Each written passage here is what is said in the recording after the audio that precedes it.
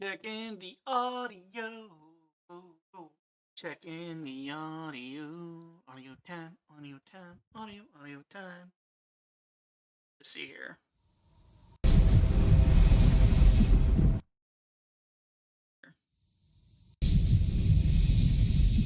Alright, audio's good. I didn't even get a tweet out for this one. I don't know. I'll just fucking tweet something. Something random. I don't know, fucking random.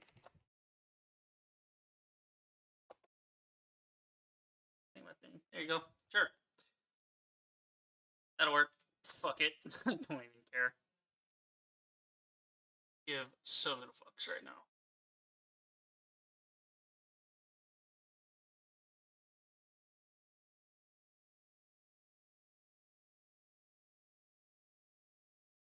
Alright, I think we are ready to go. Hey guys, Ripper the Rager. Hope you're having a fantastic day, and welcome to something a little different. I don't really have these just sort of chatting streams. So there's not really like a big focus to the stream. And of course, the second on my camera I spill it. Sweet tea. All down my shirt. That's okay. Don't dry up. It's fine. Anywho, so this is kind of similar to one of my I think one of my Quantum TV streams. Like the tail end of it for like an hour. I was just kind of talking about some shit that was pissing me off. I think it had to do with Star Wars. I think that's what it is. Was like something to do with representation and Reva and the Kenobi show and yeah, that shit. So that was just kind of a bit. I don't know how long I'm gonna stream tonight. It's just I got some shit on my mind today about films specifically, and then whatever else I happen to come across during the stream. So we're just hanging out. We're chatting about stuff. We're doing whatever. So but what I want to start with is some film stuff. So I've not only seen one but two really stupid fucking takes on films. One of them being on here, and the other one being on like Facebook. And again, I only have Facebook because I happen to see funny meme posts sometimes, and my mom is on there, so it's a way to keep in touch with people. Let's say so. Yeah, really. Like if everybody I knew was like on Discord instead and could DM me that way, I wouldn't even be on Facebook. But yeah. So the first one today that we're gonna start talking about is Prey, right? The new Predator movie, and again, the name's not terrible, but fuck, like you could have called it anything other than Prey, because it's weird. Unless you're gonna have like a Prey series now, that's like an offshoot of the Predator series. I don't know. Like I get what they're going for with the whole Predator Prey thing, but it's kind of odd when you go from Predator 1, Predator 2, Predators, and then well you had AVP, but AVP was in its own way a spinoff, right? I mean, because you got Aliens 3, and so on and so forth. Yeah, it's kind of weird they didn't do Alien 2. Like they I guess they considered Aliens to be the sequel, so they didn't want to say, whatever. Anyway, point being is there was a video that I watched a minute ago here where it was about something about film. Again, it's a thing about films. It was mentioning the Predator series. I think it was like, yeah, why the Predator movies aren't scary anymore. And Did you know? why is there a foot? YouTube, why? Fuck off. I don't need foot care. Okay, so this is a video by Nerdstalgic. Pops up from time to time, just algorithm shit. And I happened to see this one, and I like Predator, right? Big fan. Now the series has gone completely off the fucking rails. With the Predator, like AVP Requiem was already kind of iffy, right? But the thing is, with AVP, those were always more about the aliens than the Predator. So that's why I say it's a spinoff. So you don't really count them in the main Predator franchise, but the Predator was part of the main franchise. So it wasn't a spinoff, it wasn't some dinky thing. The most insulting part is they actually had a guy on, like, I don't know if he was directing or producing. I think he was directing. Again, this video goes over it, but I don't want to watch it again. So you guys can go check it out. Nerdstalgic, whatever. And yeah, so the thing is like talking about how Predator isn't scary anymore and like what happened to that concept. And I actually kind of disagree. I think that he's using scary in the way of thinking of it in a horror movie, which Predator never really was a horror movie. It had horror elements, but it was not strictly a horror movie, right?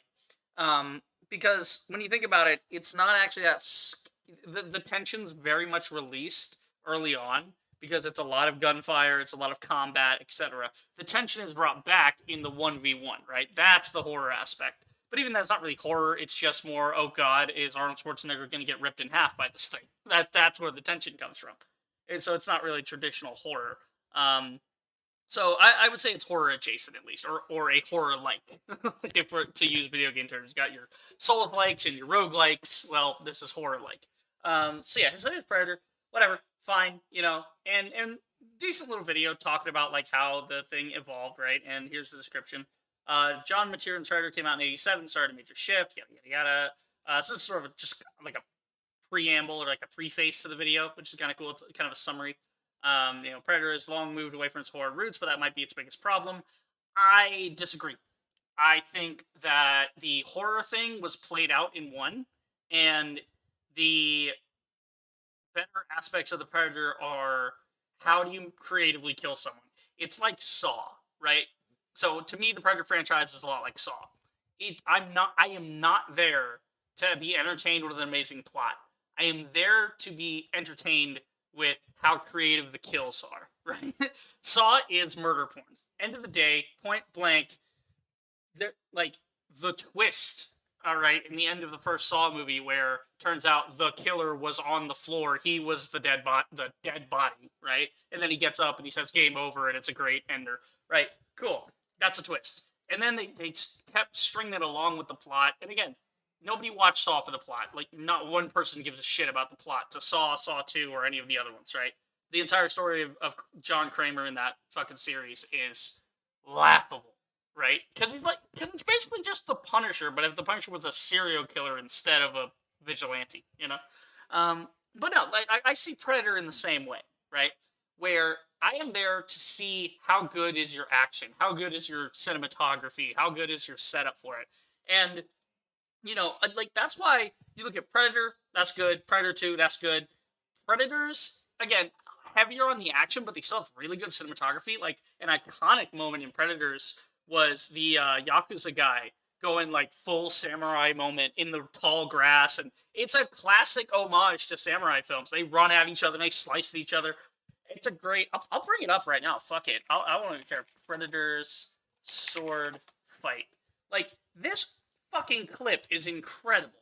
I love this clip. Once I did tell my story. Shut up. I don't care. Like, fucking ads. Jesus. Whoa, wait. Hold on, I care. Hold on. Wait, now I care. 50 shorts. Hold on. I have to look this up now. I have to know about this. What is this? 50 shorts ad? Can I find this ad? I need to see. Yeah, the Girls Got Game thing. No, not the thing. I want the ad to the thing. I want the ad you just showed me, not the actual thing. No. YouTube, why is there not a button for see full video? God damn it. I can't wind it back. I just saw, like, some 80-year-old granny on the court just fucking going for it. I was not interested in that clip at all, and then I saw the fucking Golden Girls out there giving Shaq a run for his money. Wait, Shaquille O'Neal was a basketball player, yes? Hold on. I swear I'm not that white, but, I don't keep up with basketball that much. What sport did Shaq play? He was a basketball player. I'm like 99.9999. Yeah, basketball player. Yeah, big dude, basketball, right? So just okay. Anyway, onto the clip, onto the actual like video we're here for. I fucking love this, right? So this is why the horror angle that Nerdstalgic takes. Again, he's not wrong. It's just like his take on the idea of Predator, and my idea of Predator is not the horror angle. It's the action angle. And I've always been a more action-oriented moviegoer, but this is just the kind of thing. Because you can set this, and this is fine, right? Like, that's the cool thing about the Predator movies, is each one, as long as it's following the source material and it's adding to it, without, like, retconning anything, it's usually fine, right? Because that's what these movies do. In Predators, we actually understand that there's a cast of predators. There's, like, one, and then the big ones hunt the small ones. It's sort of ambiguous as to why, we don't, like, there's some kind of blood feud. There might be different factions, right? Something like that. But look at this and tell me this is not, like, fucking cool. Because this is like the scene we never got in the first Predator movie. Where, in the first Predator movie, Billy, I think. Billy or Bobby. I think his name was Billy. Where he was some sort of Native American guy. And he took his vest off and everything, and he was ready to fight the Predator on this fallen tree. We never actually see it. He just gets demolished. But this is kind of interesting, because we get to see it as an even ground, sort of classic samurai fight. Because this is something integral to the Predator, which I will bring up later when we look at the Prey trailer.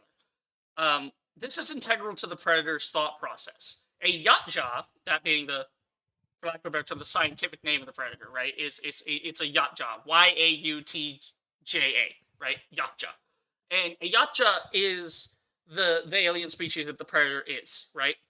Now, the thing about the Yautja is there is a sort of accepted piece of canon to the lore, right? There is a thing that's never explicitly stated, but it's understood, right? That, there's been side content, comic books and the like, that people have come up with that are like, oh, no, that actually adds to the universe and makes a lot of sense, right? So something like this is because of the Yautja honor code, right? And that being that this Yautja is a proud hunter, right? He could easily just use, like, a plasma caster or something, and again, maybe in this scene it's damaged, so that maybe adds to it, I'm not sure. But this sort of speaks to that idea that he doesn't do it because it's funny, right? To the Predator, to the Yautja, it is not just a hunt as we see it, right? A hunt for mankind is go use the biggest gun you can and just kill the thing, right? No, there's no honor, there's no glory, there's no ritual to it. In this sequence, we get to see that ritual. We get to see the understanding. Two species that do not speak the same language, don't even look the same, right? The Yautja is this big fucking spidery face thing with mandibles. The only thing that's similar between humans and Yautja are that they're both apex predators of their planets, and they are both bipedal. That is it. That is the only thing that's the same. The Yautja is bigger, it's stronger, it's more technologically advanced, right? And this is just how it brings that to an even playing field, right? Instead of it just mindlessly killing them, like in the first movie or the second movie, whatever, it adds these ideas. And these ideas go back to Predator, like, 1 and 2, right? The first Predator had the idea of, well, why was the scientist lady alive, right? Like, why wasn't she harmed when they first found her? She believed, the Predator came from whatever. The reason she wasn't harmed was because she was a non-combatant, right? So the Predators, you have to be fair. You have to be fair game. You can't just be game. You have to be fair game, right? Now, fair game is not only proven to have the capability to fight back, but will use the capability to fight back, right? So this is demonstrated the best in Predator 2, when the Yautja comes across a child that is running around with a water gun, right? And a lot of people like to point to the subway sequence, but that's low-hanging fruit. A better example is the kid in the graveyard with the water gun. He has a water gun, and the Yautja see in thermal vision because of their visor, right? So all he sees is the silhouette of a weapon. But because he sits there for a minute and analyzes it, he realizes, oh, it is a child. It is a child with a toy. I understand. This is not fair game. So he doesn't just kill the kid, right? He doesn't kill the kid, doesn't kill the parents. He's not there for that. He's there to taunt the detective. He's there to prove that he is superior. It's all about the ritual for them. That's why I love this sequence. Just watch this. Like, it's beautiful. They go at it. They got the sparks coming off. Again, not the greatest quality. This is only in 720. My apologies. But, he throws him down. He gets back up. Look at this long shot, too. It's a little... You lose him a bit in the lower resolution, but look at this. The close-up. The tension on the face. And the Predator, at any point, could clearly overpower him. He doesn't want to. He wants to play it out. He wants to see what's going to happen. It's exciting. So, to make this more relevant to anyone who isn't familiar with the Predators movie or the franchise or the concepts I'm trying to get across with the whole Yacha honor code thing, right? And the whole like ritual aspect. If you watch Squid Game, right, which is on Netflix, it's fucking fantastic. Please go watch it. In that, there's a twist in the end where one of the contestants was actually behind setting up the game because he was so rich and powerful that he didn't want to that nothing was interesting to him anymore. So he and his friends got together, him and his other rich friends got together and realized, well, we're all bored with all this stuff. What can we do to have fun again, right? Well, so they set up the Squid Games, right? To bet on a lethal game to make it more interesting, right? The only thing, when you have everything, what can you possibly do? And again, it's a lot of the deadliest game type stuff, right? The deadliest game is man, right? So things that when you take it to that level, then it becomes interesting again. So to the Yacha in this sequence, the kill is not the thing, right? And that kind of actually goes back to the horror roots of Predator, where the kill is not the cool part of the movie, right? It's the anticipation, right? Why in Saw do we have a thing of, welcome whoever, I've designed this game, this is what you must do, now do it. We always want to see if they're going to escape. We always want to see it moment to moment with the editing, right? It's about the suspension, right? And the tension and the thrill, the anticipation is all in the lead up. You can have, out of a fight scene, 9/10 of a death in a film is the anticipation of the death. Now, that's why it feels really odd when the hero dies out of nowhere or somebody accidentally gets hit or something, right? Then that's what's wrenching about it is you weren't expecting it. There was no anticipation. It was a surprise, a shock. That's what's good about it. That's what's good about this scene is we know this Predator could dismantle him. But we also can clearly tell in this scene that the Predator is just toying with him. It's a ritual to him. It's playtime, right? But there's still the chance, because they're on even ground, there's still the chance that our Yakuza friend here could succeed. Let's see what happens. This is beautiful. Also, by the way, I didn't mention this in the beginning stream, but for some of you that don't know, I am not only a cinephile, I'm actually educated in this stuff. I attended film classes while in college, and not as elective, as a major course thing. So I'm very well I'm into movies. I know about movies. I've written about movies. I don't want to talk about it here. So that's not to toot my own horn or anything. That's just giving you guys a little background on me of why am I making a stream talking about movies? This is why. I love this shit. Look at him. Look at him. Green blood. These great wide shots. The cinematographer here, the DP, that would be the director of photography. We usually call him a DP for short, or we call them, most times people like to refer to him as the cinematographer because it just sounds better than DP. But these wide shots he goes for to show the true scale of everything. It's gorgeous because it helps to reset the camera.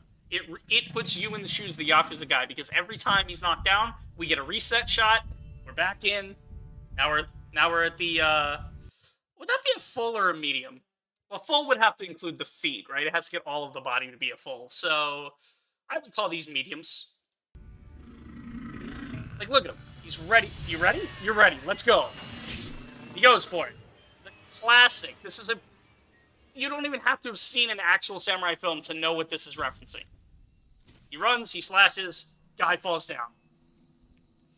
It's a classic maneuver. But, as we saw, the Predator, just as good, just as lethal. The honorable heroes fall, having dueled each other. It's a beautiful, beautiful sequence. And just to make sure, I want to make sure we see this. Watch where his hand goes, okay? Here's his hand. He slashes across. Now, the important thing is he cut it to where the editing, right? The editor cut it in such a way that we see the motion, but we never actually see it move all the way through. So we initially don't understand why this guy falls over.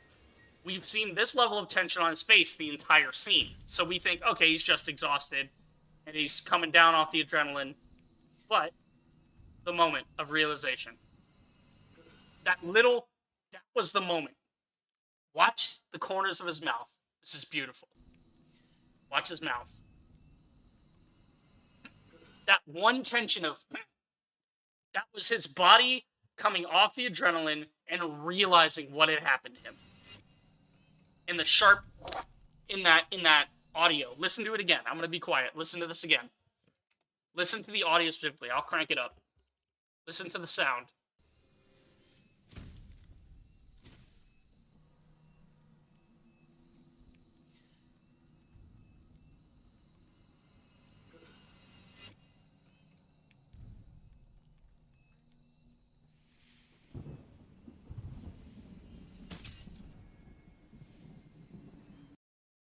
That is just so good. It's that droning and then the sharp, because that's realizing he's been cut. He's realizing he's dead. There he is. With Geico, It's we can easily fucking beautiful. That's what I mean when I say that the action in Predators, it just fits, right? It just fucking fits. Oh my god. Oh, actually, yo, Dead Meat, what up? I think, did I take, who? I remember I made a video about Negan from The Walking Dead, and, hold on. Man in Black. Let me see this. Who did I credit with the, clips in here? Because the beginning of this, is that who it was? No, it was Leon Andrew, a different guy. It said kill count, so I was remembering this sequence. Yeah, God, I thought that it was so good, timing it to that. I mean, it was still pretty good, but I'm not gonna play my own video on stream. I'm not a fucking narcissist. But no. So now you get kind of an idea of like where you can go with Predators if you want to do action as opposed to horror. So the problem is with this. The problem is with fucking Prey, and we're gonna get into why. Right? We'll watch the trailer through, and then I'm gonna tell you what the fuck is wrong with it. Right? Pro thingy. Why do you want to hunt? Because you all think that I can't. And I just crank the volume down a little bit. It's peaking. I'm ready. Maui, Nita.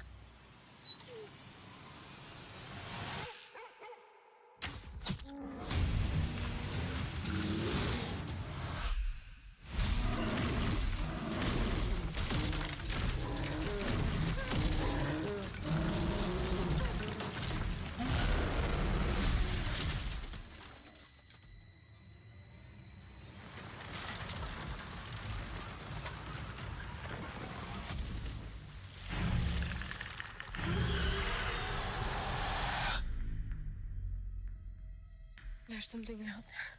I'm coming with you. You can't. I'm trying to protect you. Protect me from what?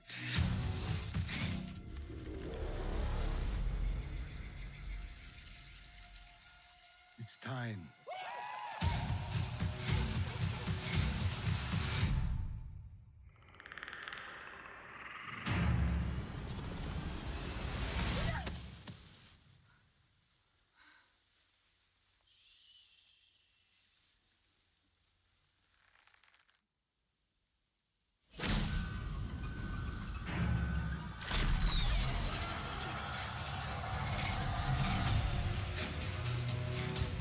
It knows how to hunt.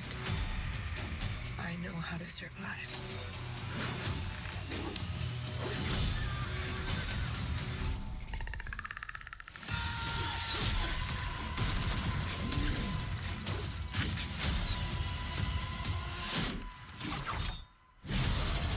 Whatever did this, I can kill it.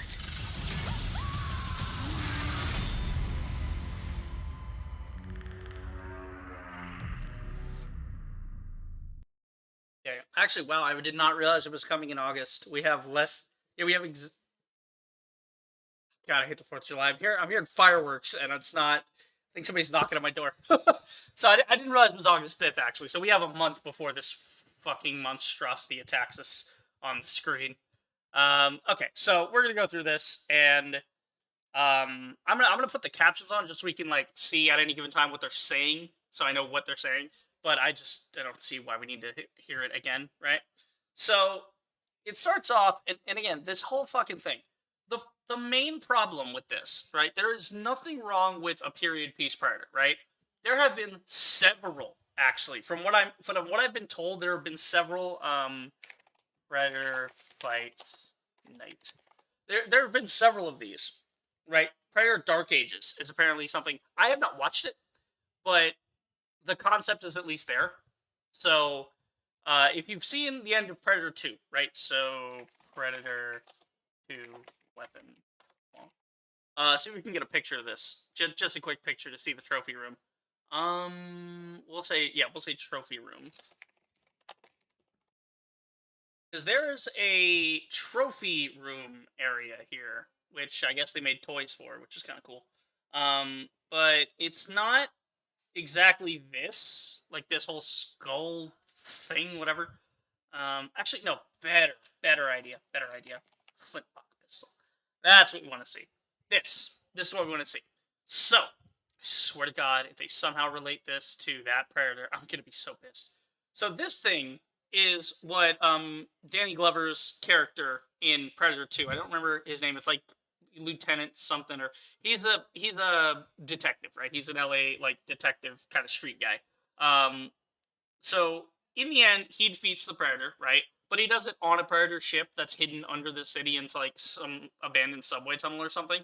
And some other Predators come out of nowhere, right? They were cloaked, they uncloaked themselves, and then he's like, okay, who's next? Great fucking scene, by the way. But instead of killing him, because he's proven himself in combat, he has completed the ritual, right? So what they do is they give him, a thing. And I don't think they necessarily needed the dialogue of the Predator saying, take it, with a modulated voice in order for him to comprehend.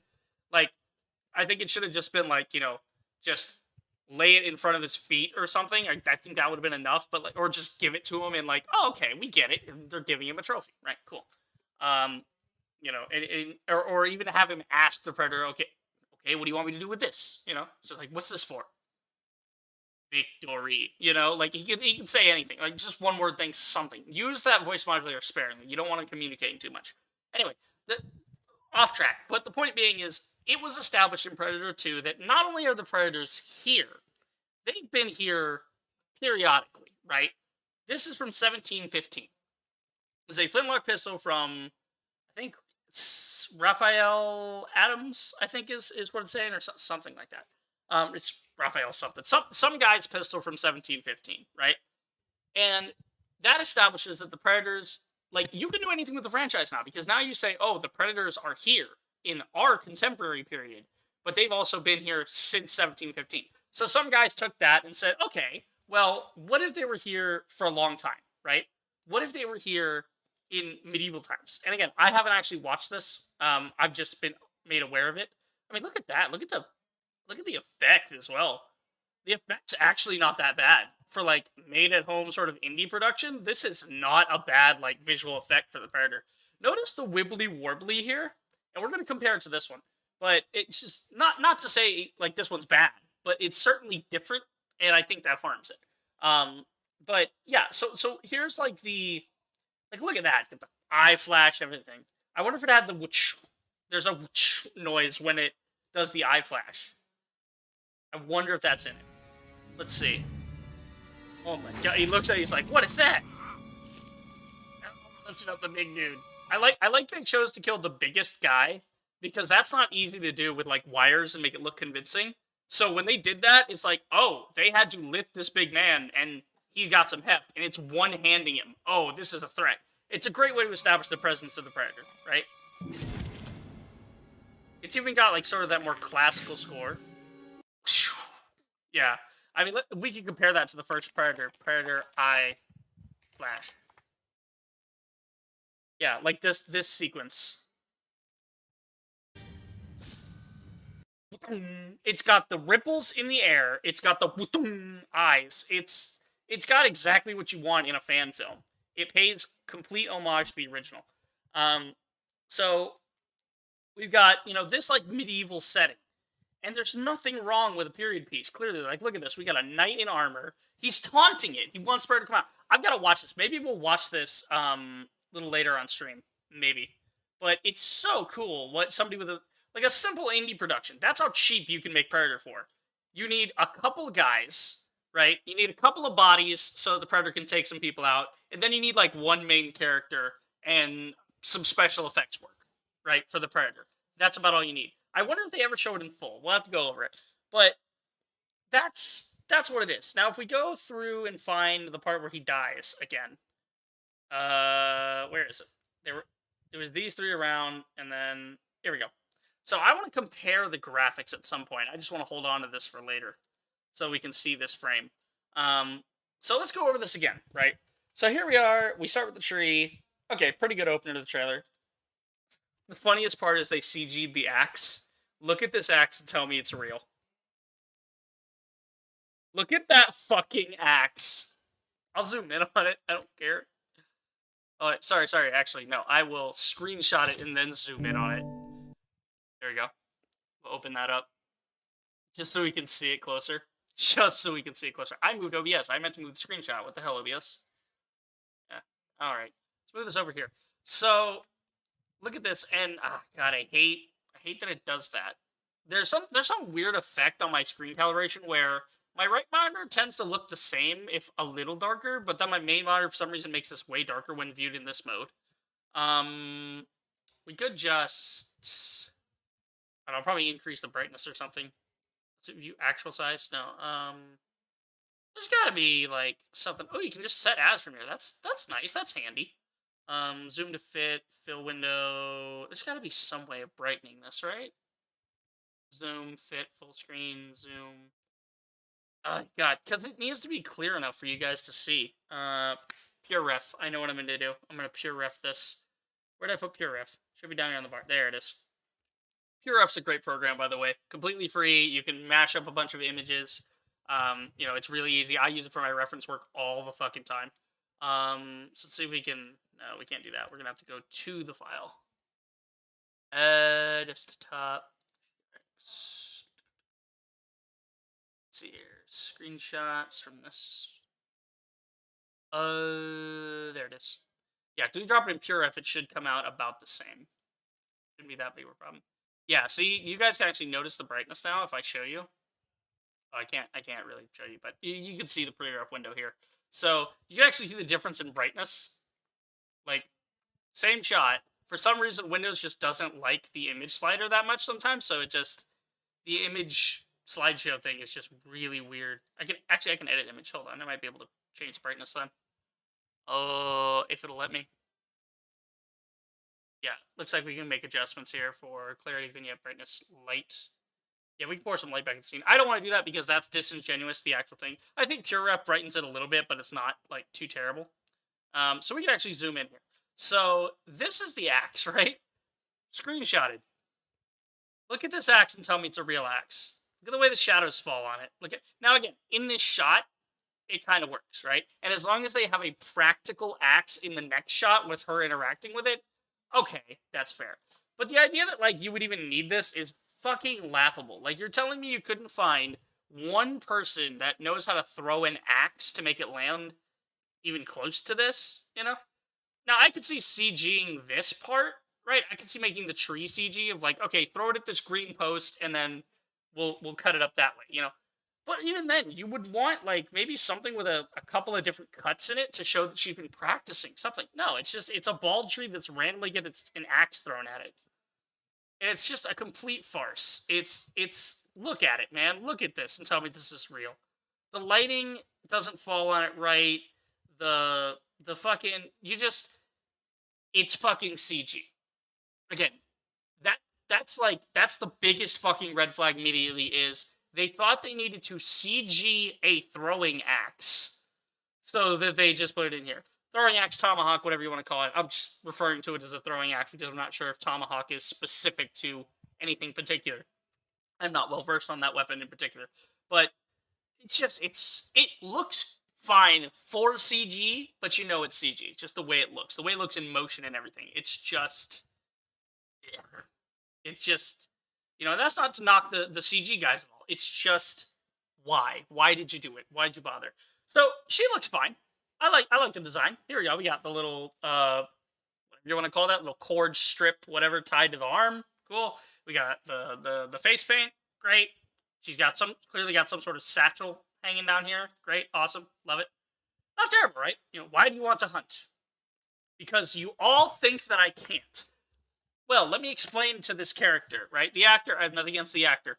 And when I say actor, I mean it in a unisex way. I despise the concept of actor, actress, waiter, waitress. Just, I default to one of them, right? And I default to actor. I've been trying to practice that more because, before it's like, oh, actor, actress. And I might slip sometimes, but I try and catch myself. So, to me, everybody is an actor, right? That puts everybody on the same level, right? In that, they're all performers. They're all, thespians, right? They're all actors. So, nothing against this actor. She's great.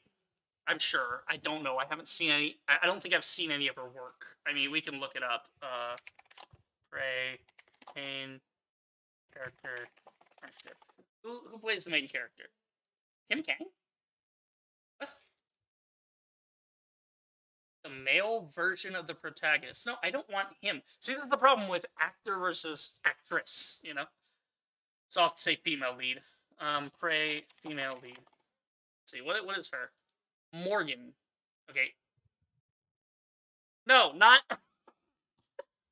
This is how irrelevant this movie is, that the fucking video game. The video game! Oh my god, no, not that. Not the voice actors of Prey, the video game. Prey, movie, main character, actor. Who is she? Okay, Amber Mid... Oh, yeah, it's Mid-Thunder. Amber Mid-Thunder. Badass last name. I'll give you that. That's amazing. This guy gonna be in the movie? Probably, like, maybe escaped slave or a freeman of some sort, right? Possibly. So yeah, it looks like we have a good diverse cast. Pretty good. Nelson Lyles, not bad. Troy Muddle, also not bad. The Predator is played by Dan DeLegro, so that's pretty cool. Good character work there. So Amber Mid-Thunder, right? Like, it's one of those where you feel like you've seen them before, but you don't know. Roswell, Hell or High Water, Legion is probably her biggest thing, it seems like. Yeah, I'm trying to look and see. I don't really know this actor, right? Don't Dig, Bear, the original's Priceless, Hell or High Water, The Misadventures of Psych and Me. The only thing I even know is Legion. I haven't even watched it. I didn't even know she was in it. And the fact that, like, Legion she's apparently a big character on the show, because it seems she was there from chapter 1, so I assume that's episode 1 to episode 27, so the whole thing, right? But she was, let's see, 2 of these she seemed maybe absent, but her character was mentioned probably. The Marksman, The Wheel, The Ice Road. Oh no, honey, don't. No! Why? I get it, you're starting out and you want roles, but why? Actually, better question, why is Liam Neeson in this? I saw this fucking thing on Corridor Crew, right? I saw Corridor Crew talk about this one. Because the CG on the truck is terrible. It looked... I mean, that's two. That's 2 movies she's been in now where it has terrible, unnecessary CGI. But yeah, no. Again, I don't really know the actor, right? She might be good, might be terrible. I don't know because I haven't seen her work. I have been meaning to watch Legion, so I'll probably see her in there, and I probably will like her character. I don't know. It depends on how it's written and how well it's performed. I don't know if this is like accurate to that particular tribe's like traditional look. But I would have done without this stripe here. That's just me. I think it works better with just this and then maybe the one down the chin. Okay. Because this guy's got like, okay, something on the face and then thing down the chin, some things on the eyes, and I can't really see if she's got some iron chin because it's like blurry or whatever. But it's out of focus, I should say, because that is a focus. The focus is on her. So we call this area, this is an area that's out of focus. The f-stop has been measured to her. The f-stop being the thing that calculates how much light is going into the camera. And again, this is another reason I just want to talk film. I want to talk chop. But yeah, so she says, oh, because you think I can't. It's like, well, I'm sorry to break it to you, Naru, right? I think that's her character's name. But you literally can't, though. Because the story here is that this character, Naru, she's a female in a certain tribe. And in that tribe, the women aren't allowed to do what the men do, right? Specifically, like, hunting, right? That's like the main focus, is she's not allowed to go with the men on the hunts. And it's like, well, why do you want to hunt? Because you think I can't. It's like, okay, So the thing to do would be to demonstrate that you actually can and you're competent in some way. Do something small, right? Bring back a squirrel, bring back a fox, some sort of rabbit. I don't know. Like a deer even, just a deer, right? Maybe not a fucking bear. She starts with a bear in this. I don't get it, right? I don't get it. Build up to it, right? That would be the natural, logical thing for any human being to do would be, I need to prove myself. Let's start small. No, she goes big and goes home. Like, you know, to quote Zombieland, nut up or shut up. She nutted up. She went for a fucking grizzly bear with one arrow. We're gonna get to that. But this is the whole big thing, right? It's like it's a female empowerment thing, which again, it's not terrible, right? It's not terrible. Aliens, Ripley, fantastic. We've seen this on before. Even like Alien versus Predator, the lead was female, right? And she was great, but she wasn't paired against a predator. She was paired with a predator, right? It was, again, another ritual, honor, communication moment where she gave the predator its weapons back. He understood that cross-culturally as, you are not my enemy. So they teamed up and they fought the aliens together, and then she escapes. Great fucking film. It works. It fucking works. Here, it doesn't work. So she's like, oh, I want to hunt because you think I can't hunt. So this is like the predator ship coming down, right? I saw a sign in the sky. Okay, a sign of what? I'm ready. Okay, so is this supposed to be implying that the predator ship is the sign that she saw in the sky? And that's not quotations to mock anybody's like particular religions or beliefs or mysticism, right? You guys can believe in whatever you want, right? If you think you have signs and everything, cool, sure, whatever, right? That's fine. If you think the universe is like guiding you to something, cool, go for it. But the idea that she sees this sign and she thinks that now is the time for her to go prove that she can hunt. All right. I don't know what the hell's going on here. I think these are cows. I'm trying to... Again, the fucking guy in here, they really like to center on the character with the focus. Yeah, I don't get this. I think these are dead cows. Maybe. Maybe it's a bunch of rocks? I don't know. Maybe it's some dead cows. Maybe the ship came down, like, grazed them, and so it just killed them all with the exhaust. I don't know. We'll have to see that in the movie. Okay, this is pretty good. The water looks pretty good here. I want to say this is a real river. Obviously a CG bear. So she's telling the dog this, and I love this idea that, like, the dog has any fucking idea what's going on. Like, the dog is, like... And she's telling it... It looks like the plan of, like... I don't know these signs. I don't know what they mean. But from my outsider perspective, I can assume... What was that hand gesture she did? She did, like, something like this, right? She did up to the head, right? Ear, and then throat cut. Okay, so throat cut is the international symbol of death, right? We know this, right? So I assume she's trying to tell the dog that she's going to hit it in the head, and then she's going to kill it, right? Like, she's gonna go for it, right? Okay. Is she assuming the dog is going to help? Why is the dog here? You think this fucking dog... Like, look at this dog. Look at how small this dog is. Look at how tiny this dog is. You think it's going to fight a whole-ass grizzly bear? No, it's going to let it eat you and it's going to run away. Right? Also, I've never seen... Like, if this was... Like, this might be stereotypical to say, right? This might be some sort of stereotype, but why wasn't it a wolf? Right? Why a dog? I guess because they could only get a dog. Like, you couldn't get, like, a husky or something and, like, paint it to make it look like a wolf. Like, I mean, come on, man. Like, you could literally just... I don't get the dog in this. I don't know why the dog is here. Unless the dog's going to be killed in some way, and that pisses her off, maybe. But, here we go. So this is her. She's in. She has a single fucking arrow, by the way. Look at it. Hold on. Let's look at this. This is, I believe, her bow in here? Or her bow and her arrow are both in here? The point being is... Okay, no. She has... Let's go back. We can see it. Oh, she's actually standing on the cliff. See, this shot would work better. Like, there's the dog, too. So, the problem with this shot is, you see this, you don't see her down here. Why was she in the shot? Why wouldn't you... You're coming from the ground, aren't you? In this shot, you're, like, kind of coming from the ground, so... Why wouldn't you film it, like, closer to the cliff, and you can see it come down past camera instead of away from camera? I don't know. But she sees the sign. Cool, whatever. Yeah. So we're trying to look at the quiver here. It looks like she has one, maybe two. I'm going to say two. That looks like a second arrow. over there. This looks like two notches. This looks like two knocks, right? Two what do you call that?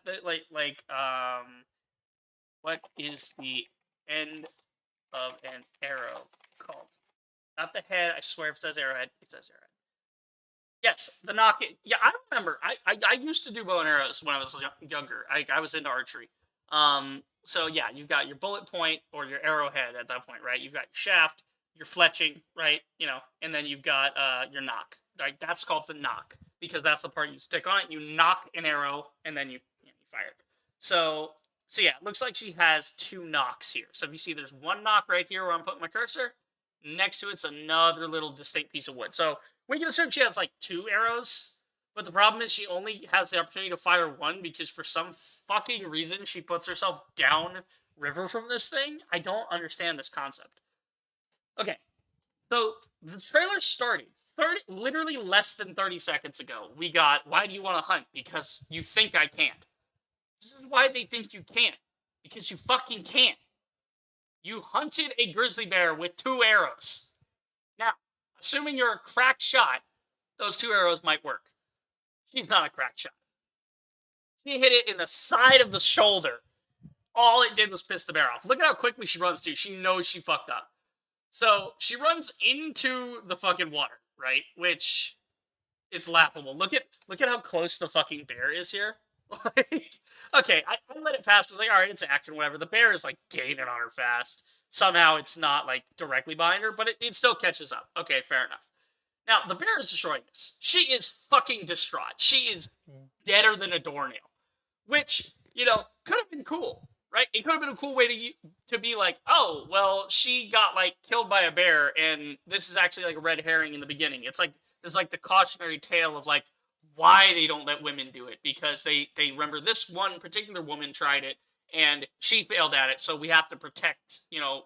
Again, it's sort of a misogynistic way of thinking.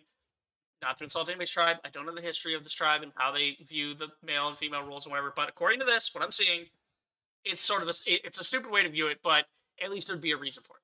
But okay, let's continue. She doesn't die, but look at her. Like, she knows she's screwed. She is grunting and crying and whining. She is in a fetal position, covering her head. Which, if I had a bear on my ass, I would be in the same position of, oh god, just eat me quick, you know? Like, make it quick. Go for the jugular. I don't want you eating, like, just my leg. Don't start with the leg. Start with the head, please. You know? I would be in the same position. I'm not acting like I'm I'm not going to fight a bear. Well, like, full disclosure, I ain't fighting a fucking bear. But the problem is, she wants to be this badass warrior. She clearly lacks she has not the attitude for it, right? She lacks the disposition to be this. So, she fucks it up. She brings the wrong weaponry to fight this bear. She doesn't even know how to fight it when just shooting one arrow fails. Like, of course one arrow is going to fail. Even if you hit it in the fucking head, it probably wouldn't go through because back bear head is kind of thick, right? So this is just what fucking annoys me about this character, is she cannot grow as a character. Now, this could be an interesting point if they hadn't said, like, oh, she saw the sign, which means the Predator is going to be here, right? If you didn't involve the Predator here and instead made this like a precursor to it, alright, cool, you know? But no, they don't do a time jump or anything. This is all happening at the same time. She just started hunting around the same time. So she doesn't know what she's doing. She's getting her ass kicked by a bear. Then the Predator, for no reason at all, kills this bear. I do not, for the life of me, understand why. I can't fucking fathom it. I don't know if... Now, from what I've understood from reading certain articles, the director has come out, or the writer, or whoever, like, one of the big guys, I'm pretty sure it's the director that came out and was talking about how this is supposed to be, like, you know, this is, like, the first hunt, right? So this one doesn't have a lot of the advanced weapons and stuff, and this is a different kind of Predator. Not, like, different as in, like, a new kind, but, like, they were saying that, what if this one's from, like, the southern hemisphere of the Yautja homeworld, and it's a different culture type thing, and maybe it looks different, or whatever. I think they're referring to this one as the... What do they call this thing?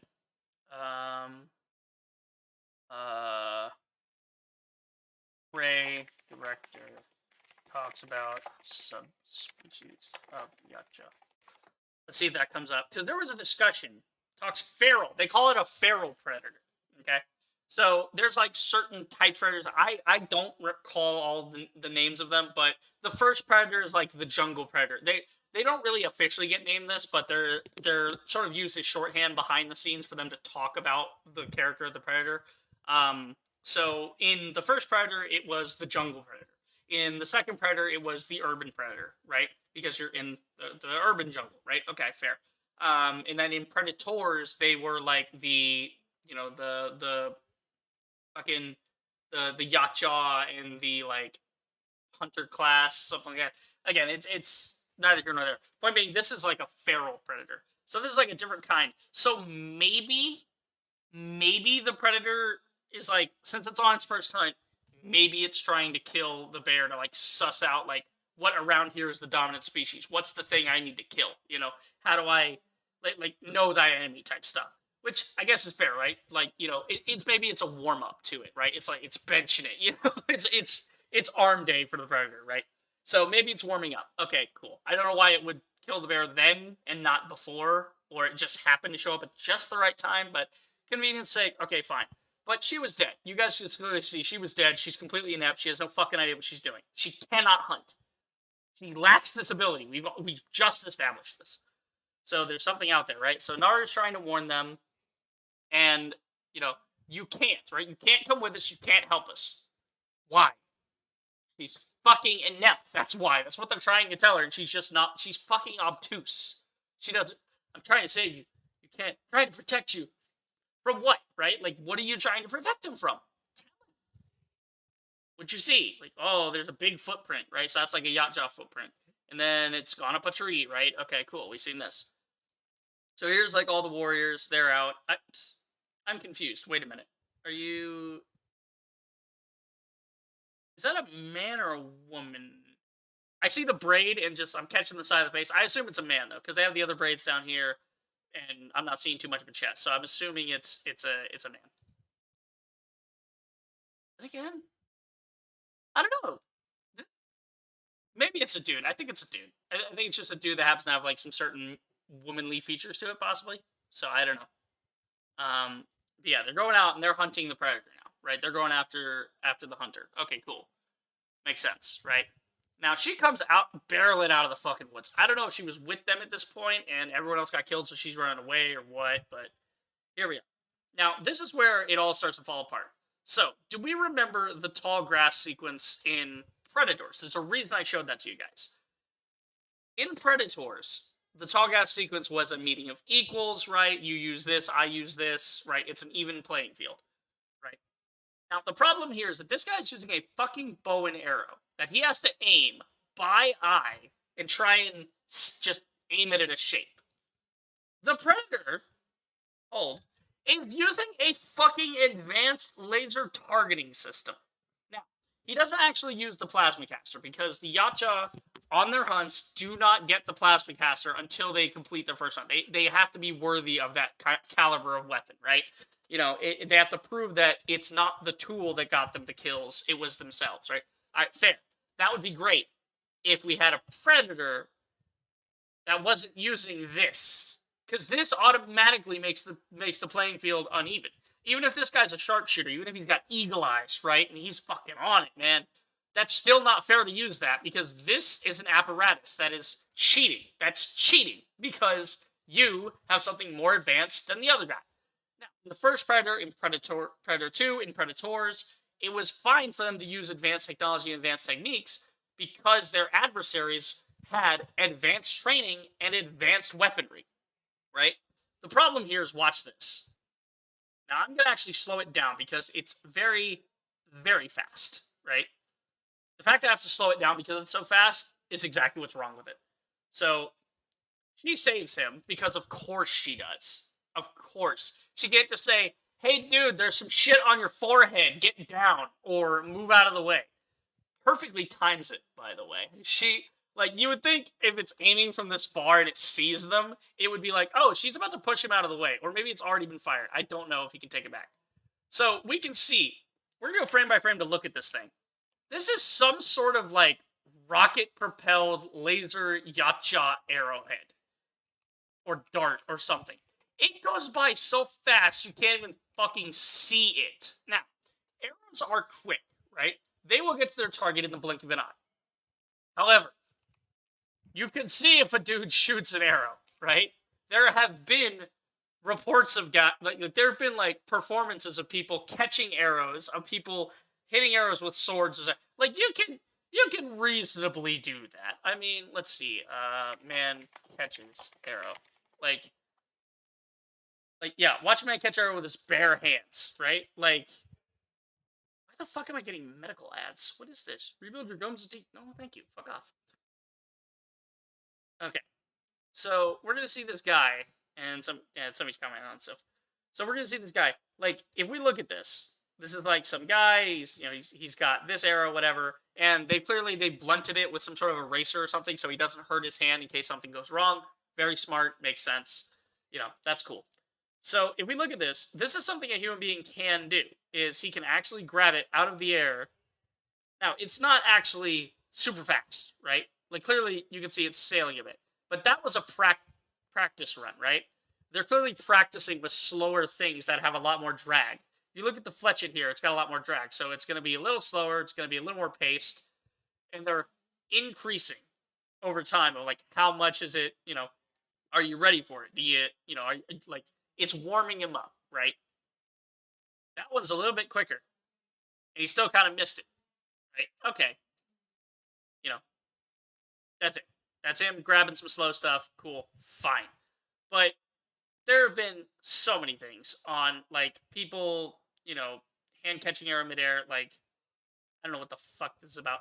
But again, I'm trying to test the point of, like, look at that. You fire an arrow. Now, it might not be the greatest thing, but it's the point that if you have the reaction time, if you have the hand-eye coordination, you can grab an arrow out of midair. That's how much an arrow can travel. Now, this is not a long bow, by the way. This is a short bow that he's using. Like, if we look at the guy, we can tell this is not a hunter's long bow that he's using. He's using a shorter bow, right? He's using a shorter recurve bow, which, again, has some decent tension on it, designed to hunt things. Okay, cool.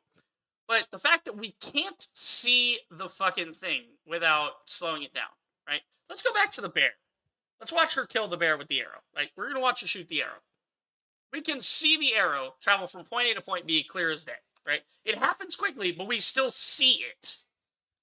Here, there. We understand the connection being made. This thing, in the field, doesn't make sense. Same exact speed, right? Video's playing back at normal. Same 24 frames per second, right? And where'd it go? There was a flash on your screen. That's it.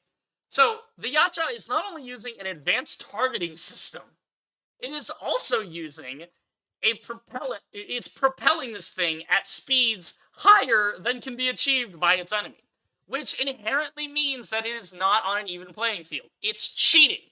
Now, you can argue it. I'll let you guys argue it. I'll let you guys be like, no, it's actually close enough. Like, fine, it's close enough to be fair, right? Close enough. It's not a plasma caster, it's an arrow. Fine.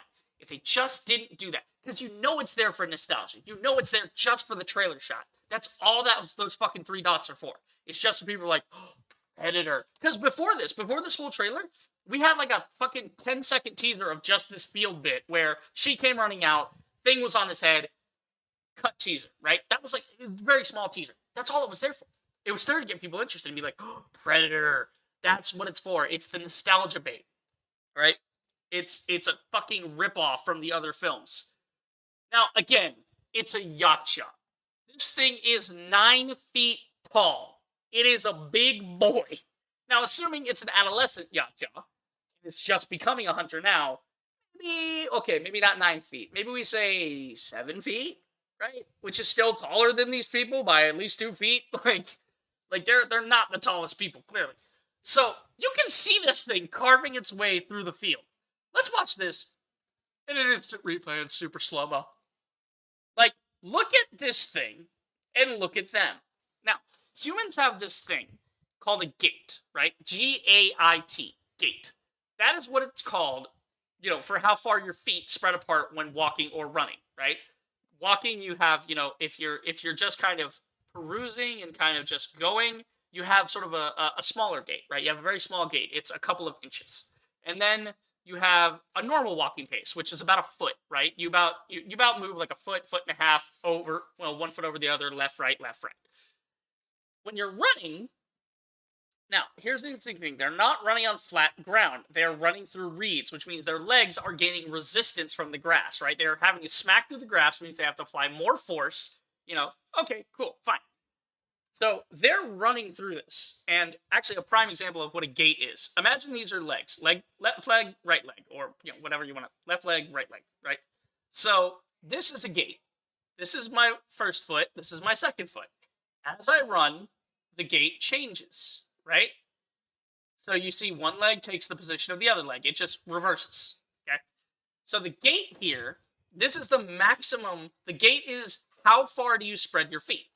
In this, they would be spreading their feet as far as fucking possible. They would be going. They'd be fucking booking it, man. But the problem is that your gait is relative to your height. Your maximum gait when running, right? Your maximum speed on land is tied to your height because your height dictates how long your legs are. How long your legs are dictates how far you can push yourself on one foot before having to switch to the other foot. That dictates your land speed.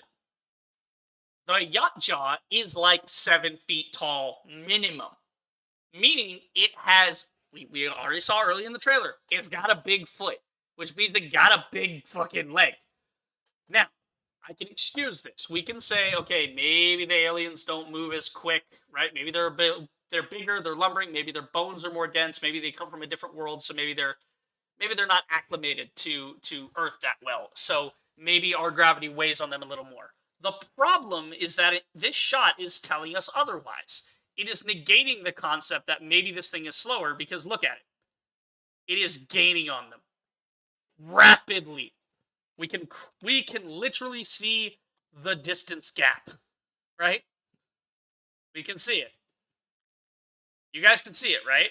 Here's this, here's that. That's about, take the emblem aside. We'll say that's 12 feet, right? We'll say that's a 12-foot gap between, the guy in the back and the yacht jaw. We proceed forward, we proceed forward, we proceed forward, right? Okay, we're gonna back it up frame by frame here so we can see it. Now, if you look at it, the gap is fucking closing. The Predator's like right here. You can see because the reed is bending. That's where his foot is. He's about here. So, unless they are about to run into the village and it's going to stop and not want to reveal itself and it's going to turn around and go back, that's a possibility. Because again, the editing, we don't know. But again, we see it's in a big field. So, where the fuck? Like, where are they going to go? Because they have to get away from it, obviously, in the next... Because we just saw in the span of like 2 seconds, it went from a 12-foot gap to, let's be generous, we'll say it's now a 10-foot gap. So we're saying, if we're averaging a foot per second gain, that means that they have a maximum of 10 seconds to get away from this thing, because it is rapidly gaining on them. They have 10 seconds to get to some kind of gorge or something, right? And of course, she runs faster than him. I don't know how, but okay, she's running faster than him. Great. All right, fine. She just hate that. I hate that she somehow this. Oh, she ran faster. Fucking how, dude? All right. Oh, I'm in slow speed here. I mean, this is a cool shot. Again, the cinematography not that bad, but again, like if we go back, actually, I want to see this field they're in. Like, look at this fucking field they're in. He's in this field. Like, look at how open this field is. There's like a tree line there. I don't know what's on the other side, but like when she falls down, we can see like damn near clear to the horizon. Like, look at this. You see any trees or anything? Again, it's a low angle. Maybe it's hard to see. They never really establish what's behind them. Like, but look at how big this field is. So we can extrapolate this. Like, dude, they're pretty fucked right here. Like, logically speaking, I've just gone over like the science of how much they're fucked. Like, look at it. It's just gaining on them. It's running up on them. What are they gonna do? Yeah. And so, So this is the part I don't like. I hate the dialogue here. Like listen to this dialogue. It's so stupid. It knows how to hunt. It knows how to hunt. You're correct. The Yadja is a hunter. She's right on that. She's very smart. She knows how it hunts. She knows it can hunt. I know how to survive. I know how to survive? Aren't you the same woman that, like, this is, I assume this is all happening within, like, the span of a week, right? Like, let's be generous and say it's taken a week for this thing to start hunting her and, like, the events of the bear, right? The bear thing was, like, a week ago. Let's be generous and say that. The movie's probably going to take place over, like, 2 days, but we'll say bear, okay? Bear thing starts, this is a week later. Let's assume this part is a week later. I know how to survive. Last week, you got your ass ate by a bear. You were crying in a fetal position, begging for mommy, while a bear was about to have you for lunch. Actually, no. Fun fact. Unless the bear was actually hungry, it wouldn't have her for lunch. It would probably just kill her and then eat her later. Because, you know, they don't really kill for that reason. They don't really kill out of anger or whatever. Like, it would come over, kick her ass, and then, like, probably drag it back to the cave and then eat her later. So, we're supposed to believe that she goes from, help, help, the bear's killing me, to, I know how to survive. How? In what fucking time frame is this? Unless you're gonna skip, like, 3 months into the future and she's been kicking total ass. Again, Predator. Arnold Schwarzenegger and his commando guys, years of fucking training. He still barely defeats this thing. Barely. Just because it was overconfident, right? Predator 2. You know, it's the same fucking thing, right? Where he barely defeats it, but mostly because it's overconfident, right? He gets in good hits here and there because he's smarter than it. Okay, cool. Predators. They took a bunch of commandos who have a lot of training and a lot of combat knowledge with it, all of these with advanced weapons, by the way, firearms, right? And they have this knowledge and they set up a kill zone and they do all this shit. And they try to outsmart the Predator. And that's the thing, right? That's what they try to do. And, you know, Predators, the story's a little iffy, but it's not bad, right? So, that's how everyone else has dealt with Predators. He tied a fucking axe to a rope.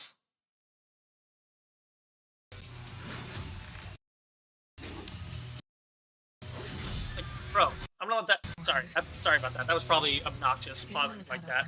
I didn't realize she did 2 there. I thought she only did the 1. She ties an axe to a rope! Like, bro! That's how you're gonna survive? You tied an axe to a rope. You hit a fucking bear with an arrow, and the bear was pissed. You could see the bear. It was a giant target, and it wasn't that far away from you. What, you're gonna fucking stalk this thing and come up behind it? Like, that's the only way she could possibly win this fight, is if she somehow hits this thing square in the head. This is cool. I like this shot. This is pretty menacing, right? It's got big fucking gauntlet type things. It's got what I think is like the bow and arrow thing. It's instead of the plasma caster, it's like something on their back that like shoots out. Like, okay, cool, fine. So here we have like some Scotsmen or whoever that are like dudes from Europe, like colonizers, right? That are in Native America at this or North America with the Native Americans a lot. They're here at this point. These guys have black powder rifles. Soldiers, and they're getting their asses handed to them. I don't get this scene. I really don't understand this sequence. This part right here. Wait, what the fuck is this? Is she trying to like hide from the thing in a tree, and there happens to be a mountain lion? That's like a cougar. It's like a mountain lion. Like, I don't understand what this is here. Like, she could barely fight she didn't even fight a bear. She ran like a bitch away from a bear. She ran away from the bear. And you're trying to make it out like she's cool and badass. She was just 5 minutes ago running away from a bear. And now she has a sharp stick and she's gonna fight a fucking cougar. Do you guys see the problem here? It doesn't add up. They're trying to force her into being this badass that she's not. It's like, you're not. I'm sorry. Look at this. This is the prime fucking example of this. I love this. This part. I'm actually gonna slow it down.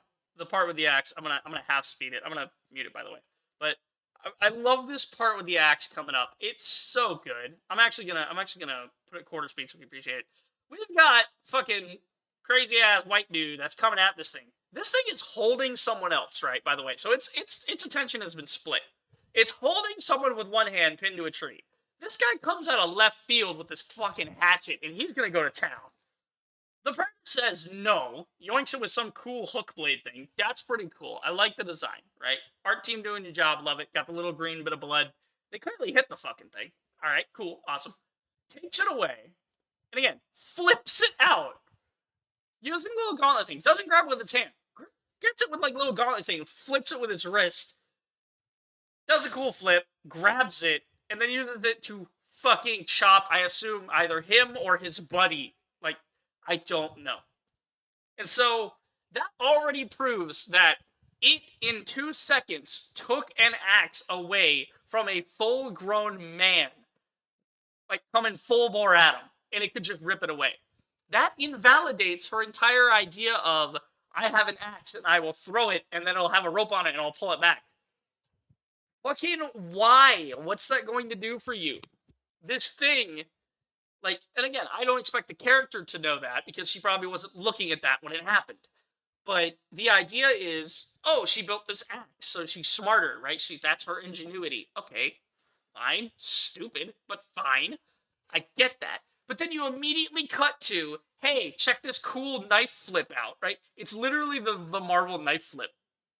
Like, if you think about it, it's literally the same as, like, the move that they're injecting into every single hand-to-hand fight in Marvel movies now, since Winter Soldier did it. He does the flip, you know? He does the knife flip, and he flips it over and catches the other hand. Like, it's a knife flip, and it's cool. I said it was cool. It looked cool. But it completely invalidates the main character. Because that means that every time you see her with the axe now, there's no reason the Predator shouldn't be able to just snatch it away from her. Because it clearly has superior strength. I mean, come on. Like, he's throwing. He is tossing this guy like a sack. Not even like a sack of potatoes. Potatoes don't even go that far. He is tossing this guy like a small child down a water slide. He is, like, this is the kind of shit where, like, this is the, like, I'm in the pool with my kids type thing, and you grab them and you throw them, you know, because it's fun, right? You're in the deep end, and you grab the kid and you throw them. You pick them up out of the water and you throw them a little bit, and then they land like 5 feet away, and it's fucking. They think it's the coolest thing ever. I remember that when I was a kid. That was fucking awesome. My dad doing that. But he just throws a fully grown man a solid 15 feet. Like, he's gonna get the gold medal for this toss. Look at this fucking guy. He keeps going. I can extrapolate that. Hold on. Let us extrapolate this fucking edge here. Okay. We're gonna extrapolate this. He's like, the stick kind of goes with him. He's like up here in this arc. This is his head right here. That's like the last we see him is like right there. Well, you guys can't see it. It's under my face. But he's like over here. See this? So he's like under. Actually, I'm just gonna turn. I'll turn my face off for a minute. So he's like up here. This is like this little black spot here. This is his hair or her hair, whoever. Tossing a full-grown person. Right? I think somebody's down here. It might be the girl. I don't know. Might be Naru. But the Yacha just straight up throws him. Now, it looks like the Yacha got burned by something, because it's kind of orange, so I assume they lit it on fire, which is kind of cool. We've never seen a, like, half-on, half-off Predator, mainly because that's not how it works. Anyway, let's extrapolate this. This to here is an easy 10 feet, right? This is easily 10 feet, and he's still in the air in an arc. He's gonna go a minimum of 15 feet, maybe 20. And I'm expected to believe that this tiny Native American woman can fucking fight this thing. Anywho, but shit, onto that. I'll get onto that in a minute. But we're just like looking at this, like, my god, what is this guy doing in this scene? I'm trying to figure this out. In this like real time sequence here, he throws him. What are you swinging at? What the fuck is that? Bro, wait. Do we have another Last Jedi throne room scene on our hands? Is that what I'm seeing? I mean, again, you can't argue with this Yacha design, though. Look at this mask. It's this big bonehead thing, whatever. It's fucking cool looking. I don't know where its mandibles are, but I assume it's covered in some way. Swear to God, if they try to say that this is like some sort of human predator hybrid, and it's not like a real predator. Oh my God, I swear if they try to say that, I'm gonna fucking critique this movie. But like, look at this dude. Look at this dude. Look at this guy on the right. Watch him. Watch him every frame. What's he swinging at? What are you swinging at? He's missed it by 3 feet. You can see it. It's on fire. It's right there. Run up and stab it in the back. Go for the spine. Cut its leg. He's swinging low, so he's clearly trying to cut its leg. What the fuck is he aiming for? What is he doing? Guys, this is the movie. I'm supposed to be the asshole because I don't think that this movie is going to be good. I'm just going based off of what's in the trailer.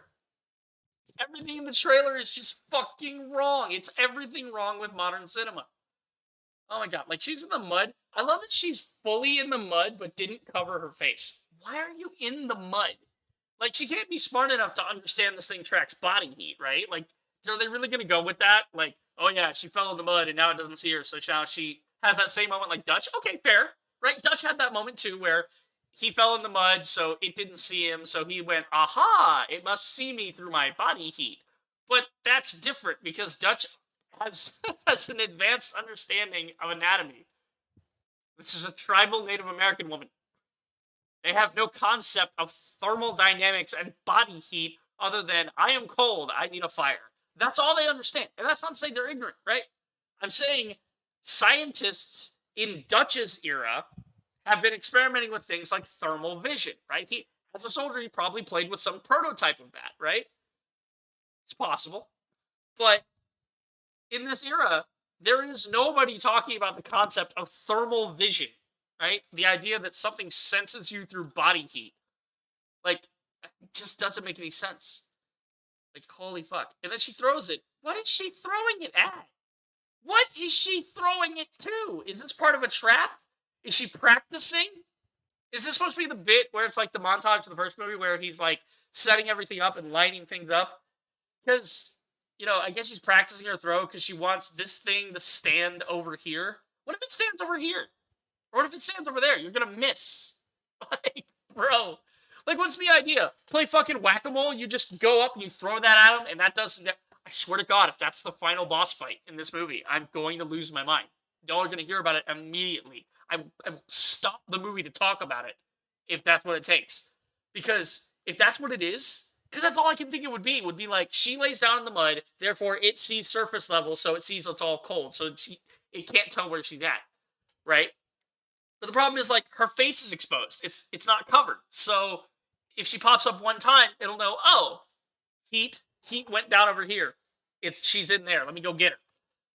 Again, and then this guy comes in riding on the horse. I don't know what the fuck. He's got like a spear, but that's clearly some sort of advanced spear. That's like a predator spear. I don't know where he got that. We saw that earlier in the tree. I can kill it.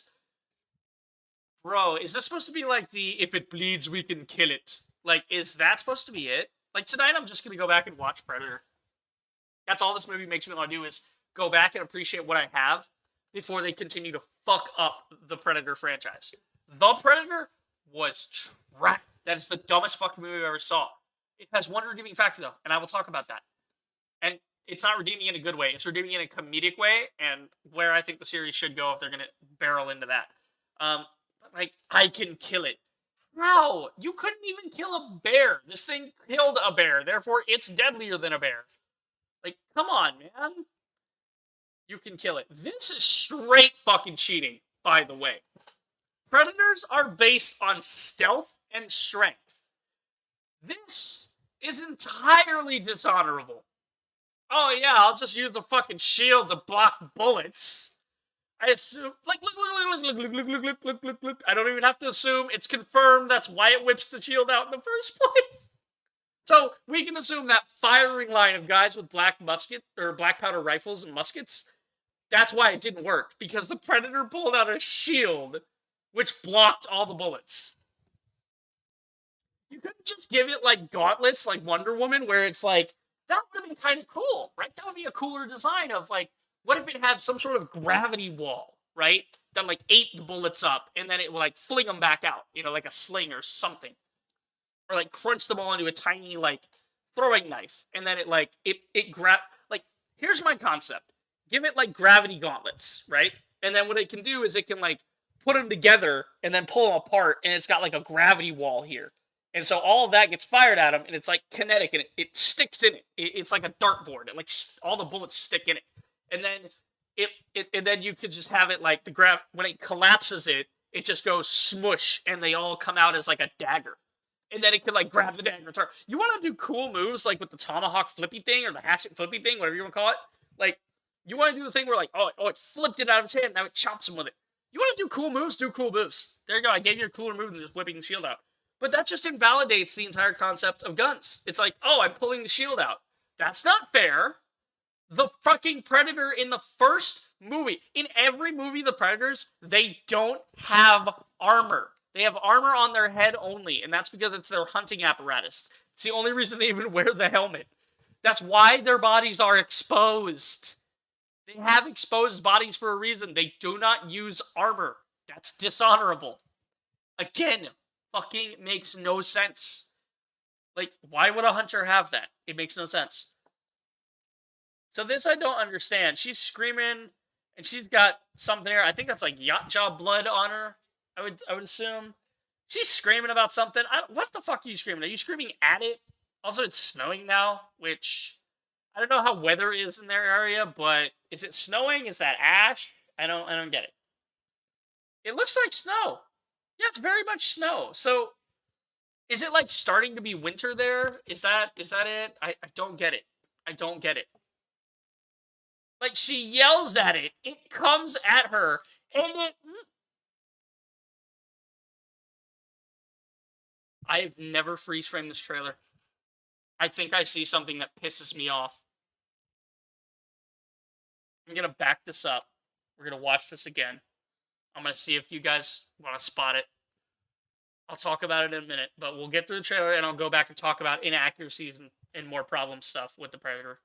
But look at this.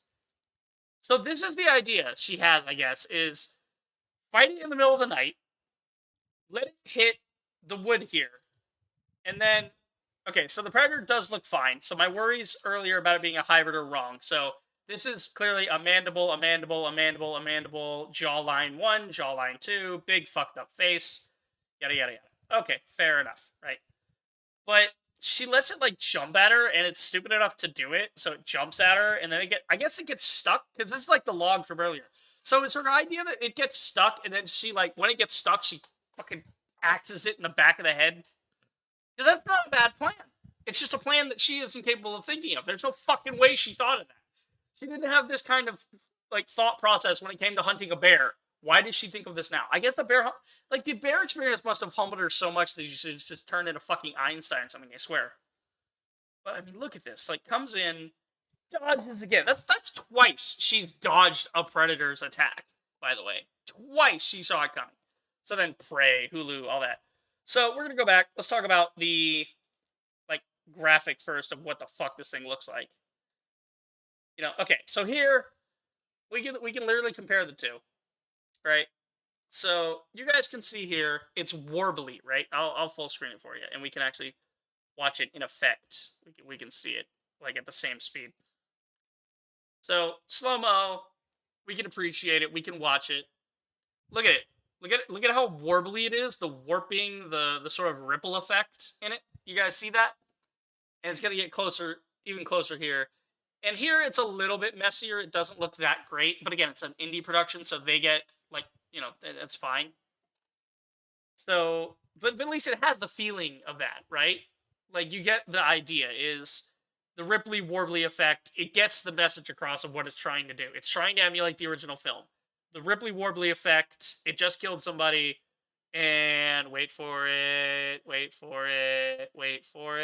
eye flash. Homage to the original film. Mwah, beautiful fan work, right? But you see how this thing ripples out from the center, right? And that's probably an effect. They probably just masked the guy out, like keyed out his movements in an editing software, and then added the effect to that keyed out layer to radiate from the middle to make that ripple effect. They probably did it quick and dirty, but that's fair because they're an indie production. But at least it gets the point across. It looks okay, right? And then we look at like the original, right? Predator. Yeah. Let's go to YouTube for this. I don't know why I'm putting it in Google. Predator eye flash. So we look at back at the Predator eye flash sequence. We can look at it. We're gonna slow this one down as well, just to really appreciate it. And you guys can see it's sort of a different effect. This one's sort of what they've accomplished here, and so this is like more back in the day, so it's a little harder. Whereas this one was probably just go into video, and not to say it was easy at all, not to diminish special effect artists, but like they probably just went in and had a guy like they probably like masked him out or put him into green screen or something. They put this in, and then they had like a layer that was like one layer, and then on that layer they applied an effect of make warbly look, right? They probably shot him on a plate standing there and then comped that over this background shot. This is probably it. You shoot the background shot and then you do this. Like, okay. But it gets the point across. This one, okay, they shot it and then they kind of like duplicated it. I'm not sure how they would have done this shot back in the day. Like, it's kind of weird, but you can see it's kind of more of a horizontal copying of the thing behind it. That's kind of like the effect they're going for. But it's sort of hazy. It's sort of there, right? There's clearly something going on with it, right? There's clearly something going on with it. This is just a silhouette. The blood from the bear is dripping down. This silhouette makes it even more apparent, the thing I'm about to talk about. But let's talk about the cloaking, right? Let's talk about the cloaking for a fucking minute. I'm fuming at this new information I've just realized. This is what, like, before this, I've never freezed this. I watched the Prey trailer like twice in normal speed. I never like slowed it down, right? I never did this before, but now I do, and now I'm seeing an even bigger fucking problem with this. Okay, so clear silhouette, right? So, you know, they just took a person, they cleared it out. There's no distortion to this effect, which makes it really fucking boring, right? Now, the only other thing, like the other thing with the cloaking is here where they set it on fire, right? That was kind of a cool idea, because at least it fucks it up a little bit. It makes it look kind of gnarly. Right? Where is it? Where is it? Where's the thing on fire? It's like coming out. Yeah, like here, you see the thing is on fire, and you've got like these, some areas are burnt, some areas aren't. So some areas still see through, some areas burnt, but it kind of adds noise to the image, right? It's like, oh, okay, there's some texture and some quality to it. That first shot of it just being clear, it's just clear. It's just, ooh, invisible person. That's one of the easiest tricks nowadays to do, is just, you mask out your guy, or you put it, they probably just put in a CG double, right? They probably just put in a CG body double, which is why this guy is missing. He doesn't know where to aim because there's nothing there in the shot. They probably put this guy on wires and just yoinked him, which is, again, that's how I would shoot it. Because it looks like you just did a CG double to put all those effects on. Because then you can just render that and then layer that on top of your scene in the right perspective, have the same camera move, and then you're good to go. But again, even this is inaccurate because we know that the Yachtja can get things on the camouflage, but if the camo is damaged, and if you're lit on fire, I'm pretty sure the camo would get damaged. It got fucking wet. Like, dude, the first movie, like, let's watch the Predator's cloak break in the first movie. Again, another comparison. Let's go back here, because this is where we're at. Predator cloak breaks. Let's see. In the first one. Predator's unique camouflage. Yeah, he couldn't see me. Let's see the mouth. Yeah, it malfunctions. Here, we're gonna play this at normal speed because we're just looking for the malfunction. So here's him in the water, right? He's, you know, doing whatever, like Arnold, my boy, Dutch, swimming up the shore. Gets on shore, he's all up in the mud, you know, and the Predator comes in. Now, it's coming out, but look at it. The fact that it's submerged is fucking up the operating system of this cloaking device. So it's like, okay, it's, you know, you'll even see him try to adjust it, right? He has to adjust it because it's not built for that. It's not designed for it to be underwater. Look at it. It's freaking the fuck out. He has to go to his little control panel, turn it off, right? Because it's malfunctioning. Doesn't see him. You know, he's looking for him. Okay. Moves out, right? And basically, the cloaking device is like no more, right? I believe. Let's see. Dutch versus Predator. I believe the cloaking device is gone. Oh yeah, it's the granny basketball thing again. We can watch it again. Fantastic. Oh, I can't slow it down. Look at them. Look at these absolute units. They are getting it. I love. This is my favorite one. I don't know her name, but I'm gonna just call her Margaret. Margaret is in the back, just getting it. She going on. The stance. I love the way she stands. It looks awesome. An absolute legend. Yeah, so here's Predator. It's firing. And I believe in this sequence, it's actually, I don't know if it's still invisible at this point. Yeah, so it's invisible, but the suit got damaged from something? What did he do? I think he hit him. I think he hit him to make it, like, damaged somewhere. But it might also just be a malfunction from it being waterlogged before. So look at this. Like, oh, the thing got destroyed, so it's a problem. So we can't use it anymore. I have to turn it off. All right, cool. And we notice that the left gauntlet is the control gauntlet. This is always established. Left gauntlet, right? They always go, they use their right hand to operate a left gauntlet. That's what it is. Okay. So, what's wrong with this shot? Let's go through it. We're going to go through this piece by piece. Look at the way the Predator stands. Now, this is a right leg. This is a left leg. This is the butt back here. That's the spine. This is the head up here. So, it's going from right to left. It looks like, I don't know, maybe the left, no, look at the left arm. The left arm has been scorched directly where the panel would have been. Meaning, I guess these things are extremely fire resistant, because if that was a typical cloaking device, then it would have just, it would be freaking out right now.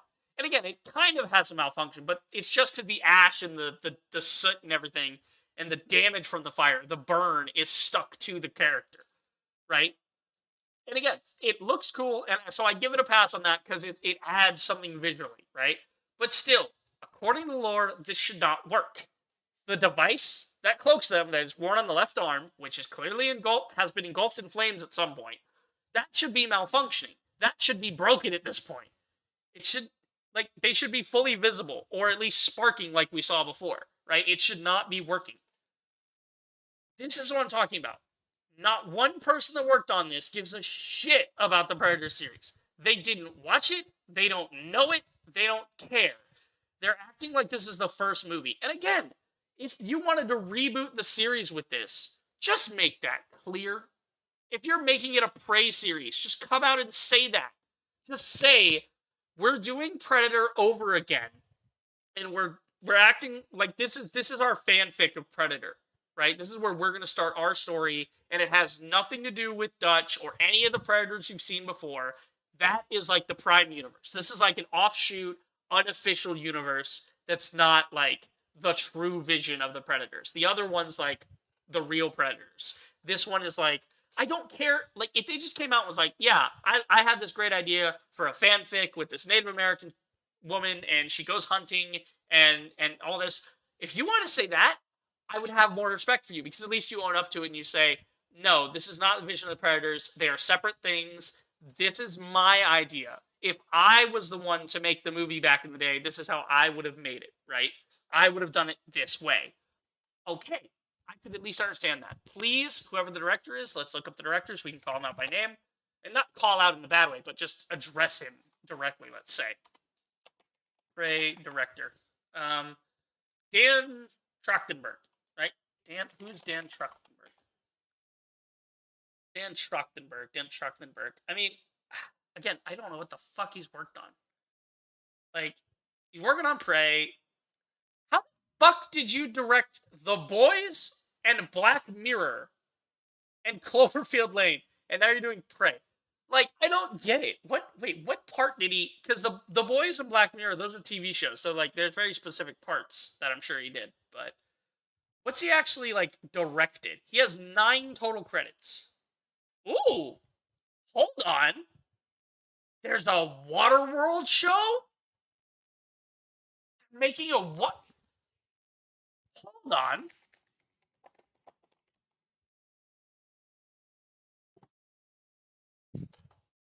Why did no one tell me this? I fucking love Waterworld.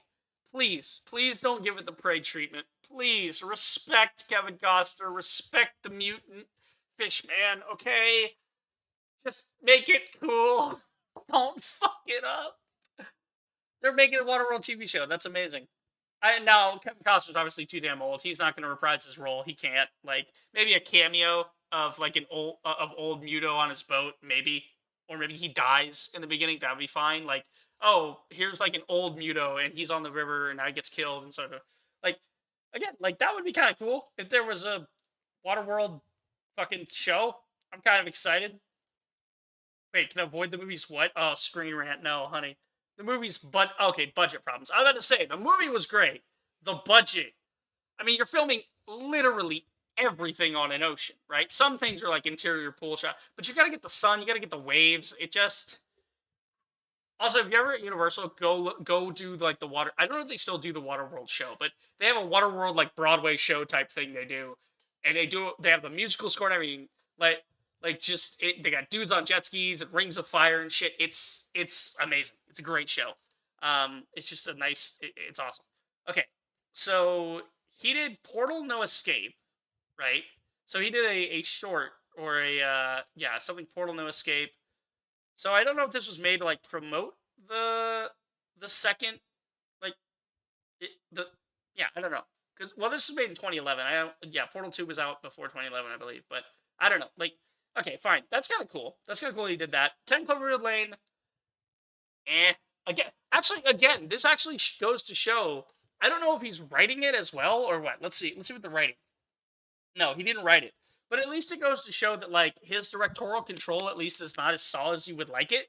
Because in 10 Cloverfield Lane, there's also an unbelievable moment where the John Goodman, who plays the antagonist, he gets, like, he gets in a fight with this woman, and she knocks over, like, this vat of acid, and he falls into a pool of it. So his face is half melted off, and he's breathing this in. So he should be absolutely dead. Gets back up anyway. Why? We need him to. That's why. But, yeah, so he did Name of the Game, Boys, right? He did one episode. Name of the Game. What episode is that?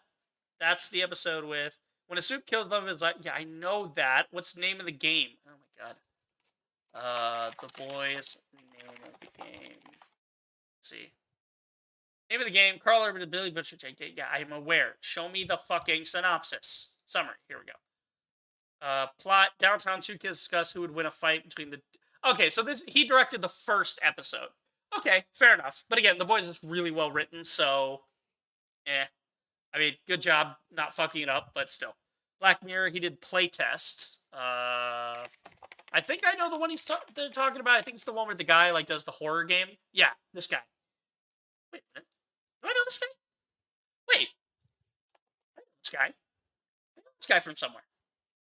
Where's the guy? Wyatt Russell. As Cooper. Wyatt Russell. Why do I know Wyatt Russell? He's the new Captain America. Well, not Captain America. U.S. agent. I knew I saw this guy somewhere. So he did the episode. He did the one episode of Black Mirror, and then they had him come on. His next big thing basically was to go be John Walker. That's awesome. I knew I recognized him. It's the beard in the show. He's got like the beard, right? Like, yeah, he's got this beard in the show and the longer hair, so it's so hard to recognize him. But that's so cool. Okay, yeah, this is the thing where like the guy goes in the horror game and then he dies or something, or does he die? I don't. Yeah, I think in the end of it he does die. His brain is like he has like the problem is they keep testing it on people and it keeps giving them strokes, so they can't make the game because it's so scary it kills them. But yeah, okay, that was a good episode. I'll give you that one. But again, I don't see a writing credit for that. So it's like, at least you didn't fuck up somebody else's idea. Okay, fair. So we aren't really going to blame the plot on him, right? Because he's not the writer of it. He's just working with what the screenwriter gives him. But at the end of the day, if we believe in auteur theory, I don't know why I'm opening that.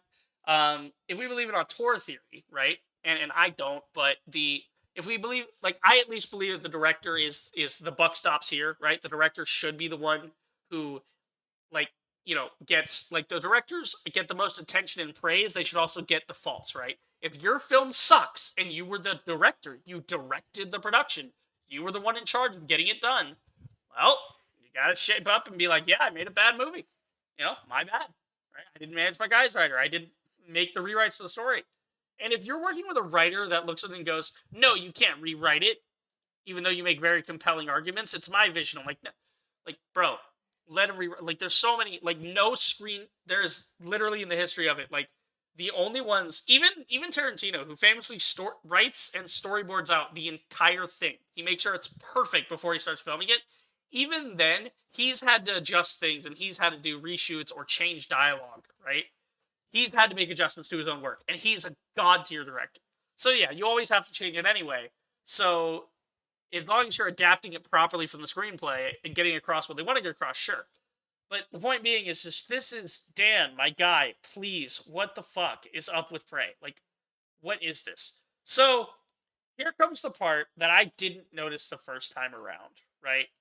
And this pisses me off because it is not act. And again, this might sound like, oh, you're just whining about the lore of the canon. Yeah, I am. I'll admit that. This is about lore and canon stuff. And I'm going to say this now because this whole thing is clearly a female empowerment thing. And I'm going to preface this with, this is not about females. This is not about feminism.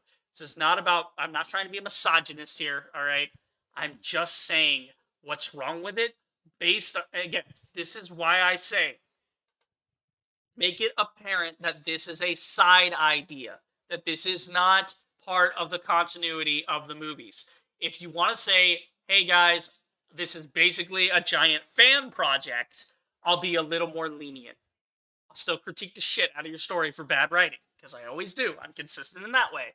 But I would at least be like, okay, we can't compare it to the other ones because it's not actually part of those. Okay, that's fair. It's not violating canon because it's working under its own canon. It's setting its own rules. That would at least be fair, right? The problem is that it's, I don't know if he said it, you know, is Prey canonical to the Predator franchise? Is it actually part of the franchise? Is Prey a Predator movie? Prey is the first film in the franchise that isn't titled after aliens themselves. The first to get a direct streaming release on Hulu. That should tell you something if it's not going to theaters. It's going straight to Hulu. That's rough. Like, going straight to a streaming service nowadays is kind of the equivalent of going straight to VHS. Direct to VHS movies, man. I don't know if you guys remember those days, but direct to VHS, direct to DVD, that was shit that they knew was probably not going to play well with audiences. But most of the time, it was actually kind of decent, so I don't know. Prey won't include the Predator's usual weapon of choice. Obviously, we went over this. They're not going to have the plasma caster, but they are going to have a shield for some reason. I ain't sure. So yeah. So that's the... So yes, it is in the same universe, right? They don't ever say that it's a different universe, which is such a fucking error in judgment. It looks like they have a big stick, doesn't it? This looks like a machete handle. Like, that looks like a knife. Like, they would reach back and they would grab that and, you know, pull it out. It's like a big machete, maybe. Kind of cool. They have like a backpack, it looks like. So yeah, this is the part I don't fucking understand. Because if you look at this shot, now this is where I'm gonna, yeah, I can't, you can kind of see something here. So you can see it better in like the shot where the Predator jumps at Naru, but here you can kind of see it. And you guys know what I'm saying here. That's a titty. That is a breast. That's a breast. This is a female fucking Predator. And anyone who has seen the Predator movies, including AVP and whatever else, right? Name me how many times we've seen a female hunter. 0! Why? Because they're on the home world.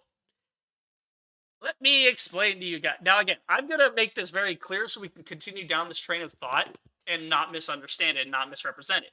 It is exactly what it looks like. It is a woman. Look at this shot. This is the shot that made me realize it earlier. Look. Look at this. This is the abdomen. This is the abdominal muscle, right? Let me show you the silhouette of a man in this exact pose. Now, if I pulled my... Yeah, I can't take my shirt off because YouTube nudity, but, you know. But if I pulled my shirt nice and tight behind me, and I'm going to go out here so you guys can see it. And I'm going to shine a light on me to make it easier for you guys to see. Now, look at the way my stomach relates to my chest. Here is the abdominal. I'm pushing on it. This is the abdominal muscle. I am tightening my core.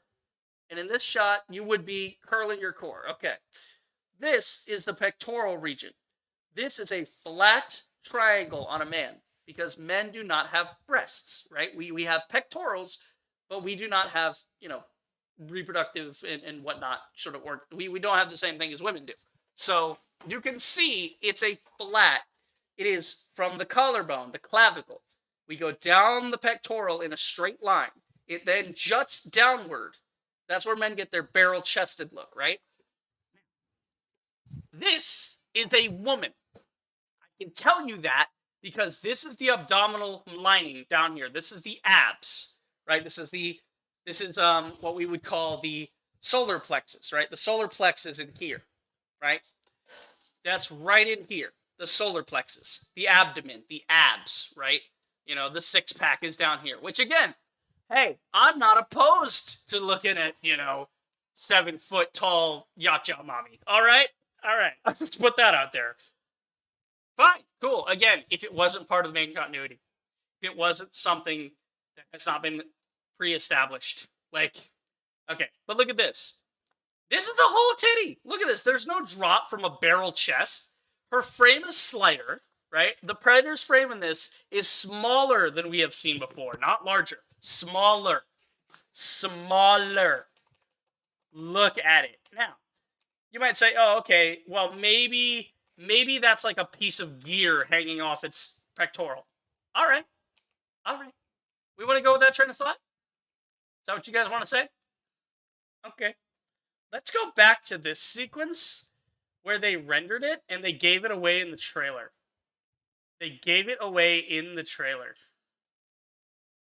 Let's watch this sequence with the bear. Let's get up to the point where the Predator shows up.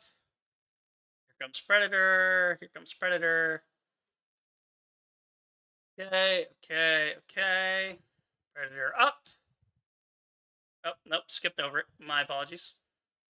Here comes the bear. Get your fucking head out of the way. I want to see it. Now, this is where I would have cut it. I wouldn't have shown the Predator. I would have been like, oh, she sees it. What is she seeing? Right?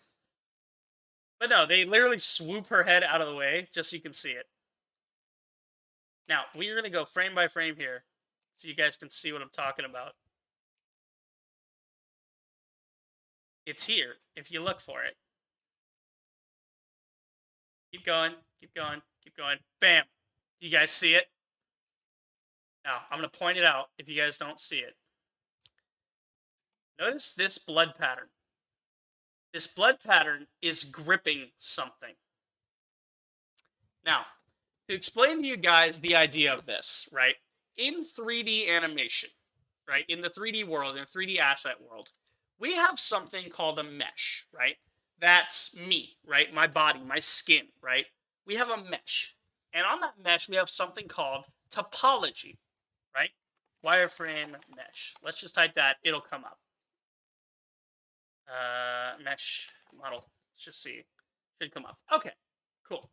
Now, this is good enough. This will get the point across. So, this is a head. I don't know what kind of head, but it's a head, right? And this is the mesh. All of these things, these points, right? So, crash course real quick, guys. This right here, this intersection, that's called a vertex. This line, this white line, is called an edge. And these 4 points are each vertices, right? So they are vertex, vertices, 4 edges, and when you put 4 edges together, what do you get? A square. We call that a face. This square is a face.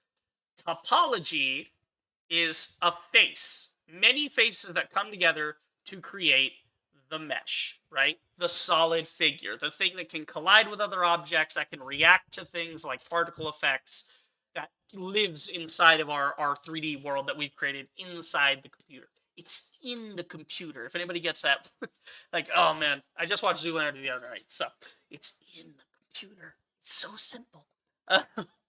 But this is topology, right? This wireframe is what we call this. We call it topology, or topography. It comes from topography, right? Topography is the arrangement of the natural and artificial physical features of an area, right? So topography is on a map. It's highs, lows, mountains, canyons, physical determiners, right?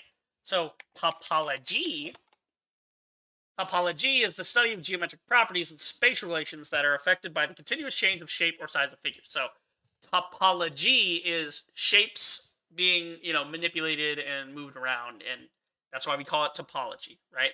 This, or in the biz, we usually shorten it to topo and retopo, right? Retopo being retopologizing, which is how you optimize an asset for a render, and I'm not getting into all that. Point being, this is topology. Now, from this, you form in your brain the volume, and it's just a bunch of lines. So it's just like any drawing, it's a bunch of lines. So here, these lines all make up the volume. You can see this is the brow ridge because it goes up and then it dips. So this is the forehead, this is the back of the head, here's the jaw, here's the mandible going down, right? What is this? This is the nose. What is this? This is the eye socket. This is the other eye socket. And this is the neck, right? That's what tells us what the volume of something is. Now, why am I telling you all this? Because you look at the yacht jaw. And again, if I'm wrong about this, I will fully admit it when the movie comes out if I'm wrong about this. But I don't think I'm fucking wrong about this.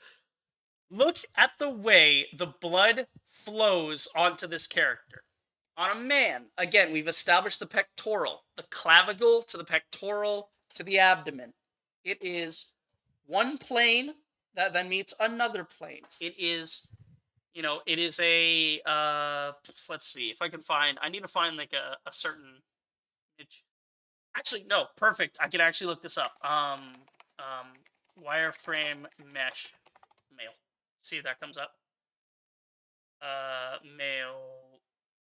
Here we go. Perfect, actually. This is perfect. I don't know if the butt cheeks are going to get me in trouble, but come on, YouTube. They're wireframe butt cheeks. Not going to do the female because of obvious reasons, but this is just going to demonstrate, okay? Here we've got the chest. This is a male chest. Male chest. Clavicle is here, right? I don't know if you guys can see it because it's a white image, but clavicle is here. It goes down straight until it hits the end of the pectoral. Right? The pectoral ends down here. You can see it. This is 1, this is 2, pectoral. It hits the abdomen and goes straight down 90 degrees. It goes just down. And sometimes it like curves around, as you can see here. It's got kind of that curve to it. And, depends. But the idea is that it's a drop. It drops off. And then on a woman, the drop is more permanent because you have 2 mounds here, right? That's the breasts. Okay? Look at the blood spray pattern. Excuse me.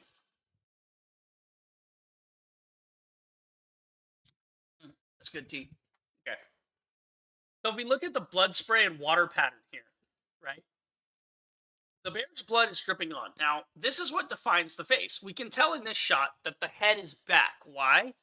Well, there's blood hitting this side and this side, but it's not like it's in a certain way. So we know it's lifting it up, right? It's not looking straight on at her because if it was, we would see more red on the top because the blood would be hitting the top of the head and flowing downward, right? Which, personally, I would have gone for. That looks like a cool shot. But here you can see, this is a neck, right here, this line. Again, we'll do the...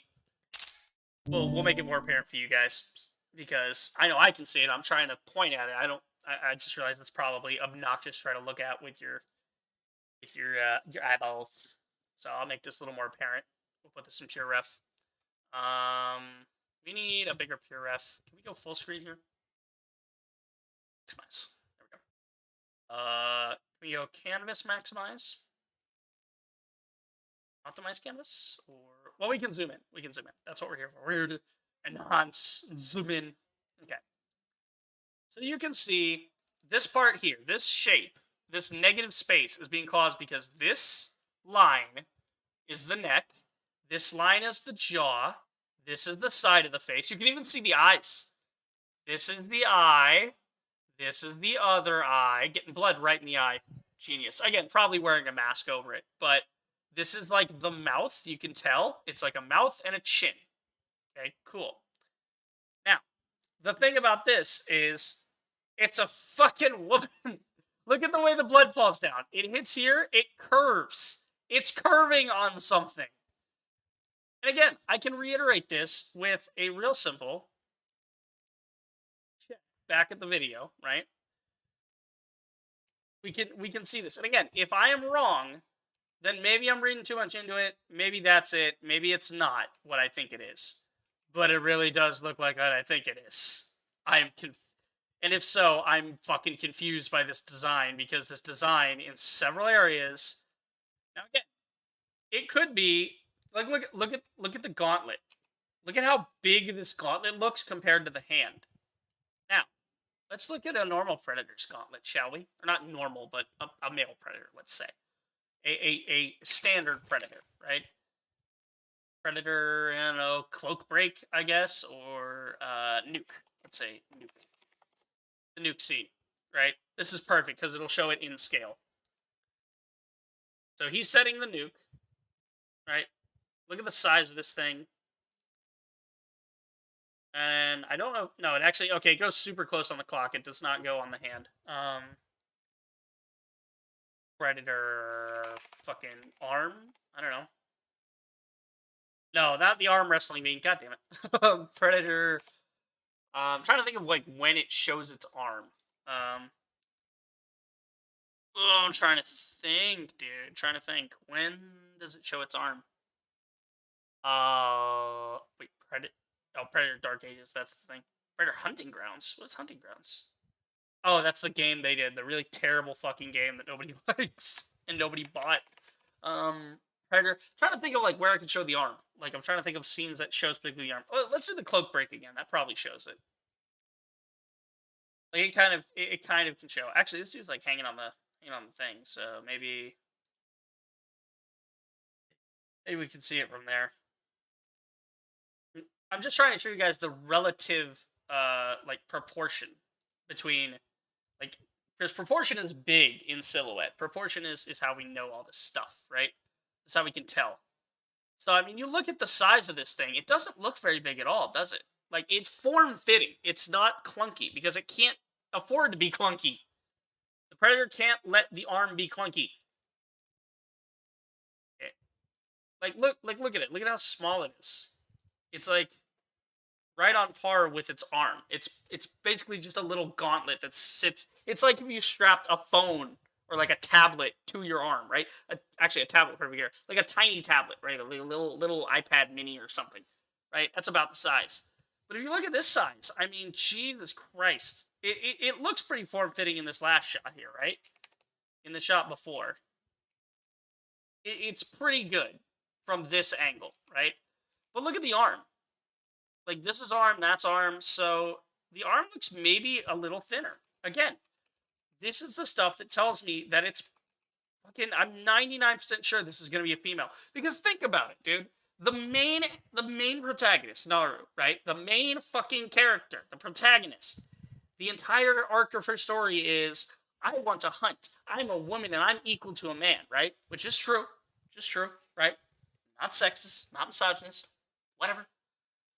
But her thing is that, like, that would just make sense for it to be like, oh, it's a female predator. And that's what they're trying to get at is, oh, in the predator society, you know, that the evil predators that are all barbaric and stuff, and even they have, like, equality or something.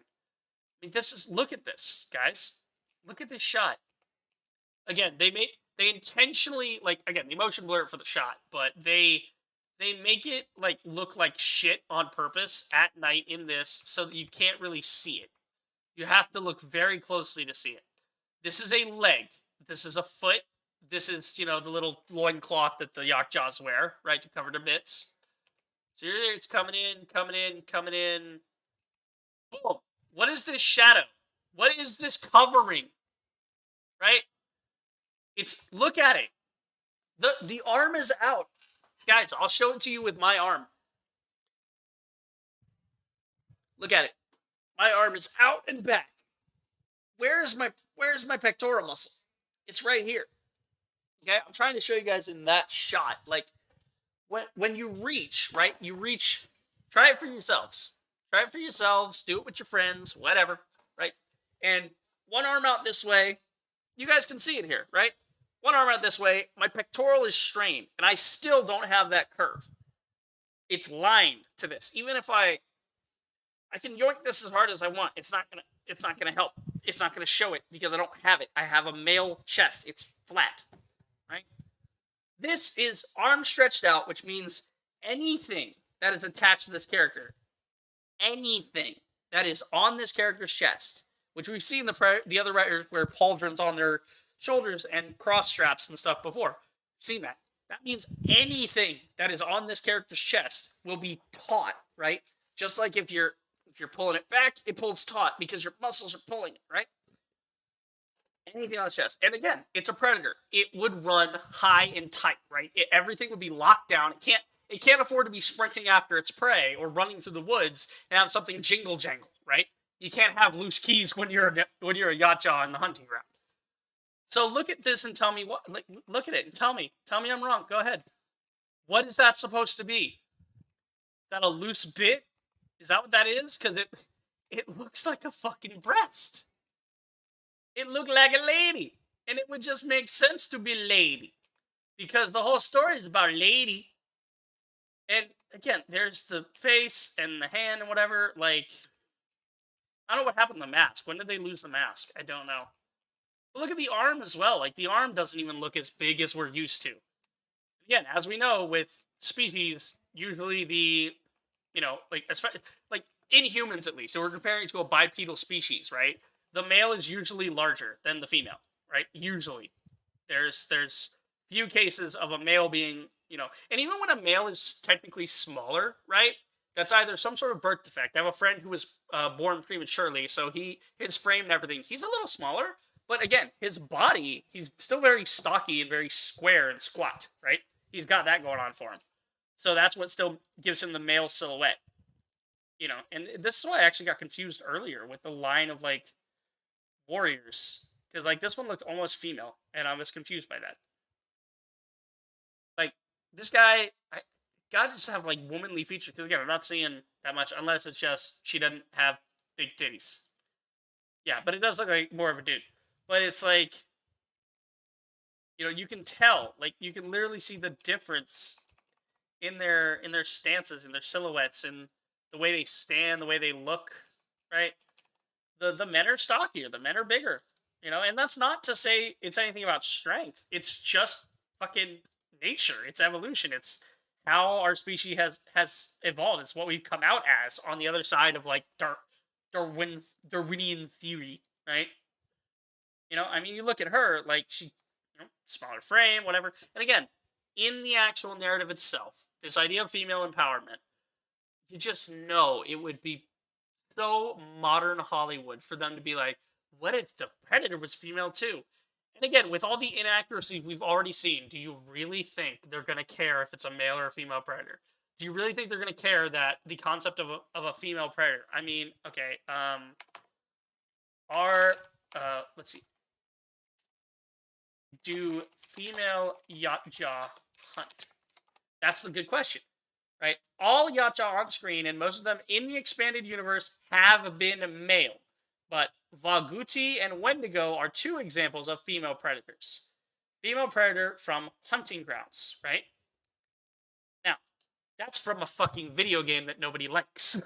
And that's not to say it's because it has a female predator. It's because the game didn't respect the source. It didn't make a fun game. Also, this shit makes me laugh every time. This is from The Predator. Look at the size of this thing. It's a fucking cartoon, man. It looks so dumb. Oh my god, I love that. But yes, the whole thing. There are female Yautja bigger than the males. The Yautja females look at the comics is inconsistent. So even within the lore that they appear in the comics, in the expanded universe, which is the only other lore we have aside from the movies, the only other lore we have is that. There are two, it's inconsistent. There are two types in the chart, right? One have some human female attributes like Sister Midnight, still bigger than the male, but more slim, right?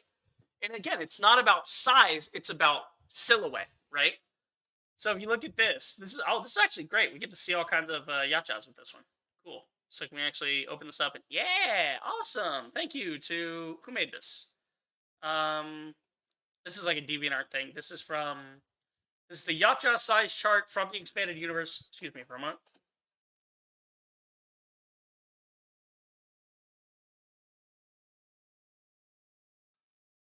Excuse me. All right, had a nose clear. Ugh. Had a little build up. Ugh. I don't know what was that about. But yeah, so this is the Yacha Shy chart from the expanded universe by Risen from the Ruins. So if you guys are on DeviantArt, check them out. Yeah, I got 1.4K deviations. I assume that's post, and then 232 watchers, which are, I assume, subscribers, basically, or followers. I don't know about DeviantArt. I don't go on DeviantArt, so. But yeah, no, shout out to him. Thanks for the chart, dude. This is really helpful. This will help me a lot in my analysis. So this is pretty cool. So this is the Xenomorph Queen, right? This is from, Earth. This is the Assassin Predator. This is the Clan Leader Skull Throne. I've got to read the comics. That looks cool. We've got some other aliens, right? The Abomination, as they call it, the Yacha Xenomorph hybrid, right? Because as we know, when the aliens implant themselves, they take on the characteristics of whatever's around them. So they, you got all kinds of Yacha alien hybrids that have happened. This is a big one. This is a mutated Yacha. So if you look at it, this is a Yacha female. This is also a Yacha female. But look at the limbs. You can tell even the limbs they're slim. Look at the Berserker, guys. Ooh, a little too close there. Oh, went too far out. I'm bad with this thing. I really am.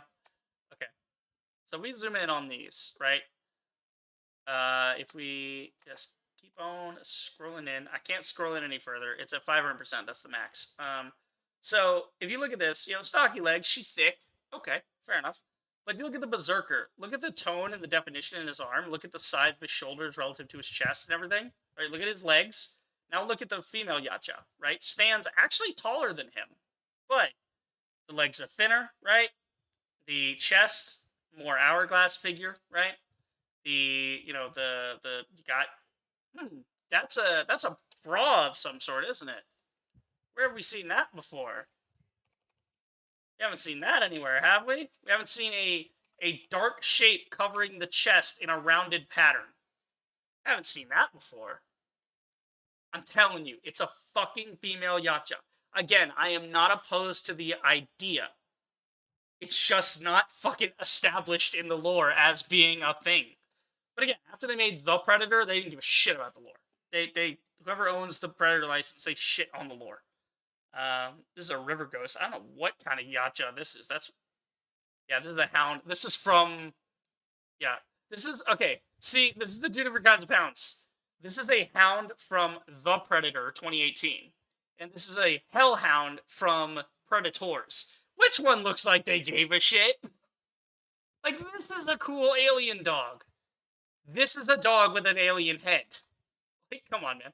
And there's human, right, for comparison. This is, Dutch for scale, right? So yeah, it's goddamn, like even this one. Bigger? Okay, the legs are bigger, yeah. But proportionally, still that slimmer shape, the arms. And again, it starts to look just more manly. This doesn't even look like a Yacha female. So that's how it's inconsistent. But the one we looked at, it feels very much like a female. Let's go look at the silhouette and see if we can determine it that way. The silhouette of it standing in the smoke, or in the fog, rather. Right? We'll see it standing in the fog. I mean, look at it. Like, you can put something on the chest to make it look bigger. That looks like what they did. It looks like they covered her in something to make it look bigger.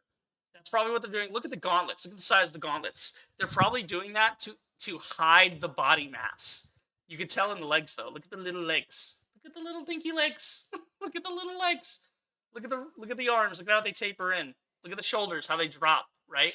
They're not male shoulders that go out. They go down.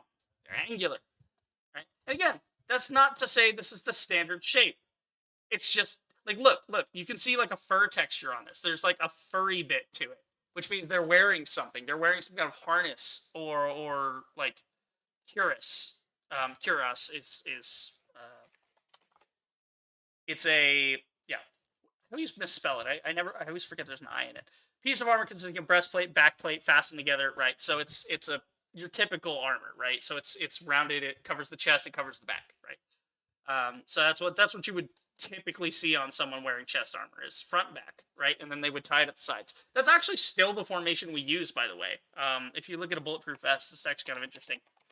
Bulletproof vest. The concept of armor has actually not changed that much in a couple years. So the only thing now is that the plate, you can see, like, you take it when it's open, it's like two halves. It's like two halves from the top, and you just put it over like you're putting on a shirt. And then when it's down, then you hold this side and you Velcro it, and you hold this side and Velcro it. That's what these little straps are. You just like put it on, you snug it down. This one looks like it actually has arm holds, but most of the time you see it, they're not really putting their arms through. They're just putting it over because it's two separate halves, and then you like Velcro it down to keep it nice and tight. I mean, this one's got, looks like a single band wrap. You know, again, these are variations, but it's basically the same.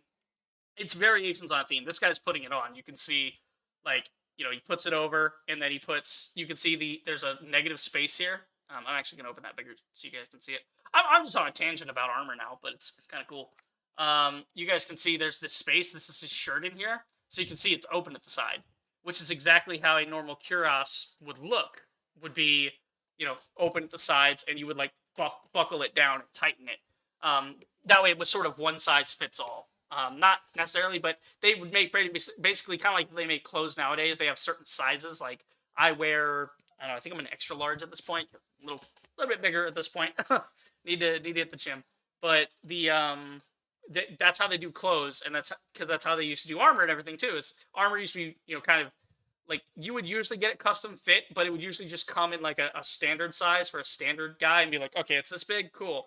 And then, oh, it's not tight enough or whatever. Like, all right, we'll shave some sides down, then you can pull it tighter or something, right? Like that's usually how they would go about it. At least to my understanding of armor building, which is something I would like to do one day, is do forging and like armor stuff specifically. Like I think it'd be fun, you know. Even if it was just like cosplay stuff, like making armor. That sounds really fun. Probably tedious, but really fun. But yeah, no, like even the silhouette, like you guys see that, like they're clearly covering her with like all kinds of stuff. Like we look at the hatchet scene again. Like, nope, skipped it. It comes by so fast. This is the problem with fucking trailer editing nowadays. They throw all the shit in it really, really fast. They always have this one moment where it's like, oh, thing.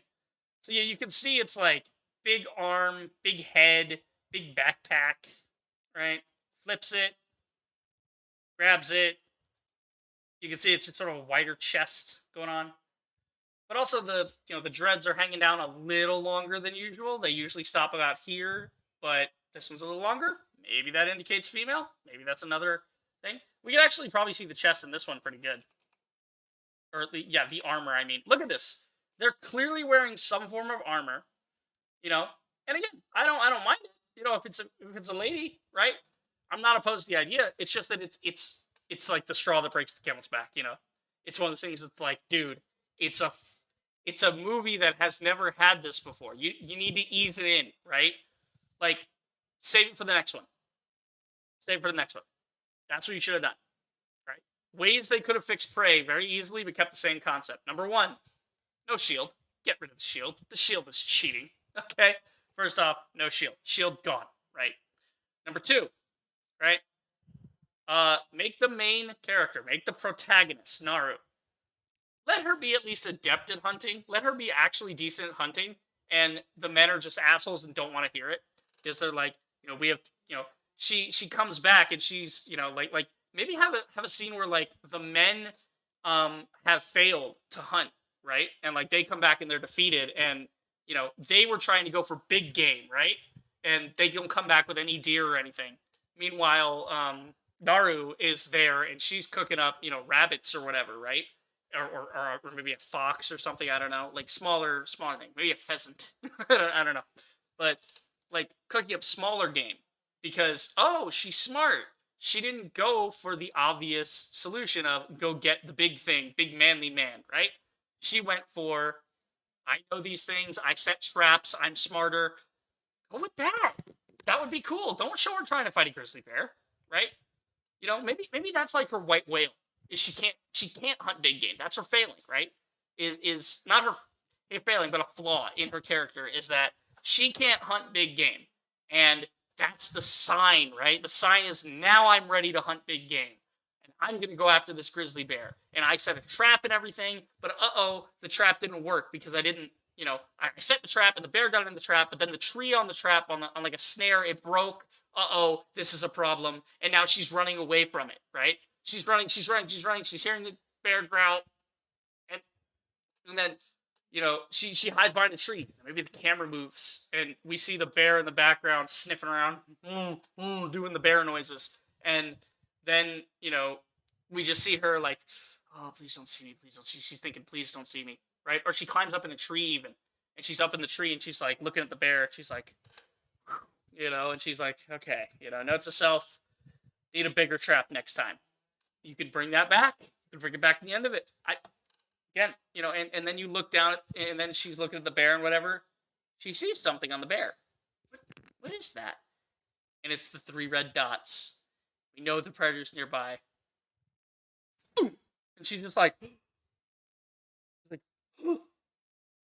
and then we just hear the clicking, right? We hear the clicking. She looks over at the tree next to her, right? Maybe it's like 20 feet out from her. On the opposite branch, the wavy lines, the camouflage, the eye flash. Then she jumps out of the tree. She runs back to the village, and she tries to tell everybody what she saw. And then she's like, no, come with me. I was like, all right, fine. You know what? We'll come with you. You got us the rabbits yesterday. We'll see what you want to talk about today. We'll come look at your big bear hunt, right? And they go there. There's no trace of it. There's just some blood on the ground. It's like, all right, well, where's the bear? You said there was a bear. And then there's the big footprint next to the bear, right? And then we have the shot of the tree with the blood up the tree. And they're like, maybe one of the guys is standing there and like he gets hit in the head with something. And it's like, like, what the? They look up, they go, and he's like tapping the other guys. He just points upwards. Maybe his hand's trembling a little bit. And there's the bear in the tree, skinned, no head. Like, and they're like, what the fuck? And maybe they accuse her of it, and they think she's just like, do I look like I could do that? I didn't do it. It was the demon. It was the spirit, whatever, like the evil spirit, whatever you want to call it, right? Whatever that tribe believes in as like a thing. Maybe that's where they get the idea of the Yautja. Maybe Yautja isn't their official name. Maybe it's left over from this movie.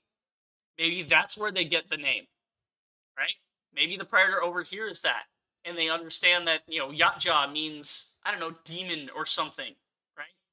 Or like evil hunter, right? Some sort of translation like that. And in the end of the movie, maybe this one, like, like maybe this one is like, gets defeated, and they're just like, you, Yautja, like, you mighty hunter, There's your cultural connection in the end. There's the respect, the ritual from Predator 2, right?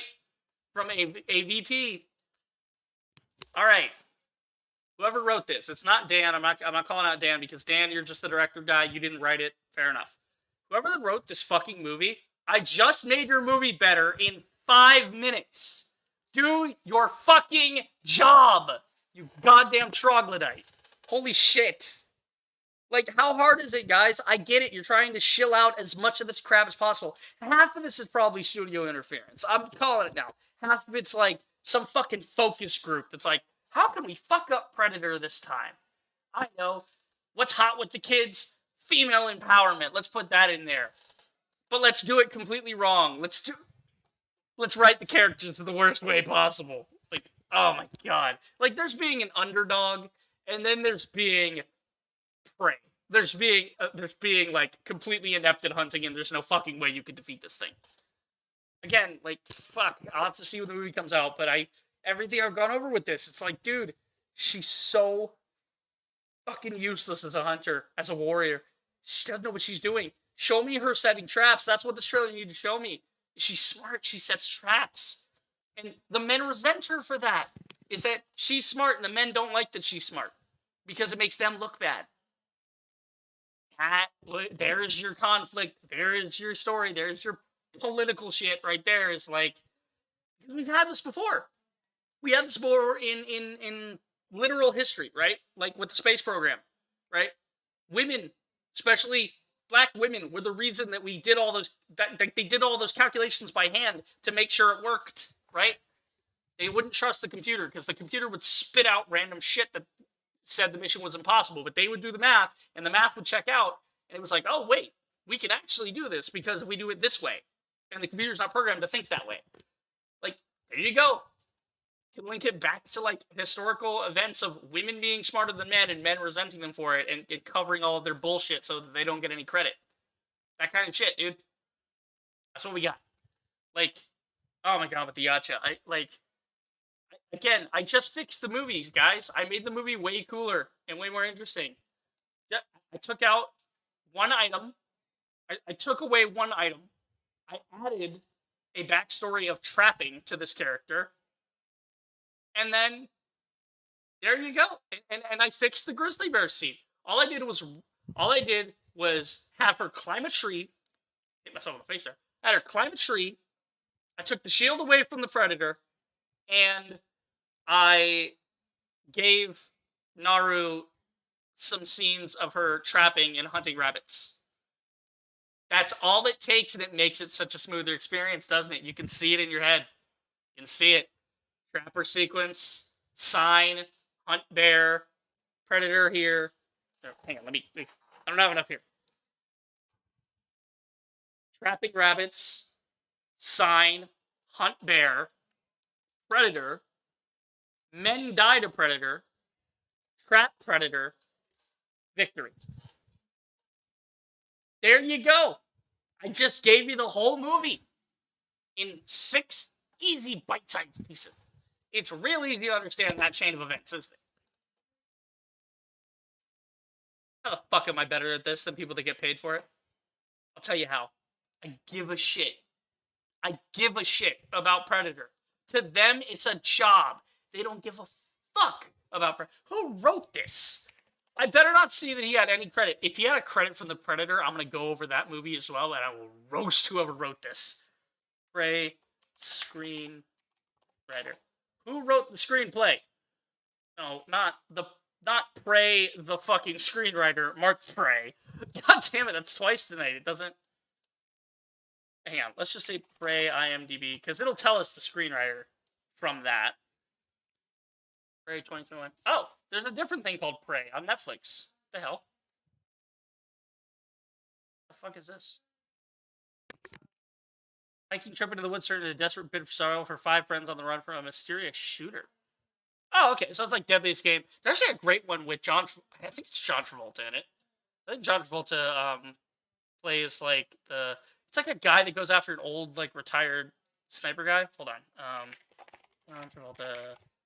I want to look at his IMDb, because I swear there's a movie where he plays, like some sort of Russian assassin or something that's sent to take out an old retired, like, Spec Ops guy who's living out in the woods. And I think the Spec Ops guy is played by, I want to say, not Christopher Walken, but, what is this? Fanatic? No, that's way too new for it, but the Fanatic, or Fanatico. Oh, it must be foreign. Rabid film fan stalks his favorite action hero and destroys the star's life. Ooh. Really? God, I'm seeing all kinds of interesting movies. Oh, 4 out of 10. Like anyone gives a shit about ratings and fucking goddamn reviews. So this is the guy. So I assume John Travolta's playing the guy. Like the fanatic. Yeah, he is. That's really good, actually. He looks really good as, like, the weird, like, super mature... He's got, like, a mullet. Like, that's crazy. Oh my god, that does look good. I'm gonna watch the trailer for that, actually. I'll watch the trailer for that, we'll see. Because I don't know, like, it looks kind of interesting. Again, a lot of movies look interesting when they turn out. The Fanatic trailer. Yeah, this one. Oh, this is another one. So we'll look at that in a minute, just because it's fun. We'll look at that. We'll have a palate cleanser. But no, John Travolta's in this one movie. I gotta find it. It's like it's a little back there, not too back there, but it's back there. I think it was around the time he did Swordfish. It was about that age level, I think, or maybe just past it. Well, Staying Alive. Maybe it's Staying Alive. No, it's not Staying Alive. Jesus, what is this movie? 5 years later, Tony Manero's Saturday Night Fever is still burning. What? Now he's starting toward his biggest challenge yet, succeeding as a dancer on the Broadway stage. Okay. staying alive. It's probably named for the song. Yeah. Perfect. The Experts. Maybe that's it. No, not that one. So yeah, it was definitely not in the 90s era of him. Broken Arrow's a great one, by the way. He plays Vic in Broken Arrow. I love this movie.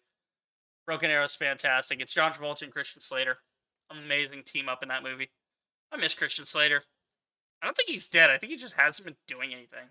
Or has he? Hold on. Christian Slater. Is he dead?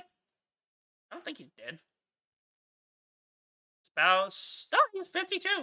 He just doesn't. He didn't really do much after the 90s. He didn't really, like, do much of anything. You know, he was great in Wind Talkers. Fantastic appearance in Wind Talkers. Weapon Hollywood, Primary Colors, Thin Red Line, Civil Action. Yeah, Battlefield Earth, Turtle. Dude, y'all ever want a terrible, terrible film? This film is fucking awful. But it's great. It's one of those, like, so bad it's good. Like, the problem with this film is that, like, you can feel the solid writing underneath, but the problem is the screenwriter, actually, I watched an interview about it because he was talking about it. And in the interview, the screenwriter was like, yeah, they fucked up my script, basically. Like, he wrote something, and then what he wrote was not what appeared on screen. Like, he had a lot of other ideas for it that they did not do. They did different things. But this, it's still not a bad watch. You can genuinely watch it from beginning to end. The plot's just kind of basic, but it's not the most stellar, like, performance by anyone except maybe Travolta. He's really good in this. And also the guy from... Who's the guy? Forrest Whitaker. Or not Forrest Whitaker. No, not Forrest Whitaker. Forrest Whitaker plays the bad guy. Well, he plays the right-hand man as John Travolta's Turl, who is the main antagonist, as you can see. Evil alien guy. And then, is it Barry Pepper? Is that the one? Yeah, Barry Pepper. This guy was in Saving Private Ryan. He was the sniper guy. He was also in Green Mile, right? Green Mile, Saving Private Ryan, True Grit, 61. Amazing actor. Love him. Yeah, so there's Swordfish, another great one from Travolta. I forgot he does a gold member, like, parody in Austin Powers. Hey, assholes! Like, oh god, I love it. Oh god, I forgot he was in the Punisher movie. He's Howard Saint. Yeah, he's one of the bad guys in the Punisher. Yeah, Ladder 49. Yep, he was great in Ladder 49. If you can't tell, I love John Travolta, but I can't remember this one movie. I watched it, like, once. I didn't pay that much attention to it. John Travolta's in The Valley of Violence? I have this on my Netflix list. This is on my watch list. Wait. Ethan Hawke's in it? It's Ethan Hawke and John Travolta? Yes. I'm even more excited to watch it now. I like a Western, and damn, like, we get Travolta and Ethan Hawke in the same Western. Hell yeah. Oh my god. Anyway, yeah, so Savages. No, this isn't the one. Is it? It might be Killing Season. That might be the one I'm thinking of. Yes, it's Killing Season. It's this guy, right? John Travolta plays this weird Russian, whatever fucking guy. Robert De Niro plays retired, like, you know, U.S. guy. So Travolta is a spy. And you know this from the beginning, right? And, like, he's like a Russian assassin type guy. He goes out in the woods. He's like, oh, no, I was hiking. Yes, you know, it's fine. And so it becomes a sort of cat and mouse thing between the two where, you know, he helps him out a little bit. I mean, the trailer will show it. He helps him out a little bit. He's there to, like, get revenge on Robert De Niro. But he does it in, like, an honorable way. Like, they go at it, right? Yeah, 2 veterans of the Bosnian War, 1 American, 1 Serbian. That's what he's Serbian. Find their unlikely friendship tested when one of them reveals their true intentions, right? So it's like they bond a little bit, but he's really out there to take him out because Robert De Niro's character in the Bosnian War had taken out some of Travolta's guys. He was like an enemy of the Serbians. So he's like basically back for revenge, but he wants to do it in like a fair sort of soldiery hunter-hunted way, you know? Because it's just not fair, you know? It wouldn't really be fair any other way. But so they just keep going back and forth. It's a great movie. Highly recommend it. But anyway, off that tangent. Getting into... How did I get into that? I think I went into Prey, and then we went into... Yeah, we went into this, and then somehow I got to thinking about Oh, because this is similar. This is a similar setup as people in woods being hunted by other person, right? Similar kind of setup. So there's Prey 2022. That's the one I want. So this is written by Patrick Eisen, who did the screenplay. Again, the screenplay can be fucked with, right? We know this. Studio interference. It happens all the time. So he's got producer credits. I don't care. I want his writing credits. Yeah, he has worked on basically fucking nothing. I don't know why they gave this to him. He literally has never written a film. Why did you give him Prey? Why would you let him onto Predator? Of all franchises you could have given this guy, of all the people you could have had, you could have had the guys from Predator Dark Ages come here. Like, literally, a short fan film, winner of Best Fan Film at the Tri-Cities International Film Festival. Bro, written and directed by James Bush. Why didn't you get James Bush to come write this? He's clearly a fan. He knows what he's doing. Let him write Prey. What is wrong with you people? You got this guy, and again, I'm not knocking this guy's credentials. We're just looking at it, and it doesn't look right. Wayward, he wrote one episode of Wayward Pines. A Secret Service agent goes to Wayward Pines, Idaho, in search of two federal agents who have gone missing in the Bucolic town. Bucolic? Okay, I don't know what that is. He soon learns that he may never get out of Wayward Pines alive. So there's this, like, a militia thing. Okay. Interesting concept. Weird, like, Stepford Wives thing, maybe. Alright. Again, wrote one episode. Didn't write the whole show. He just wrote one episode. Kingdom. Right? Kingdom is, let's see, retired MMA fighter turned trainer, juggles, keeping the... Again, the fuck does this have to do with sci-fi action? Right? Now, again, he produced a lot of these episodes that he also wrote for, but he only wrote, like, one episode each. You know, Tom Clancy's Jack Ryan, the TV series, right? Which is another... There's, like, 3 versions of Jack Ryan. It's really weird. There's, like... I think there's, like, that version and another version, and there's, like, a more recent version. And then Tom Cruise, I think, did Jack Reacher, not Jack Ryan, so I don't know. It's weird. It's basically all the same character, though. Treadstone, whatever the fuck Treadstone is. Again, these look kind of interesting. If he wrote the monster, having created super spy Jason Bourne, the Treadstone project turns attention on a new... So it's basically just writing off the success of Jason Bourne. So he wrote for, you know, looks like he did one thing on a trailer thing, right? And then he did one thing on an MMA fighter thing. Then he did one episode on on a secret spy type of guy, right? Jack Ryan. And then he did one thing on Treadstone, which is Jason Bourne type stuff. Okay. How the fuck does this translate to writing Prey? You guys see the problem here? He has 5 total credits. Now, I don't know about, like, any shorts or anything he's not credited with, or anything that's just not on IMDb. But it looks like his career basically started in 2015. He's only been doing this for, like, 7 years. And he hasn't done much other than He didn't even fucking produce this one. He co-executive produced it. He didn't even, like, produce it. He wasn't even the top billing. He was, okay, so he's supervising producer, so he had a little action on Jack Ryan. Only consulting producer on Kingdom, okay.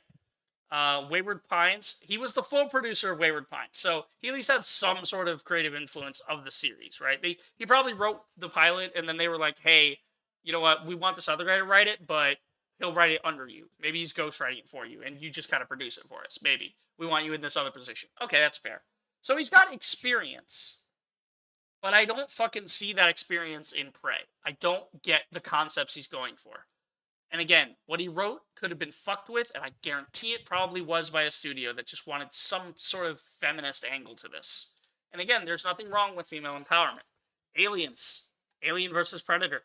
2 movies in this same vein that have strong female leads. Actually, the entire Aliens franchise, it's all Ripley. All the way up. It's all Ripley. It's all Ripley, the whole thing. You know, Alien vs. Predator, Requiem even, I think, has some strong female leads, if I remember it correctly. Again, I didn't watch Requiem that much. I don't think anybody did. I mean, Jesus fucking Christ. At least he didn't write any of the other bullshit. He didn't write The Predator. He had no contact with that, it would seem. So that's good. That's good. But it hurts to look at, because as a fan of the series, there's a million ways you could have written it. All of them better than this. Why did you write it this way? No one, you didn't have a gun to your head. And again, I don't know. Maybe the maybe the studio came down on him and was like, hey, that first draft's great, but we need you to push the female angle more and this, change this and this and this. You know, it could be like a 50-50 thing. Like, maybe they made him revise like half of his entire script just to fit their narrative or fit their thing they're trying to do. And not to say there's some hidden agenda of feminism and representation and whatever, right? You know, if anything, it's not hidden. It's very much fun, full display. But, like, not to even be conspiracy theories, but it's like, we know studios interfere with these movies all the time. So I don't want to give 100% blame to the writer, because his shit could have been fucked with. Like, Battlefield Earth.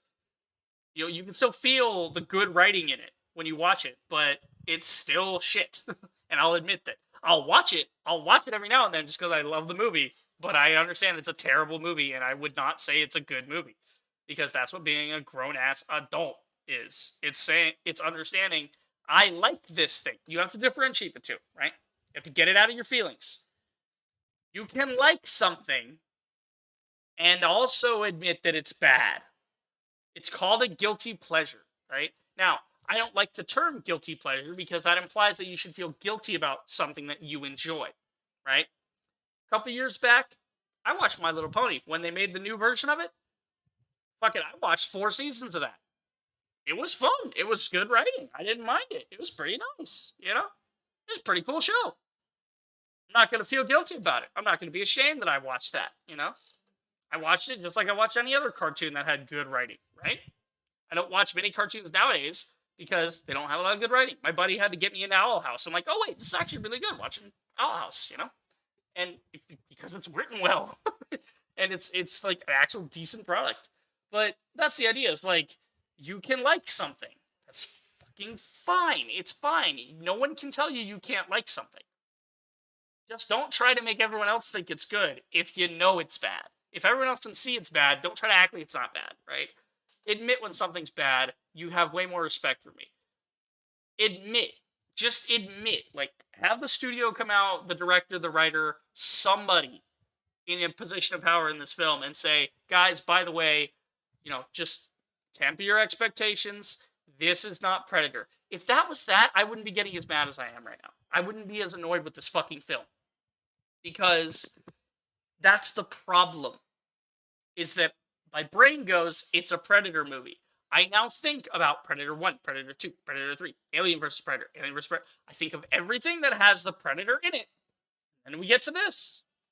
I didn't think of The Predator from 2018. That movie is fucking awful.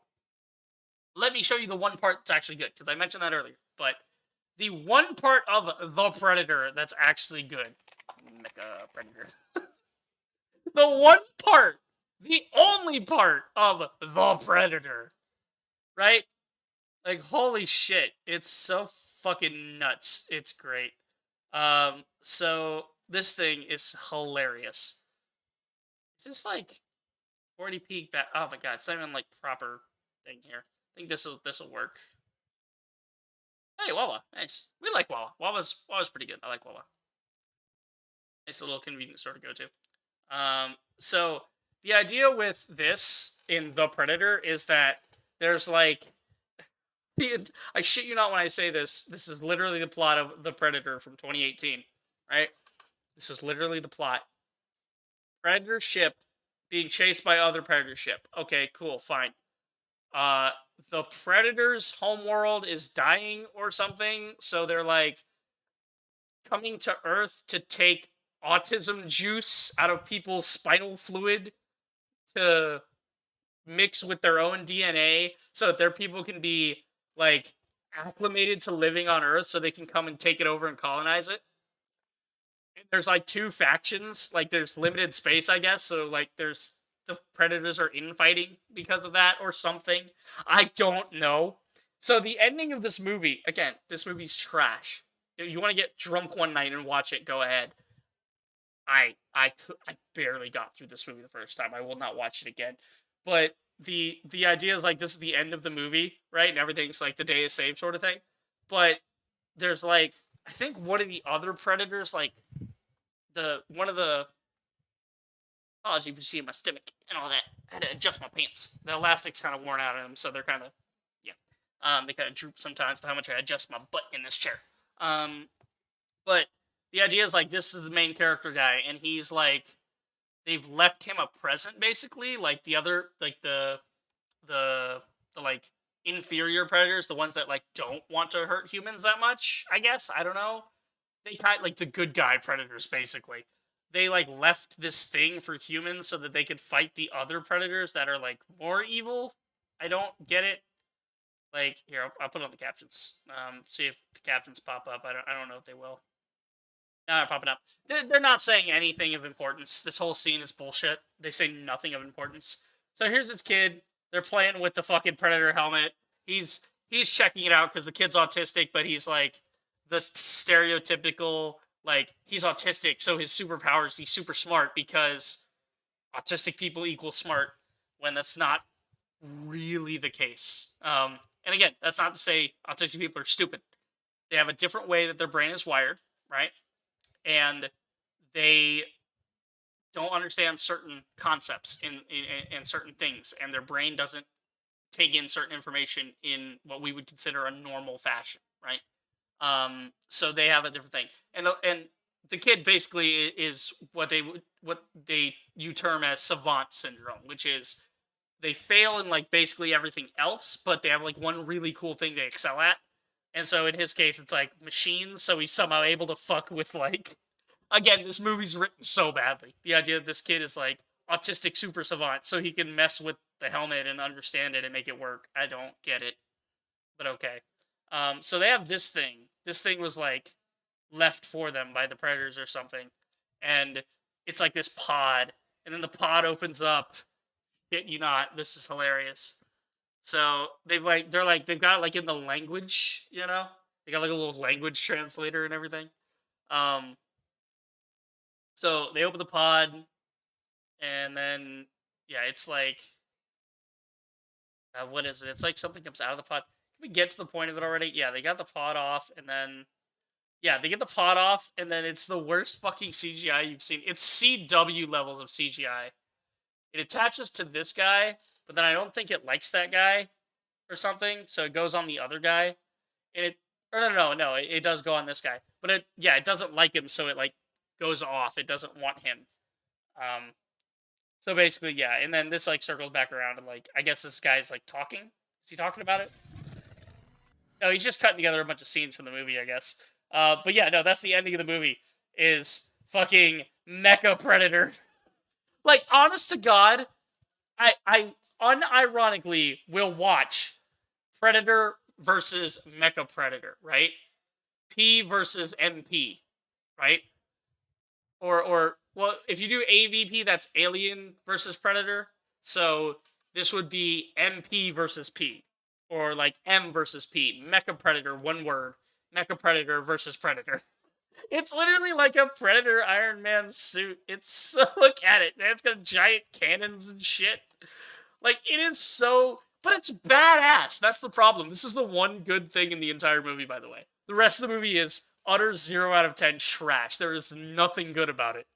This is the one good thing in the whole movie, and it's a joke. Look at it. It's so stupid. It's so bad. But no, I unironically, I say it with my whole chest. My whole chest. I would watch Mecha Predator versus Predator. Why? Because admit it, when you watch Godzilla versus Mecha Godzilla and Kong versus Mecha Kong, right? You know those were awesome. You can't even deny it. Like, look at this thing. It's got weird-ass nanite shit. At least it has a better, like, come apart sequence with the, like, whole nanite go back into the glove thing. At least it's, like, hard light, you know? It's, like, that kind of, like, Jimmy Neutron, Quantum Zone type stuff. Like, it's better than Iron Man's CGI nanite thing. That shit is horrendous to look at, because it's just, you just can see it's a neck replacement. It's so awful to look at. Yeah. And then they have the actual prosthetic, which really helps to sell it, but my god, the CGI is so fucking... God, it's awful. It's Hello Daytime Emmy, you know? It's that. Oh my god. But yeah, that was the last Predator movie that was made. This is the next one. This one. Not Dark Age. Dark Age is good. I think I'll probably sit here and watch Dark Age, honestly. But the this is the next one, guys. This is what we're dealing with. Which again, I already fixed it. I fixed the fucking thing earlier. I fixed the movie. It could have been better. Do not settle for this. Do not give this any praise. Do not watch this on the day it releases, because that's the only numbers they care about is launch day, how many people are watching it, right? Does it have a whole bunch of views? Don't even give it hate views. Do not even give it hate views. Just give it no attention. And then later, look at it. Not on Hulu. Watch it through other completely legitimate means. Let's just say that. Watch it through other things later, right? And not on Hulu. Don't give them the viewership. Don't give them any brownie points for this one. Make sure they understand that they can't get away with this kind of crap. And again, it's not that she's a female. It's nothing to do with that. I've broken down exactly what's wrong with this and how it could be improved. If I, in 5 minutes, can improve your story, you need to work on your story. I should not be able to take your story and completely rewrite it in 5 minutes and improve it in an objective way. And again, people will be like, "Oh, that's just your opinion." I broke down why. If you can't understand why, it's not my fucking fault. Let me actually respond to this, because this guy, this is a thing this is kind of what started this stream tonight, is this guy coming at me. I just had to talk about this. I had to get it out of my system. So I say the one thing you can say for the lead up to The Predator, which is the 2018, what we just saw, which I said it's a 0 out of 10. It's a terrible film. Doesn't work. So, at least the films before The Predator are watchable, right? So Predator, Predator 2, Predators, Alien vs. Predator, Alien vs. Predator Requiem, anything involving the Predator before The Predator. Those are at least watchable, right? They may be something different with the concept, but they are entertaining, right? Okay, talk about the horror concept. They take it different. They take a different approach. They take a more action approach, which is fine to me. We've been over that. So The Predator really shows how far Hollywood has fallen. They slapped a good name on a bad script, called it a day, right? Again, you don't believe me? Go try and watch the film. You will quit after 20 minutes. That film sucks. So Prey is going to be a continuation of that trend. We already see in the trailer that there can be no suspension of disbelief because the main character is inept. We've covered this. How am I supposed to believe that this woman who brought only one arrow to kill a grizzly bear is going to somehow kill it? Now, again, correction, it might have been 2 arrows, but she only got to fire 1. Maybe she missed the first time, and that was the second time. I don't know. Because she had, in the beginning of that sequence, she had her face paint on, and then she didn't. That tells me, she went to shoot at him, and then she fell down into the water, and then she got back up, so maybe the face paint ran. I don't know. Kind of shitty face paint if, what are you guys using for face paint if it just kind of comes off in the rain? It's not waterproof. Maybe that's why she wouldn't go in the mud, because it would have taken her makeup off. I don't know. But yeah, no, we already seen in the trailer, no specificity, she's inept. How am I supposed to believe this woman who brought only one arrow to kill a grizzly bear is going to somehow kill an apex predator from another planet that has been training his whole life to the hunt? Her whole life. We have to adjust that now, because I've gone over why it's 99% going to be a female predator. Which, again, not opposed to. Just the way they're choosing to do it is just... Ugh. I don't mind the concept, but the concept's going to get dragged down by the rest of the shitty writing in this film. So, there are so many possibilities for the franchise, and yet here we are. I can give you a Predator. I have an idea for a Predator film I had been knocking around for several years at this point. And it's actually a pretty solid concept when you think about it. So we've seen all these Predators from different eras, right? We've seen Dark Age, right? Medieval, whatever. You could do stuff like that. Or, here's my idea. What if we flip it on its head?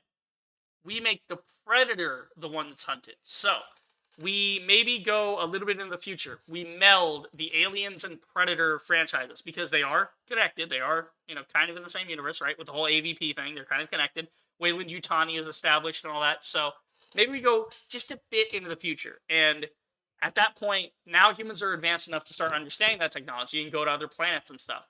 So maybe they go to some backwater planet, right? But they're not there to colonize it.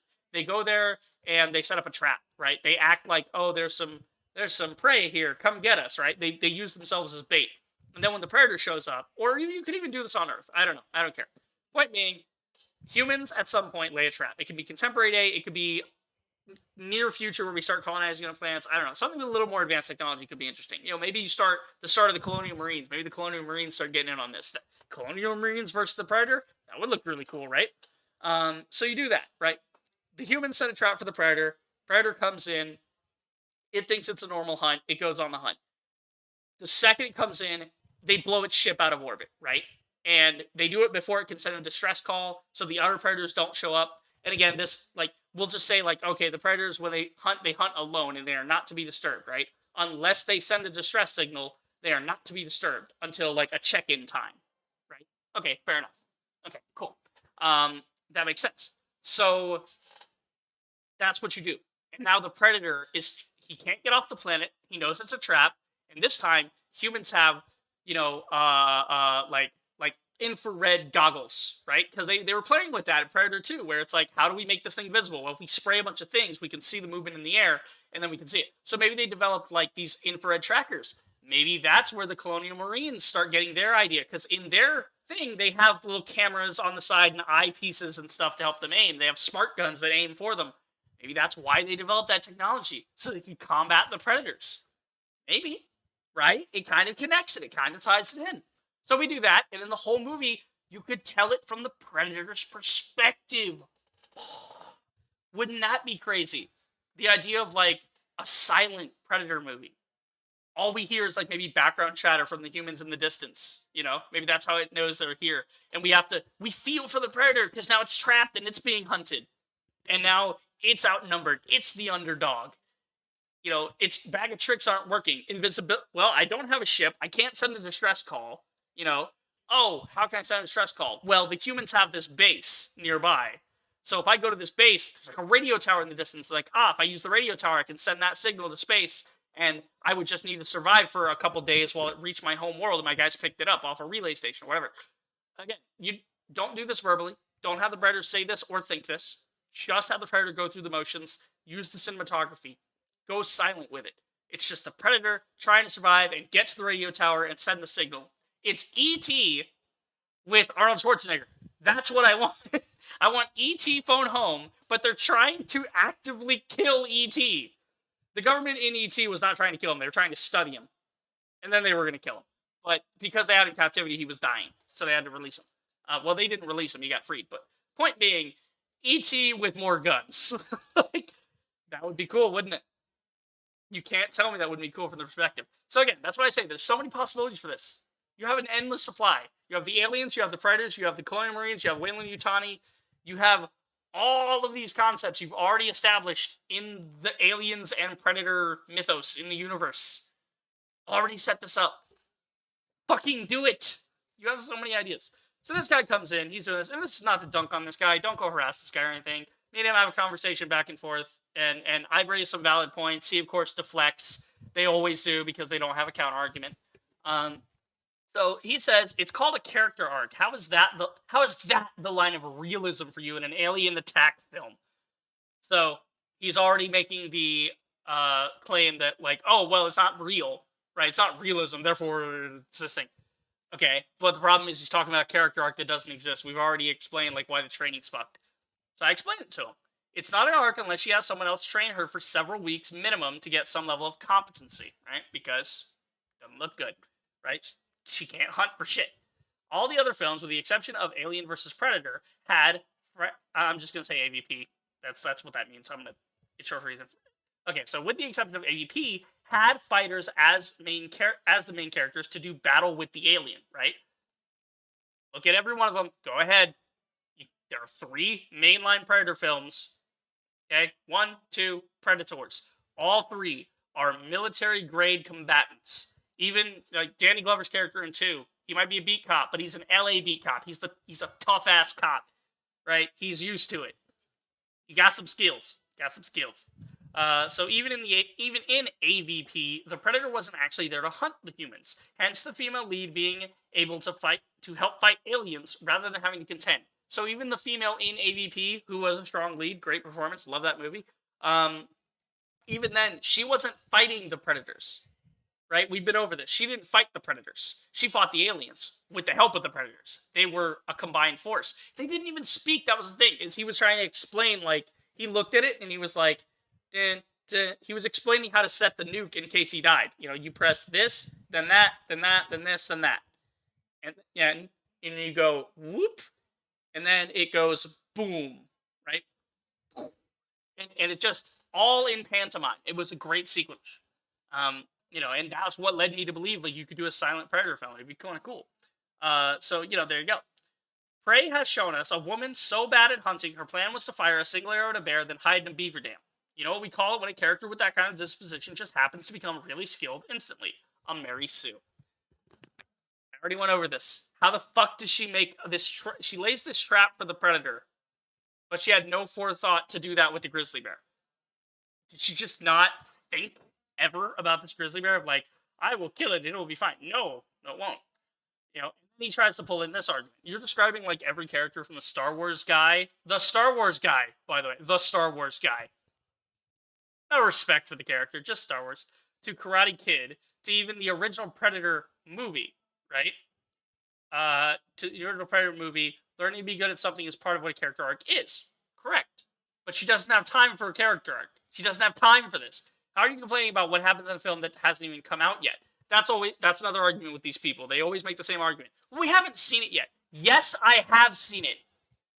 I've seen it happen again and again and again. Why do you think I'm warning you about it now?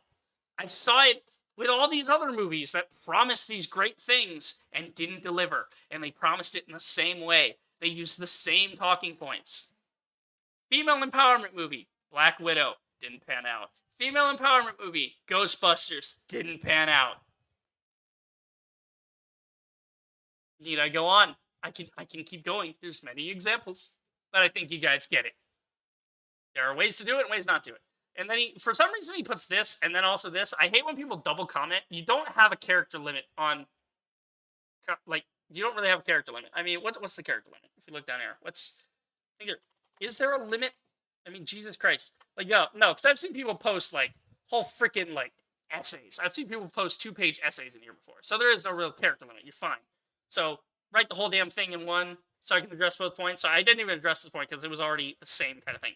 So lady learning to hunt becomes good at hunting. Seems like a natural character progression. Yeah, it does. If she did it for several weeks, minimum, then maybe she could get good. She needs to get good. That's what I'm saying. Literally, G-I-T-G-U-D. Get good. Okay? So, she clearly knows nothing about hunting. Tracking, maybe, but not hunting. So she found the bear, which means, okay, maybe she knows tracking, right? She looked at the footprint, maybe she knows tracking. You know, okay, maybe she's good at tracking, but hunting, she has no fucking clue what she's doing. That means it will take a long time for her to learn. With the pace of Predator films, there is no way she can naturally become good enough at combat to best a Predator in the amount of time allotted. She's fighting this thing in a matter of days. She doesn't have time to actually learn how to be a fighter. And in her village, she was never taught how to do that. There's no way she can gain these skills in time. There's no way. You know, maybe she gets a lucky hit on this thing, but there's no way she gets those skills. Unless they're going to be really crazy with it and do a time jump, which would be kind of interesting. You know, I would love to see it. It comes in one year and it kills a bunch of dudes. And then maybe next year it comes back and there's like, it wants to hunt again. And then, you know, but next time it came back, it would just have its plasma caster. But then it wouldn't hunt the humans because then its power level is too high. So it would, yeah. Anyway, so, you know, and he brings up Star Wars and stuff, so I'd chime in with Luke Skywalker spent years training to become a Jedi. Not to mention he was the son of a powerful Force user, right? So he was kind of set up, right? He still lost in the end to an even more powerful Force user. Palpatine literally about kills Luke Skywalker. He's literally about to kill him. He's right there. The only reason Luke was not defeated by the Emperor was because Darth Vader stepped in and was like, nah, that's my kid, and yeeted Palpatine into the engine core. Which, for some reason, they have just a thing that goes down. I don't know why that goes down that way. Why would you have that? Wouldn't you just have a flat floor? I don't know. But Daniel, right, main character of Karate Kid, Daniel in Karate Kid spent 2 months training to become competent enough to fight in the tournament. A tournament which he almost lost, right? He almost lost that tournament. You see the pattern here, right? Dutch, in the first Predator film, trained for years upon years in everything from urban warfare to guerrilla tactics. He was a soldier. Best of the best, right? He still barely beat the Predator, and only then because the hunter was overconfident. The problem with Prey is that the main character inherently lacks any kind of combat experience since her tribe won't let her participate in the hunt. She doesn't have the necessary skills required to even be close to contending with the Predator. The Predator just has to be fucking stupid in this film for her to get away with this. But But watch. The Predator will magically know how to kill the men, but this woman will somehow outsmart the Predator. And again, I don't care if she outsmarts the Predator. If her character was set up to say, we're outsmarting the Predator. Yeah. So he hits to this. I don't know, man. I'm just going to watch it. Okay, fair. See what happens rather than get upset beforehand when there's no way to know what will happen in the fictional Alien movie. Again, there's no way to know, but I can make some damn good guesses, and I already have. And if even only 50% of what I said is correct, that's still a problem. I shouldn't be able to guess 50% of your film from the trailer. That's a problem if I know right where your story's going to go. So this is why... okay, this feels like the end of the conversation, right? He's got that, I got this. You have fun with that. I don't care if you want to see it or like it or whatever. That's on you, right? I've said it. You can like whatever you want. I don't care. I'm just pointing out obvious flaws with the product that will keep happening as long as people tolerate this level of writing. That's probably where it should have ended. Like, he's going to watch it. I'm complaining about it. All right, fair. We should have gone our separate ways. Has to have the last word, right? And continues, so I'm going to respond to him live. But what writing, though? You're complaining about something you haven't seen, right? So this is the thing. So I'm sick of this, right? So I got a little heated here. Not going to lie. Got a little heated, but I tried to keep it civil, at least, right? I am so sick of seeing this argument around. It's always the same timeline of responses. Now, 1, let's wait and see. 2, the movie was great, but people who didn't like it are just insert whatever ist applies. Sexist, misogynist, racist, homophobist. Homophobic would be the word, but you know what I mean. Like, you don't like this thing, therefore you must hate the character inherently because you're like a bigot of some sort, right? Number 3, actually, this bad movie is just like this good movie that people like, except it's not. Therefore, you must accept it. Where have we seen that before? Star Wars does it all the time. Star Wars people do it all the time online, where they will defend the fuck out of Disney Star Wars by being like, well, they did it in the original, or they did it in the prequels and you didn't say anything. Like the Darth Maul thing. People actually think that, like, anyone in the Star Wars fandom before Disney was okay with Darth Maul coming back. No, we all thought it was really fucking stupid. The only reason we accepted it was because it was like a one-time thing of like a guy not dying from very obvious wounds, but also he was harnessing severe dark side power to do it. Okay, fair enough. Let's see. Number 4, if you don't like it, don't watch it. That's always the ender for them, right? Oh, well, if you don't like it, just don't watch it. Okay, yeah, we won't watch it. You know what happens when we just don't watch it?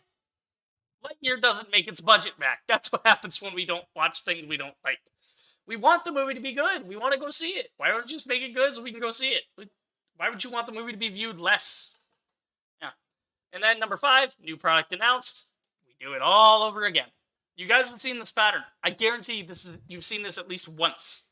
You've seen this happen at least once. You might not have known the whole timeline in order, but you've seen all of these things happen. And if you think about it, they're in this order I've described. They're there. So I just explained to you with evidence taken from the trailer. This is where I get kind of heated. Taken from the trailer of the fucking film, why Prey is going to have bad writing. As I stated, if you like it, that's fine. But don't act like problems with the writing aren't right in front of us. I fully admitted that Battlefield Earth fucking blows. It's a terrible movie. It has so many problems. And I still watch it sometimes. Because I like it.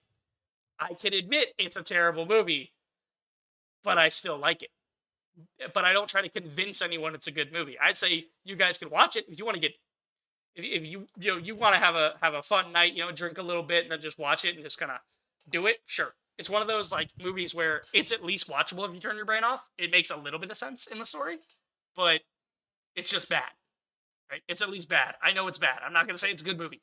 I like it, but it's not good. So what the hell? Yeah, so then he continues, right? It's a trailer for a fictional movie, dude. Calm down. Notice how every time someone gets upset, the thing is, oh, calm down. It's just this thing. It doesn't really matter. He started this. I say this. He comes in. He tries to say some shit. I shut him down. I describe why he's wrong. He defaults to, well, we'll just have to wait and see. No, I just told you you're wrong. You can't even admit you're wrong. That's the problem. At least be like, you know what? You made some fair points, but let's wait and see. Okay, fair enough. The fact he won't even concede that his points were wrong and that I fucking I went through and dismantled his arguments. Yeah. Down. Ignore it if you think it's so bad. No, I can't do that because if I ignore it, it continues. And then I don't have any media left because you fucking idiots ruin everything I want to watch. Star Wars was ruined with bad writing. Star Trek was ruined with bad writing. Stargate, God bless it, it has not actually been ruined by bad writing. It was about to when they did Stargate Universe. Thank God it only got 2 seasons. They had the smarts to cancel that shit. They were like, Stargate's going in the wrong direction, guys. Stop it. Stop it now. Just don't even try it. Fair enough. Yeah. So all these things get bad writing, and then I'm the asshole for wanting the thing I like to not get more bad writing. Gatekeeping is good. You want to be part of the Predator fandom. I got you, dude. You like the Yacha, you like the Plasmacaster, you like the hunting and all this. I love it. Like, watch the movies with us. Enjoy the stuff with us, right? Talk about it. Buy the merch. Do all this stuff. Do all the fan stuff, right? Cool. Great. Go do it. Please be part of the fandom so we can keep getting more good content from it. I love that. But you do not have the right to come in as a goddamn common movie watcher. You're not part of the fandom. You come in demanding that, oh, it's okay if they change this. No, we like it the way it is. We want it a certain way. And when we don't get what we want, we don't go see it. And the people who claim to want to go see it don't go see it either. Because they didn't really care about it. They cared about the status and all that. They cared about, oh, like Black Panther, prime fucking example. Now again, okay movie, pretty good, not bad. You know, Killmonger was a little preachy on the whole like racist angle, but But again, not a terrible movie except for the fight scene. That's pretty terrible. The CGI on that, awful fight scene. But the idea of Black Panther, not bad, pretty good film. I like it. I saw it, cool. But I'm not a big comics guy, right? So I don't really buy comics that much just because I'm not in proximity to a comic store. Cool. I heard nothing but praise for Black Panther, the movie. I've seen nothing for Black Panther, the comic. I haven't seen people talk about Black Panther, the comic, once. Not fucking once. I've seen everybody talk about the movie. I ain't seen nobody go out and buy the comic. I ain't seen nobody go out and support the book. Why not? Because they don't want the book. They want to say they were there with Black Panther. They want to say, oh, it was the first black superhero. Not true. We had Blade and Spawn before this. We had black superheroes. Y'all just weren't there for it. You didn't pay attention. I was watching Blade when I was 7. I started watching Blade when I was 7 years old. Where were you? Where were you guys? Right? Nowhere. So yeah, you want to come in, you want to be part of the fandom? Great. Love it. Here we go. Anyway, and so at this point, I conceded. I didn't really have, like, anything more to say because I had typed this comment, like, 3 different times, and every time it was something emotional and something snippy, and it was not good, right? It wasn't anything super horrendous, but it was just, like, basically fuck you statements, and that's not going to get anybody anywhere. So I decided to just leave it, right? I just left it. Cool. Whatever. And so, you know, I ended it as civil as I could. I said, at this point, I have said everything I can say on the subject without devolving into emotional statements. I'm just going to leave it here. I didn't do any sort of ego stroking in this statement. This is a completely neutral statement. At this point, I have said everything I can say. I'm not saying I'm right? In this statement. In this statement, I am not saying I'm correct or anything, right? It speaks for itself. I lined this thing up. I gave counter arguments. I gave examples with evidence cited from the trailer. So I left it as a neutral statement. At this point, I have said everything I can say on the subject without devolving into emotional statements. I'm just going to leave it here. That's where it should have been left. But a typical fucking terminally online person has to have the last word. Well, you never really said anything beyond, I think the movie will be bad because there wasn't a training montage, but sure. I explained my points above. Feel free to read it again Feel free to read it again. Simple. Maybe it's got a little tone in it. But I'm not calling him an idiot or anything. I'm just like, hey, writing sucks. It's fine.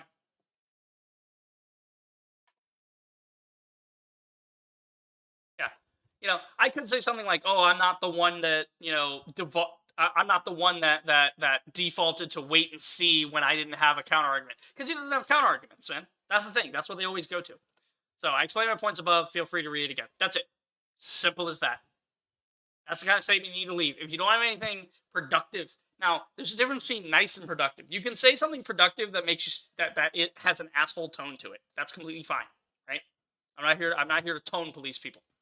But at the same time, you want to be saying something productive. Even if you're saying something that's I've done some retweets on Twitter talking about Reva from Kenobi where they were productive because I was like, yeah, this thing's fucked, that thing's fucked, this thing's wrong, that thing's wrong, right? I pointed out problems with the show in those. Are they asshole nitpickery things? Maybe, yeah, sure, maybe. But at the same time, it wasn't like a fuck you to fuck you. That shit doesn't happen until later. When you go down the list and you run into somebody like this, it's like, dude, how the fuck am I supposed to have a conversation with you? Like, he ran out of arguments, guys. You can watch it in real time. His first argument, well, that's a character arc. No, I explain what a character arc is and how it works over time, right? I explain character arc to him and why it's missing, right? Oh, but, you know, oh, here's, you know, but these other movies do it, right? These other movies do the thing, right? You're describing all of this, right? Even this, right? So, you know, yeah, it's part of the character, right? Character arc is inherent. Okay, cool. You know, I told him, she knows nothing. She doesn't have the correct skill set. You know, the problem with Frey is that the main character, you can take all this crap out. You can literally just say this. The problem with Frey is that the main character inherently lacks any kind of combat experience since her tribe won't let her participate in the hunt. She has no skill level. There is now a level 0. She is down here. She could be maybe here. Maybe around here. She down here. Should be here. Down here. So, little reference to Cartman from South Park on that one. But, yeah, no, like, and I told him that. So what does he say when he's run out of options? When he has no possible logical comeback because I've made him look like a joke and a fucking clown, right? Because I hit you with, you know, information and rational thinking, right? I've hit you with information and rational thinking. Cool. You know? And then he's like, well, we'll just wait and see. They always default that, don't they? Oh, well, we haven't seen it yet. They just pulled the same shit with Kenobi. These people, they do the same fucking shit. They did the same shit with Kenobi. It was, don't judge it, it's not out yet. Okay. Episode 1 comes out. Well, yeah, this kind of sucks, does it? No, well, you have to wait for the whole season to be finished. Okay. Wait for the whole season. Go through it. Get to the end. Yeah, that was pretty fucking shit. Why'd you make me watch that? I don't want to watch that. What'd you do to Kenobi? And then they go, oh, well, you must just be a da-da-da-da-da. And they start rattling it off. They call you racist. They call you sexist. They think this and this and this about you. All because you point out problems with the show. And then they try to throw back the OT and the prequel. They try to throw it back in your face, right? They try to throw it right back in your face. And it's like, oh, well, in this other movie, they did this. Yeah, that's a separate character with a separate power level and a separate skill set that they acquired from years of training. Okay? Okay. Like, bro, the fact that, like, I'm still flabbergasted by Darth Vader pulls ship from sky. If he has that power level, how the fuck did the second ship escape? What was he waiting for his force meter to return? Did he need his hot bar to fill back up? Was he on cooldown? You know? And then when they're chasing the ship in space, they just conveniently leave out. They don't have TIE fighters. They don't have any other shuttles on this thing. Vader can't just reach out with the Force again and yank it like he did. He wouldn't even need to yank the whole thing. He would just need to reach out, feel like the life support system or the engines, and just crush it into a ball. No life support, they die in a matter of minutes. No engines, they can't go anywhere. If you crush it into a ball, how the fuck are they going to fix it? You crush their engine into a tin can. Just stomped on it. Again, that's for another stream. Because I need to watch the show first. I need to see it. for myself so I can take notes and we can go over that, because that whole stream, that won't just be Kenobi. That'll be Kenobi being the straw that breaks Camel's back. Then I go over Kenobi, I go over Boba, I go over Mando. Spoiler alert, I love Mando, right? I actually do really like Mandalorian, but even then there's still some fucking problems with it. Mandalorian is like the best thing they've made, and there's still problems, you know? Rogue One, Solo is a fun side story. Not really great, but it's just kind of fun. You can argue it's entertaining in the way that Battlefield Earth is entertaining. Not a great movie, but you can watch it for some fun, whatever. Rogue One, fantastic Star Wars. Where did this writing go? What the fuck, Disney? And even in that, they had a weird, like, blind monk guy that was using the Force. Which, again, I mean, it's awesome, right? It's fucking awesome. Donnie Yen, I love him. I think it's Donnie Yen, right? Is it Donnie Yen? Donnie Yen. Is that how you spell Donnie Yen? Donnie Yen. I.E. Donnie. And again, I'm pretty sure he was in Rogue One, yeah? Yeah, he was the monk in Rogue One. He was blind monk guy. But any excuse to see Donnie Yen just beat the shit out of people with a stick, I'm here for it. But yeah, no, that's fair. I mean, we can look at the thing for Fnatic. We can look at that real quick. Hey, Ryan, you're Mint Mobile. Woo, Mint Mobile. Okay. So we're gonna look at the trailer for this. It's kind of quiet. Okay. So this is from 2019, so this is very recent, actually. Ooh. That's loud. I'll put the captions on in case they say something. You are a fan. Without you, I'm nothing. It's a pleasure to meet you, Mr. Dunbar. Is Hunter Dunbar here tonight? That's enough. Okay, I'm gonna turn the captions off. They're not keeping up correctly, but I'll just let it play. I need to get an autograph. Don't let him do this to me. I'm a fan. I'm a #1 fan. Is it difficult to find famous people's houses? I use my Star Map app. You have to be careful. I don't want you to be accused of stalking. Hey, you can't just come to my private residence looking for me. Listen, pal, I don't know how you found me, but I don't ever want to see you in this neighborhood again. This has got me tense. I'm feeling it in my chest.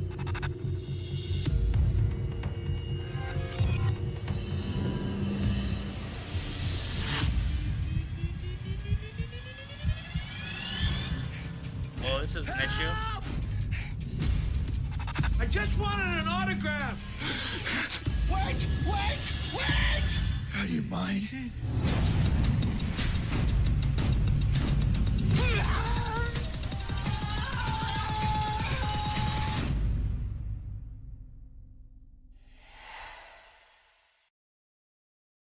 Wow. What's the score on this thing, man? If we look it up, how did it do? I mean, we're getting 4 point... Oh, man. IMDb is giving it 4. Rotten Tomatoes got it at 16. I mean, I don't give a fuck about Rotten Tomato anyway, because they're... Oh, okay. But even the audience score is like 30. Yikes. Yikes, Captain. What are actually some of the reviews? I'm curious. Yeah. Critics' consensus, John Foley gives it his oddly coiffed all, but the Fnatic rings hollow is an examination of the way fan appreciation can curdle in a toxic session. I mean, I don't think it's even about that. I think it's just like, what if dude is like crazy obsessed, you know? So he plays a guy named Moose, which from this trailer I can already tell you, like, he's clearly got some sort of mental deficiency from the way he dresses, the way he walks around, the way he like that little backpack he wears. There's something going on upstairs, you know? There's something not so right there. That shot fucking kills me. Like, this is crazy. He's just sitting there watching TV with him. And he's asleep. He obviously taken some pills over here. He's taking some sleeping pills. But, holy shit. Like, that's kind of crazy. Like, mystery thriller. Yeah. Moose is a rabid movie fan who's obsessed with his favorite celebrity action hero, Hunter Dunbar. Nice. When cheated out of his opportunity to meet Hunter, Moose gets help from a photographer who knows how to find celebrity homes. See, this is why you don't fucking dox people. This is why you don't give people's private information like their fucking address out on the internet. Because this is what happens. You get crazy-ass people. Okay. You get people like Moose showing up. Okay. When Moose's actions begin to take a darker turn, Dunbar soon finds himself at the mercy of his increasingly dangerous stalker. So this is kind of along the lines of Stephen King's Misery. I think it's Misery. Misery? That the book? That the movie? Misery? Yes. So Misery is a similar concept where a writer has a car accident and this woman saves him, but she's like fucking off her rocker. Like she is complete fan obsessed. And anyone who's watched Criminal Minds would probably appreciate this as well as the thing with Moose. I would probably like this movie. I mean, again, it's probably not great because if all the ratings are consistently low, that usually means like when critics and audiences actually get close to each other and score, it's like, yeah, okay, it's really bad. But I'll at least give it a shot. I would like to. I'd like to maybe sit down and watch it, but movie truly a masterpiece. No way you're gonna have a bad time watching this big pile of junk. Church of Scientology clearly isn't pulling the same strings for this guy as they are for Tom Cruise. Ooh, little conspiracy theory, little spicy in that comment. Nice to see Simple Jack.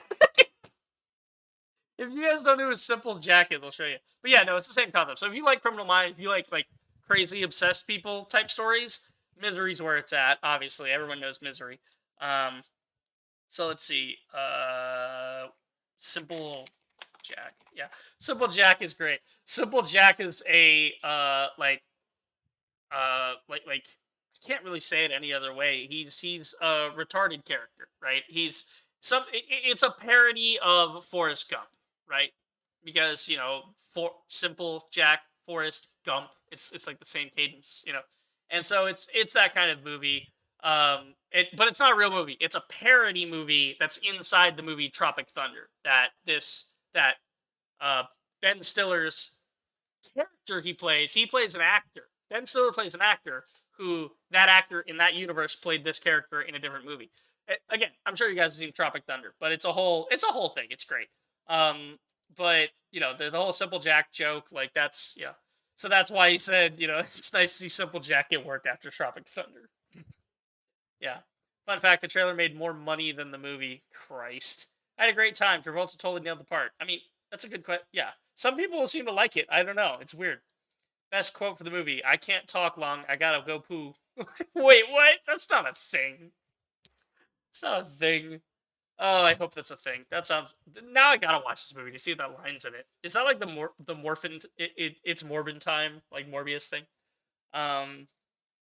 This may be one of the greatest films ever made. A fabulously thought out film. I read the forensic medical examination on such a character many times. A Travolta at a height. The actor who played a dull actor played very clearly the state of an effect. Oh, God, Jesus. Everybody's just memeing on it, man. They really are. Props to the editors that managed to make a 4 out of 10 trailer out of a negative 10 out of 10 movie. Yikes, Captain. I mean, again, I'm interested in it. So the trailer is doing its job. Nicolas Cage, most over-the-top actor. Travolta, hold my beer.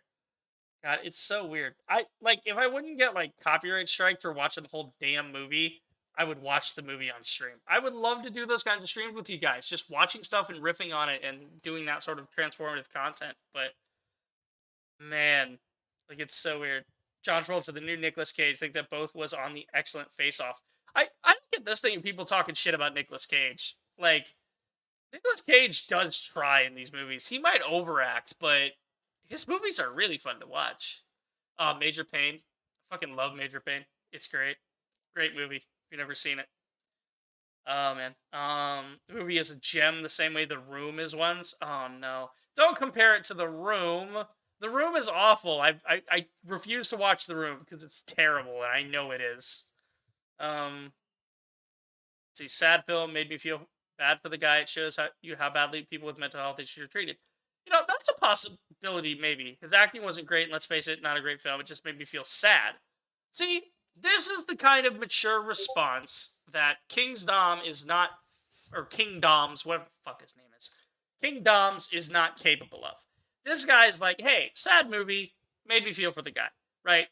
The acting wasn't great, not a great film, but it was a sad film, and it felt for the character. Okay, cool, if they got that, The violence at the end really served no purpose. I'm not someone who bashes violence, but thinking back on it, what's the purpose? No purpose whatsoever, right? Just so aggressive out of context. And that's a fair criticism. I don't know if maybe it's one of those things where it's just used as shock value violence, which I don't like it when they do that, but here we are, Somebody sending me memes. Somebody be tagging me and shit. Somebody made a SpongeBob rap, of course. Yeah, no, I mean that's a pretty interesting thing with Fanatic. Kind of, it is late. It is almost 3 in the morning while I'm doing this, but I kind of want to just watch through Predator Dark Ages right now. You know, and shout out to everybody here, like who made it, like Adrian Boucher, like all the stars. You know, Adrian Boucher, Ahmad Hashimi, like I'm not sure how to pronounce that correctly. Sabian Crossan, Ben Lloyd Holmes, John Campling, Joe Egan, and Philip Lane. Right, those are the stars. Right, cool, good for them. Written and directed by James Bush. Right, great on you. So it's a .uk, so he's probably a foreigner. Foreign to me. I mean, I'm in the U.S. A foreigner, right? James' debut feature film horror comedy Cannibals and Carpet Fitters. What the fuck? Okay. Yeah, he's got his own like websites. That's pretty cool. Three Little Pigs, The Fort, Devil's Lair, Hexed. So he's done like a lot of cool like horror type stuff. So that's pretty cool. That he wrote and directed it. That's awesome. That's kind of what I want to do. I want to be writer director, kind of like Tarantino and all these other guys that do it, like James Bush here. Director of photography is Simon Rawling. Okay, Simon Rawling. Oh wow, look at that. That's a great page. Lights, camera, action. What a fucking awesome dude. Narrative. Wow, look at these shots. These are great. What was he doing with these shots? What is this from? This is narrative show reel, so this is from Cognition. Cognition directed by, okay, so it's like 2 from each, right? So this is a really clever way of doing it. You look at the image, it's like title, what type of film it was, who was it directed by. That's a great way to pair them up. I love that. You can see these nice wide frame. That's awesome. Good on you, Simon Rawling. Good design. I love it. So this one is Cognition by Ravi Chopra. This one is Boys by Ashley Walters. So he's had a decent career working for cinematography for a couple of years. He did a feature film, Legacy of Lies, by Adrian Boll. Okay. This one is Daddy's Girl short film by Jessa Magaye. Or Magaye. This one's Kill Games, directed by Aidan Whittick. That's a short film. Another feature, Vengeance 2. The second one. We need to watch the first one. Directed by Ross Boyax. So it's like he works with like a different director every time. Or at least he's showing that he can work. He's worked with multiple directors with multiple projects. Loyalty, short film, right? Directed by Grant Snaith. Cubicle, short film, directed by Chloe Wicks. And I Am Henry. So I assume that's about Henry VIII. A short film directed by Jean-Henri Verstraeten. I believe that's either French or German. That's kind of cool. That's pretty cool. I mean, he's done commercials as well. He's done some biking commercials and stuff. Oh! Is he the one that did the Nike commercial? I remember this commercial. He actually did this. I mean, it's directed by James Allen, but he did the cinematography on it. That's cool. I know this from like this. I recognize it from this shot. That's cool that I recognize it immediately as the Nike commercial. That's awesome. Hustle. Herman Miller. I hear Herman Miller makes great chairs. I hear they're fucking expensive, though. Like, how much? It's like, yeah, Herman Miller chairs are fucking expensive, but I hear, like, they're the best office/gaming chair thing you can ever get. Like, they've got office chair. Their office chairs, like, their best things. Work from home chairs, lounge chairs. Let's see their office chairs. I'm just curious how much I would have, like, how much of my kidney would I need to sell for one of these things.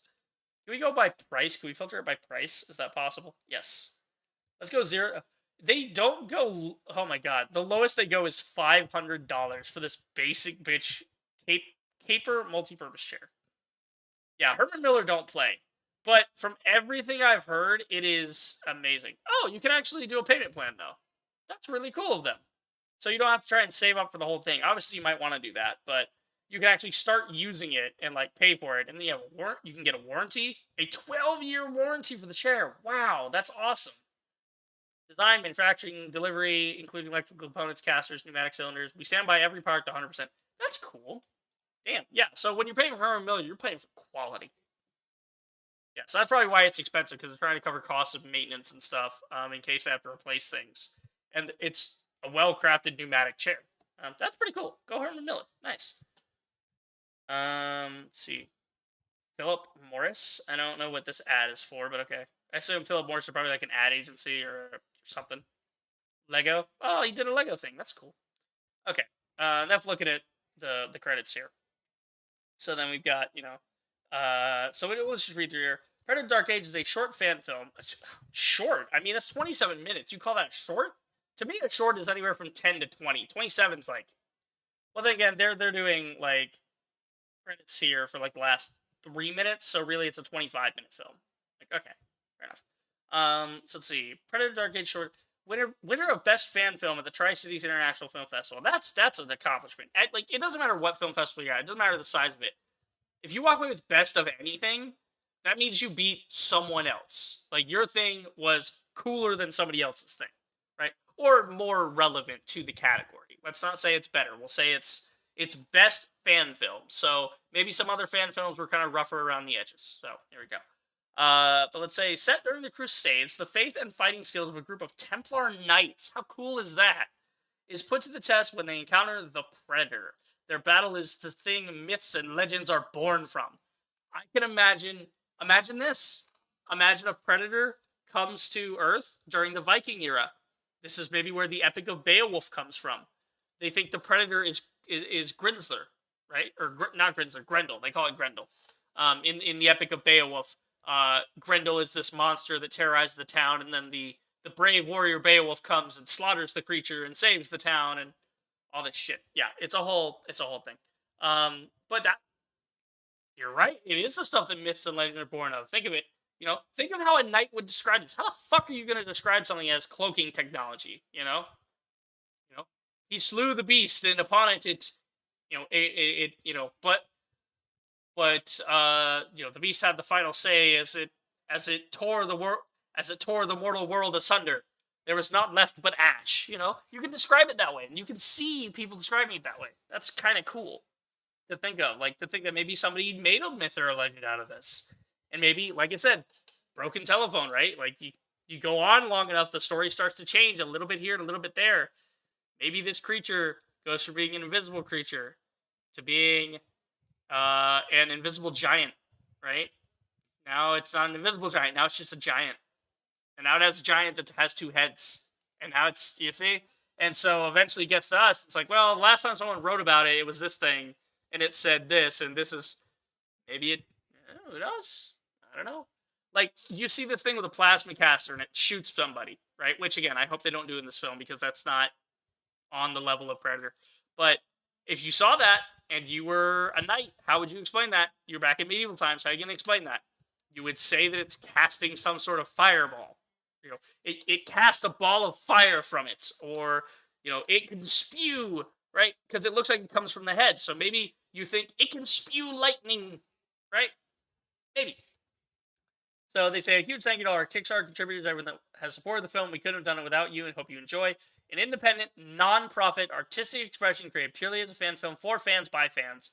No way connected to or endorsed by 20th Century Fox, nor is intended to undermine or compete with any existing forthcoming material. This is sort of legal speak. Again, they mean it. They're sincere about it, but also it's legal speak. They have to cover themselves and be like, we're not making money on it. We're not profiting off the IP. You can't sue us because it's just a fan film. It's covered under, fair use transformative content. We're allowed to make a parody, a satirization, or any other form of that.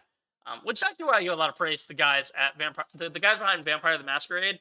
They said that if anybody wants to do their stuff, they can do it, and if they end up selling it, any amount of profit, give them 30%.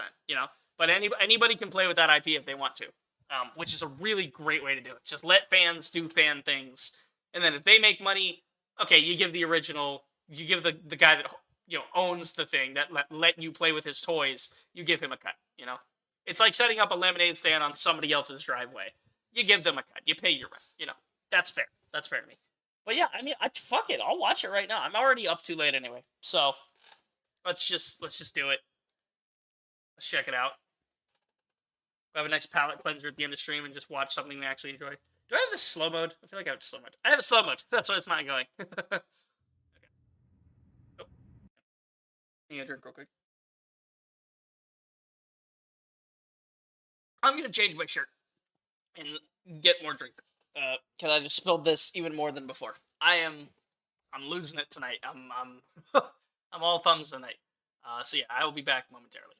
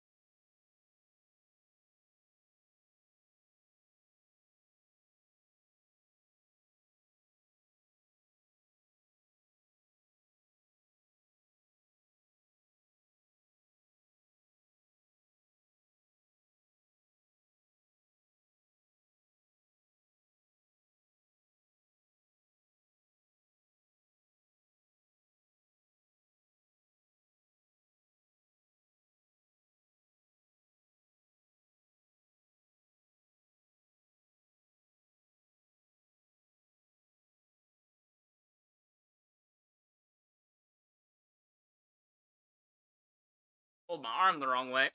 Come back in here to sit down. Went to close the door and yoinked my arm backwards. The door didn't. I just I reached too far back to get it. Okay. Before we get on to this, actually, I just had like a brain blast of this, and I figured I'm talking about movies and shit I like. I'll show it to you. Let me check see that guy went on. Probably not. It's probably late. Yeah, it's fine. I just like to stay up to date on stuff like this. You know, moment here. Yeah, my hair's horrendous. I was outside today. It's humid and it was humid and warm, and so my hair's acting a bit up today. Yeah. Like I love this clip, and this is one of those things where like it's another like guilty pleasure film, right? I hate the term guilty pleasure. We gotta come up with another term for that. Like I don't like the idea that someone should feel guilty. Like it's a movie that you know is bad, but you watch it anyway. Guilty pleasure rolls off the tongue, but we need something else. So somebody come up with a better word for that. I'll just say it's a we'll call it a personal favorite, right? Right. So there's like favorite, right, and that's something that functions. A personal favorite is something personal to you that you enjoy and you don't need to be, but you're not guilty about it. You get to enjoy it, and it means that use that term to explain that like yeah you understand there's problems with it, but personally you're okay with watching it. But you don't think it's a good movie, and you wouldn't really recommend it to other people on the basis of it being a good film, but rather on the basis that you think it's a good film. So I'm gonna go with personal favorite. I think personal favorite is a good term instead of guilty pleasure, or a personal pleasure, right? That makes it more apparent. We're changing the word. It's a personal pleasure, not a guilty pleasure. So personal pleasure of mine is Green Lantern, right? The movie with Ryan Reynolds, $100. and it is a treat for a film. He did everything he could with it. It's not actually that bad of a film. People think it's fucking Satan, and it's not a great film. It's not really that good, but like you can see how it could have been better. There's a lot of problems with it. Absolutely. Yeah.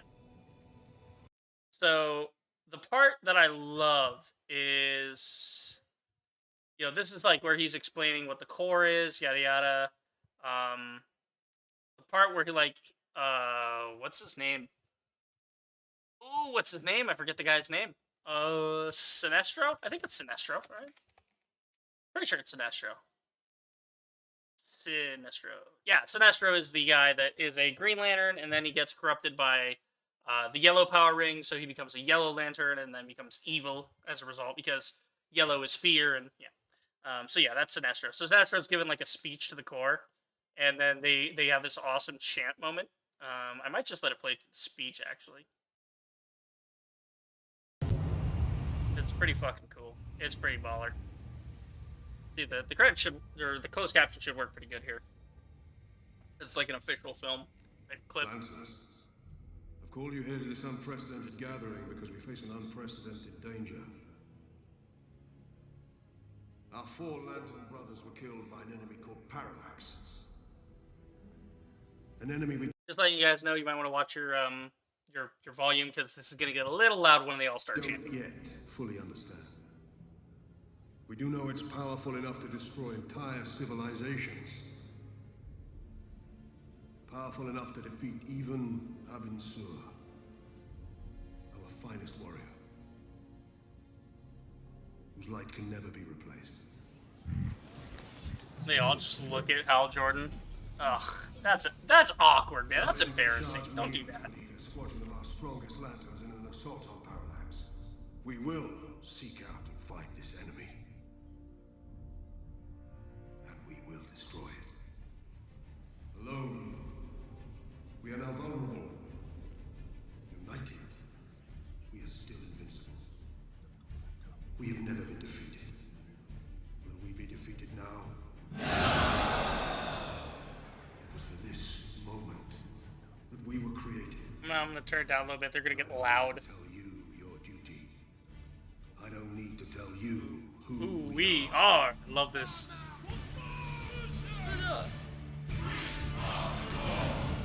We are the core.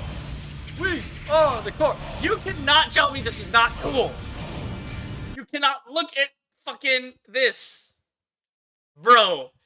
Like, oh no, the movie sucks, the suit sucks, and the writing's bad, and whatever. Bro, the movie's fun, and this is cool. This is cooler than anything DC's ever tried to do, right? Man of Steel and Green Lantern, 2 things that people look at and go, oh, it's terrible. It's like, if you really look at it, Man of Steel has like an actual story to it, whereas this is fun. This is the fun DC. I want more of this. This is like when you take the fun, but you do it better, and with a better story and like better performance, you get the Suicide Squad, not the crappy one. I'm talking the Suicide Squad, right? With King Shark and all that, and Bloodsport and all that. Great fucking film. Love that movie. That's like a 10 out of 10 for me.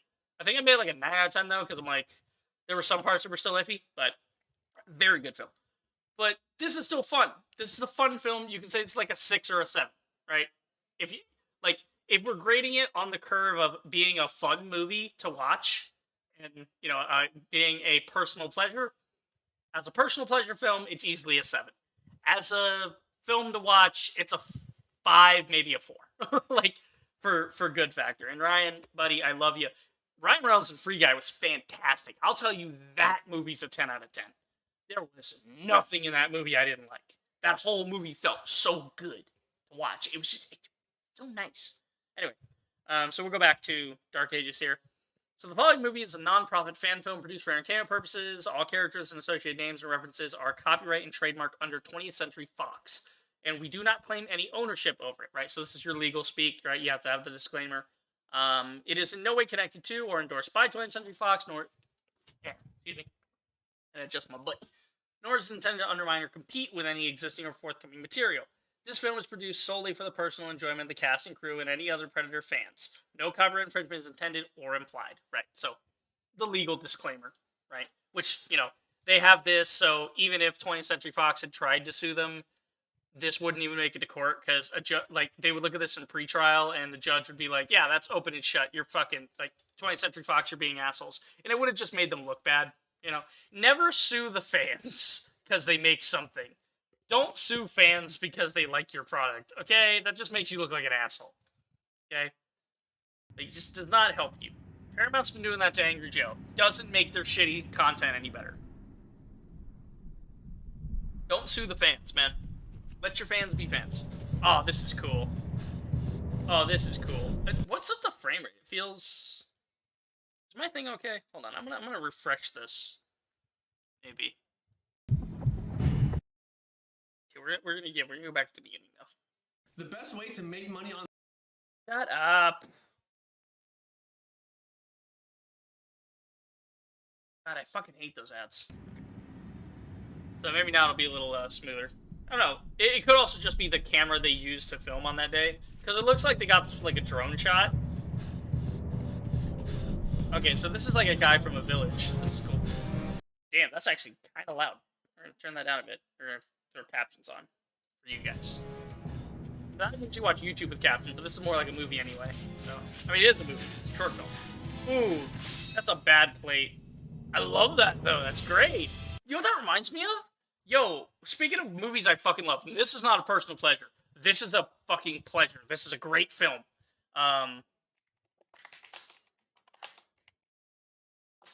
This fucking scene in the beginning of Wild Wild West is fantastic. I love this.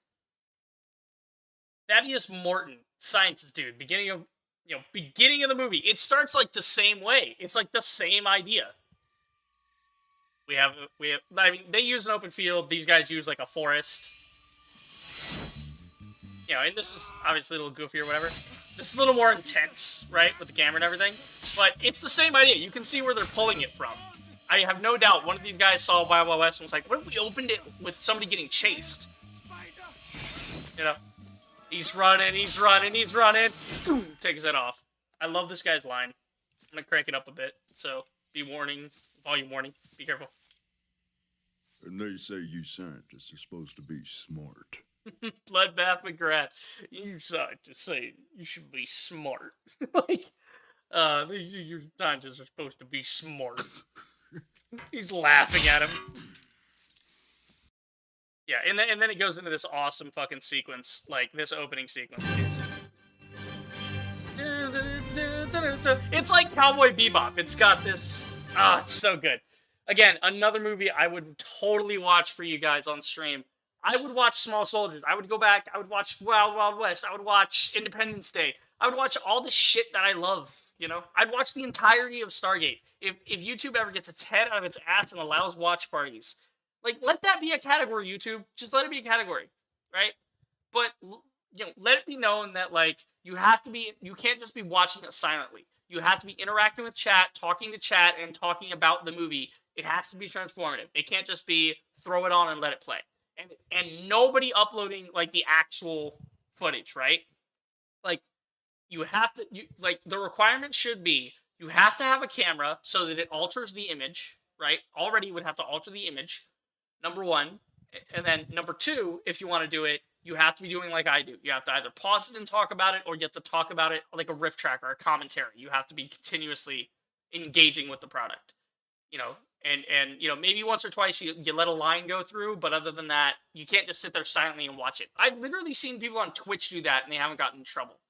But, you know, they have certain assets that Twitch likes, so here we are. Anyway. So, that's the same opener. You can't tell me that's not, like, the same idea.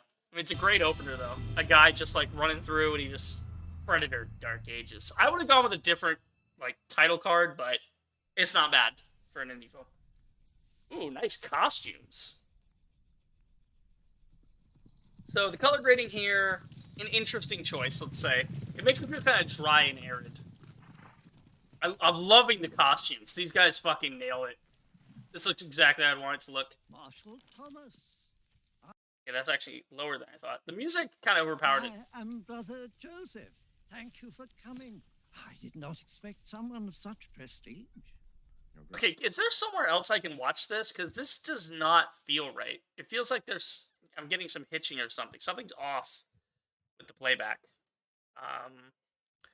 Maybe there's like another version of it. Predator...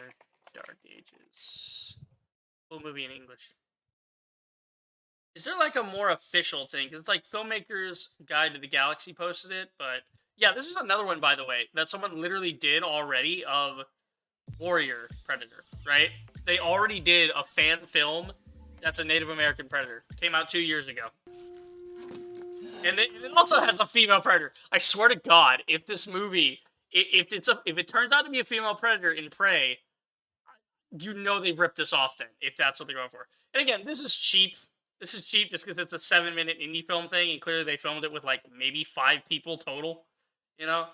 So it's a little cheap. It feels more like an episode of Star Trek, but you know, it's not crazy or whatever. It's just, you know, but it's fun. It's fun. It's good to see the fans doing that.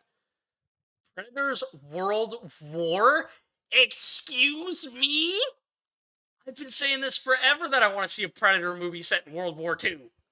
In occupied France, an Air Force pilot, a Maquisard French resistance fighter, and a Nazi colonel have to face a common enemy, an alien enemy, made with no budget but a lot of heart.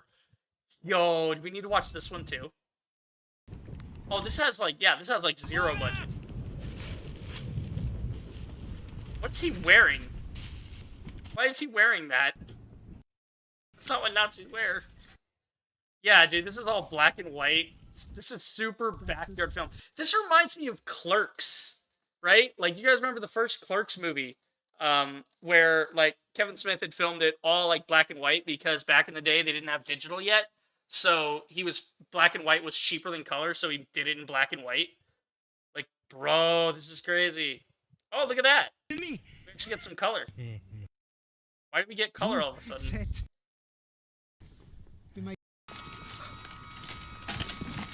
Why is there color now? Oh, that's so cool. So when the Predator shows up, they get color. Yo, look at this effect. And again, I'm not knocking anybody. I love this. I love fan-made stuff. But look at this. Look at the, like, clearly digital rain. At least they got the perspective right with the rain. They at least, like, they went to After Effects and they tilted the perspective of the rain so it falls downward. That's actually not bad now that I look at it. Like, for a fan film, it's not bad. Like, the helmet looks good. They got the costume pretty well. That's pretty good. Like, the fact that we have, like, 3 concepts easily. Templars, Native American, World War II. Like, bro, we could literally, like, you could literally do all of this. Okay. So it looks like we might have to put up a little hitching. I don't know. And then there's Untitled Predator fan film. This is another one for World War II. But it's like the Pacific Theater instead. And they're using, like, the actual music from it. Like, look at this shit, man. This is cool! Bro, I am so proud. Like, this is why I love this community. This is the power of fandom, when you leave the fans alone and let them do what they want. Predator fan film, new version. So there's another one. Oh my god, the Nazis are back in this one. That's cool. Oh, Dizzy Flores from Starship Troopers. That's cool. Oh, we can compare, like, all the guys. Hold on, I just watched Starship Troopers last night, so we gotta compare this first, and then we'll get back to it. I put the fucking... I hate these dumbass ads. There's no comments? Man, I want to read the comments. Welcome to our channel, Hollywood Select. Yeah.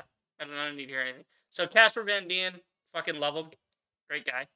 Great actor. Look at him, he still looks great. Like, you know, he looks good. He looks healthy. Look at Rico. It's been over 20 years and he still looks great. Brenda Strong, right? She's looking great.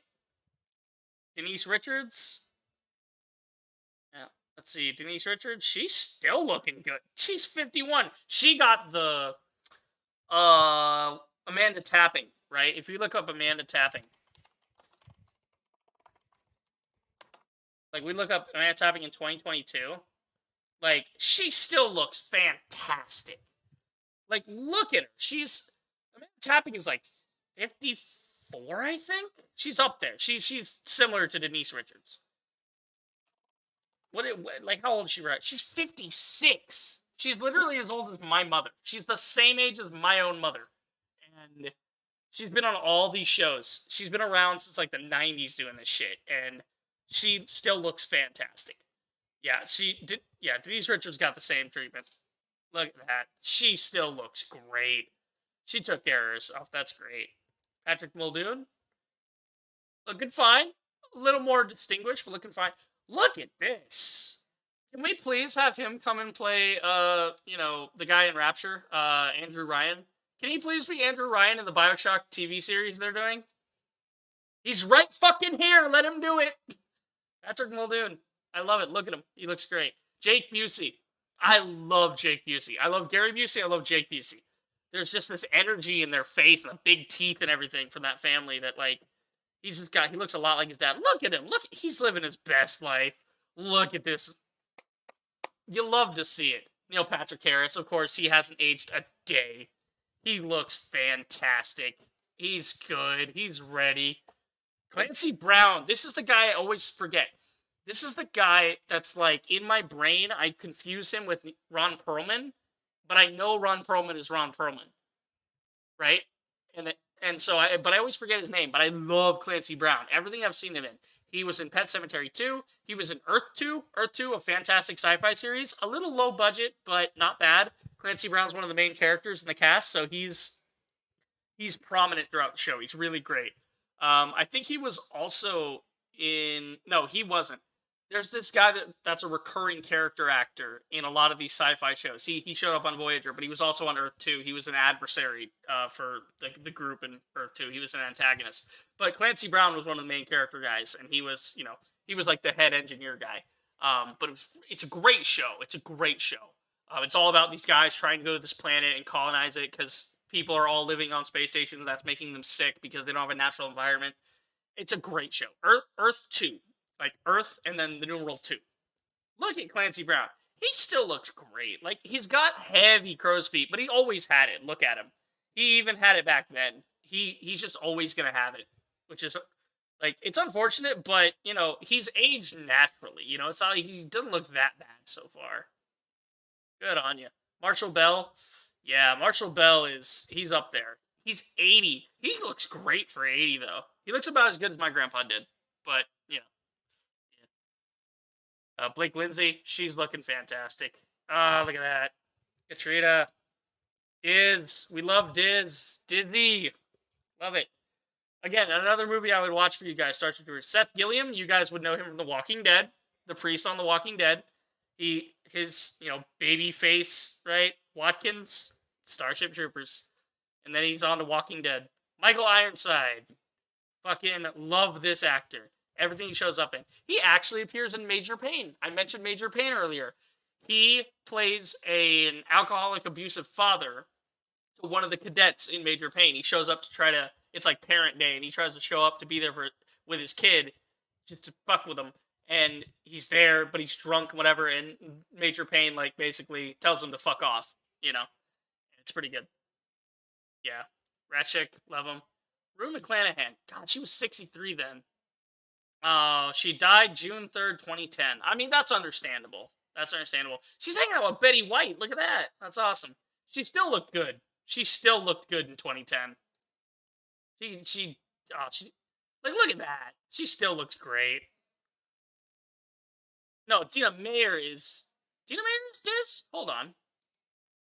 Oh, that's right. Katrina was the one with the short hair. Right, I was confusing them. There's two females, two main females, and a third, like, side female in the squad in Starship Troopers. Dizzy is the best friend love interest for Johnny Rico in the film, where Johnny wants to go after Carmen, the Denise Richards character. He's trying to go after her, but she breaks up with him, and then he kind of ends up with Dizzy, but then Dizzy dies, and yeah, it's the whole thing. But yeah, Katrina also dies. Katrina dies during, like, the whole incident. Again, I would watch this movie for you guys, but I can't. I cannot. YouTube would fucking sue me into oblivion. I swear. Eric Brusketer. He's looking fine. Look at him. He ain't lost a fucking minute. Look at him. It's same face. Couple wrinkles on the forehead. That's it. He has aged like fine wine. The whole cast. Matt Levin. I love him. He's great. Yes, Matt Levin. Kitten Smith. Great character. Look at him. He looks fan-fucking-tastic.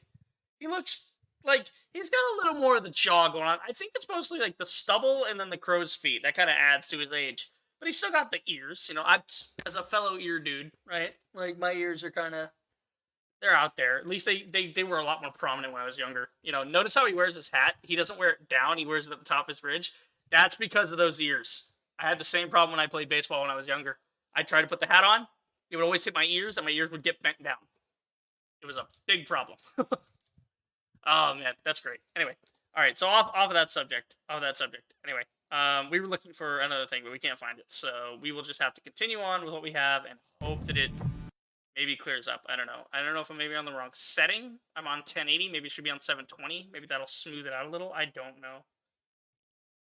So we're back here. So lately I've been waking up. Yeah. I know the therapy thing. You guys have been giving me ads for that forever. Welcome back to the Predator Dark Ages. Holy shit.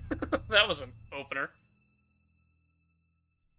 So we'll see on 720. If it doesn't change that much, you know, we'll see. It just feels a little... It feels a little off. It feels like almost like they're losing frames in the compositing. I don't know. It could also be YouTube compression, so... We'll see it for a minute on 720. If I don't really see it getting better, I'll just... Yeah, I don't see it getting better. We'll just put it back on 1080 then. Yeah, it's probably just YouTube buffering that fucked with the file. Thomas, I am Brother Joseph. Thank you for coming. I did not expect someone of such prestige. Such prestige? He sounds... I feel like that... it's not the same actor, but I feel like I've heard that voice before. So it seems like they're channeling some other actor. Man-at-Arms. My son, this is no place for a woman. Ooh. Big comfort in the knowledge you're not the first to have made such a mistake. Freya knows these lands as well as any man. I am sure. Take fucking notes! Okay? Whoever owns it. So I think 20th Century Fox was bought by Disney. That means Disney technically has it, I think? Or who owns Prey currently? Who owns the Predator franchise? Because I don't know if maybe they sold it. No, it is. It's literally under the Walt Disney because it was under 20th Century Fox. So now it's under Disney. Yeah, Disney literally acquired the full rights. Gee, I wonder why Prey feels the way it does. I wonder why Predator feels the way it does. Maybe because Disney's shit writing has made its way over from Star Wars, has made its way over from Marvel, and now it's fucking with the Predator franchise. You know? But no, take notes, Disney. This is how you introduce a strong female character. Thomas, come walk with me. Casually drop them into the story. A guy challenges them. Their commander, or their friend, or whoever, right? Their buddy, steps up for him and says, no, you're wrong. She's actually really cool, and she's with us. So you respect her, too. Easy! It's not difficult. He doesn't take offense to it. Hear that? He's just there. He mistook you for a woman. That's how you do it, Disney. You make him one of the boys. That's how you're supposed to do it. Okay? I want to see her go off in this movie, dude. I am hyped for it. You are to leave the Order after this mission.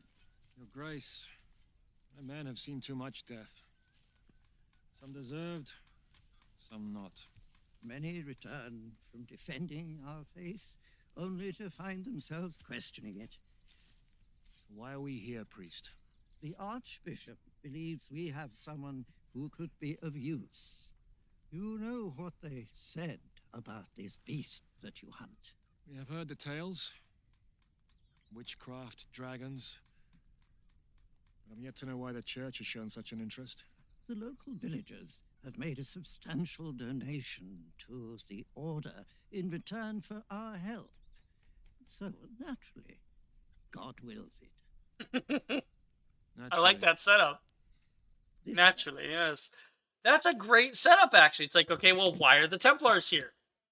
Well, because the church runs the Templars. The villagers paid the church to get rid of the creature. There you go, get rid of the creature for you. Ooh. This is the reason the Archbishop sent you to our encampment. Thomas, this is Said ibn al-Shams. A Saracen. What? Hold on. I'm sorry, I need to hear his name again. our encampment.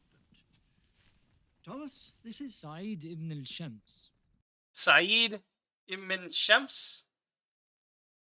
Okay, so Said. I heard Said. So, Said then. A Saracen. Saracen. I've heard that term before.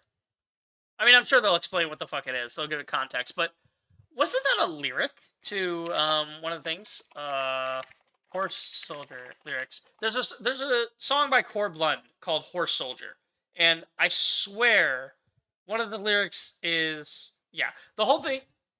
God, fucking... Can I just get the lyrics? Why doesn't Google just give me the lyrics? Sometimes Google just gives you the lyrics, but it doesn't want to do that right now. God damn it. Okay.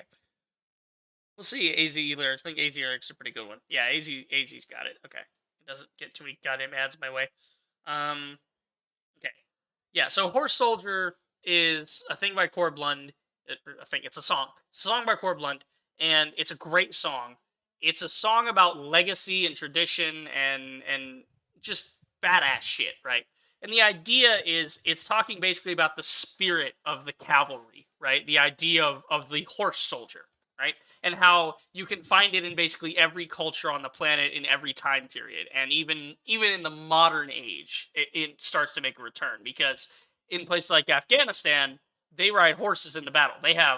They do shit like that. Now, they don't ride straight up against the tank, but, you know, they'll use it for crossing terrain. They'll use it for running down, like, infantry and stuff. It's still used today. It's still a viable tactic. You just have to adapt to it.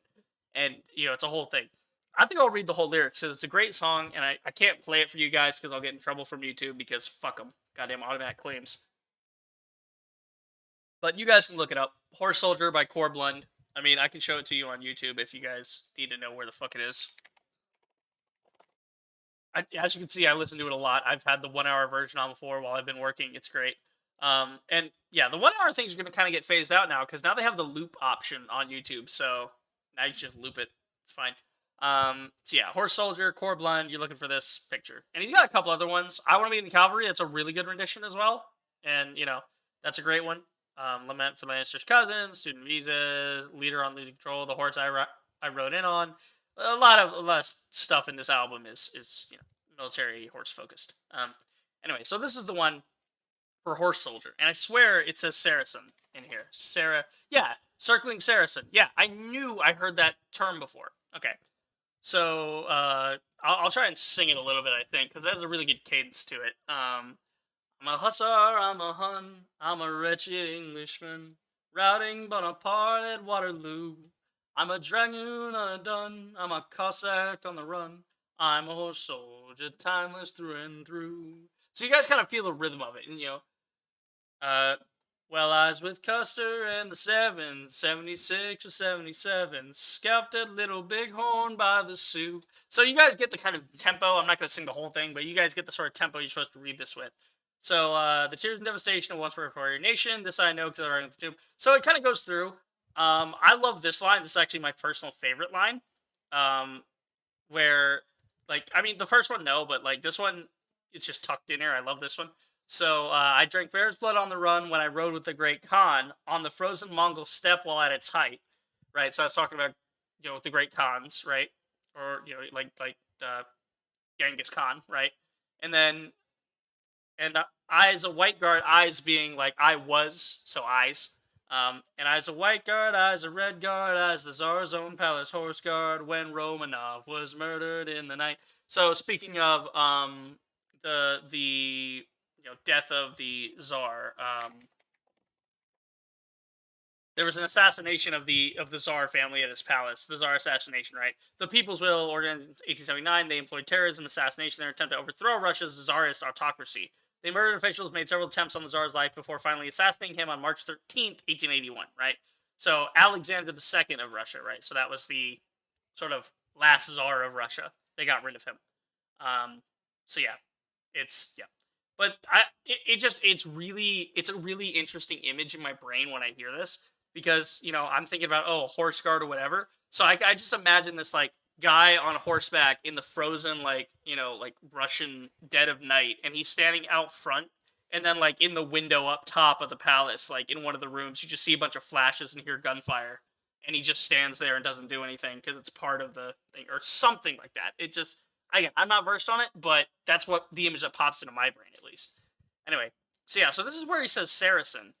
I knew Saladin and rode his swift Arabians, harassing doomed crusaders on their heavy drafts, and yet I rode the Percheron against the circling Saracen. Once again, against myself was cast. So that's kind of like, it's like, hey, the horse soldier isn't one way or the other, right? It's not, oh, true blue American or European, like UK or anything. It's not like only one type of history to it. It's all history. It's something that links everybody. But yeah, I mean, this is like, and he goes through the chorus again, but he changes a little with Dragon on the Run, Horse Soldier, right? The Mounties, Crimson, so the Canadian Mounties. Again, this song is great. You guys have to listen to it. It's fantastic. This one's a really somber part. I know I will get in trouble if I play this. I know I fucking will. So I'm not going to play it because I don't want to have to deal with another automatic claim. Those things are aggravating because I have to take time out of my day to fill them out. But no, this is a great one. So this is like, it's regaling you with like the history from like the very beginning and onward of like, okay, how do we get to this point? And then you get up to World War I. And he mentions it here. And the ending of the song is like World War I and onward, and how the horse soldier comes back to the battlefield. And then it kind of fades out as it starts reiterating a couple things, and then it kind of fades out as he keeps singing. It's great, But no, this one's great.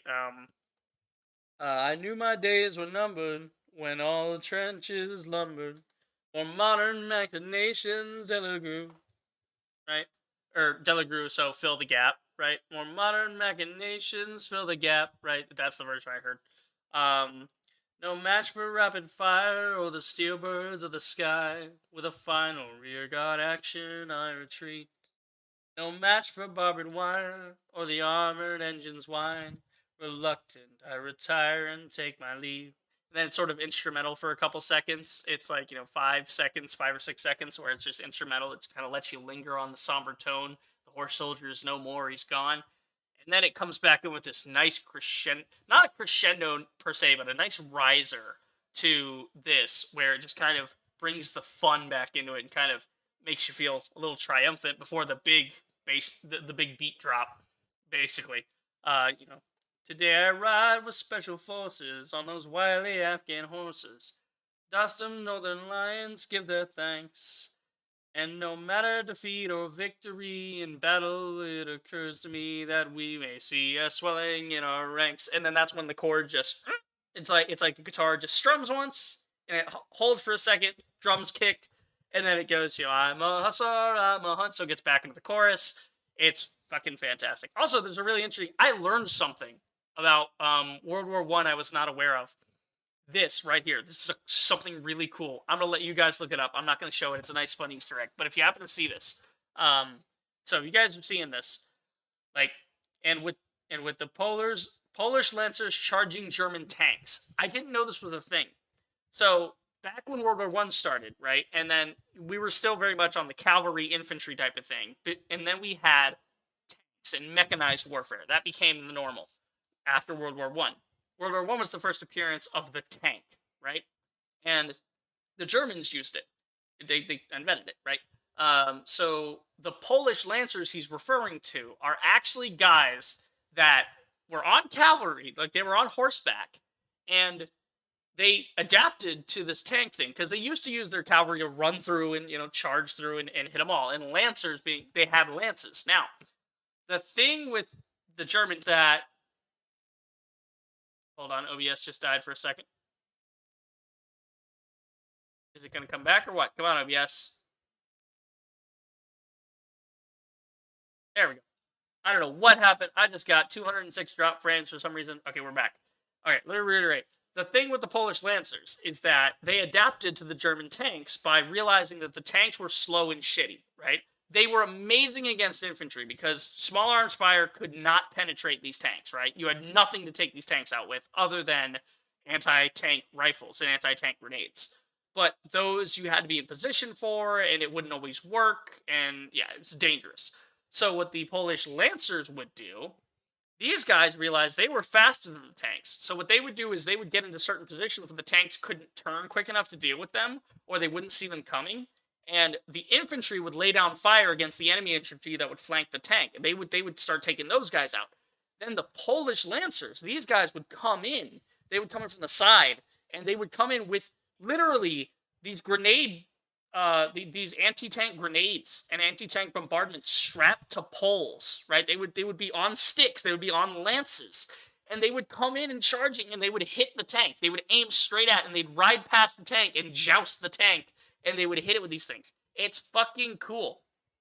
I gotta show you guys this, like, Polish Lancer, World War I. Like, I learned about this. It was so fucking crazy to think about. They would actually come by. So they would have these like sticks, right? They would have these spears, and they would charge through infantry ranks, right? That's what they would do. But they adapted to, you know, running. They would still tear through infantry, but they then adapted to attacking tanks with secret attack patterns, and like they were swifter than tanks and stuff like that. So they were adept at that. But the thing is, they accidentally, right? And this is like, let's see, World War I, German propaganda tank. See if I can find the poster. It's a really interesting poster here. If it'll load. I don't know why it's not loading. God damn it! I just googled something. Come on, man. The fuck is wrong with this thing today? Google is having a goddamn conniption fit. I'm gonna close this. Maybe that'll help. Okay, there we go. There's actually a poster that the Germans made as like propaganda.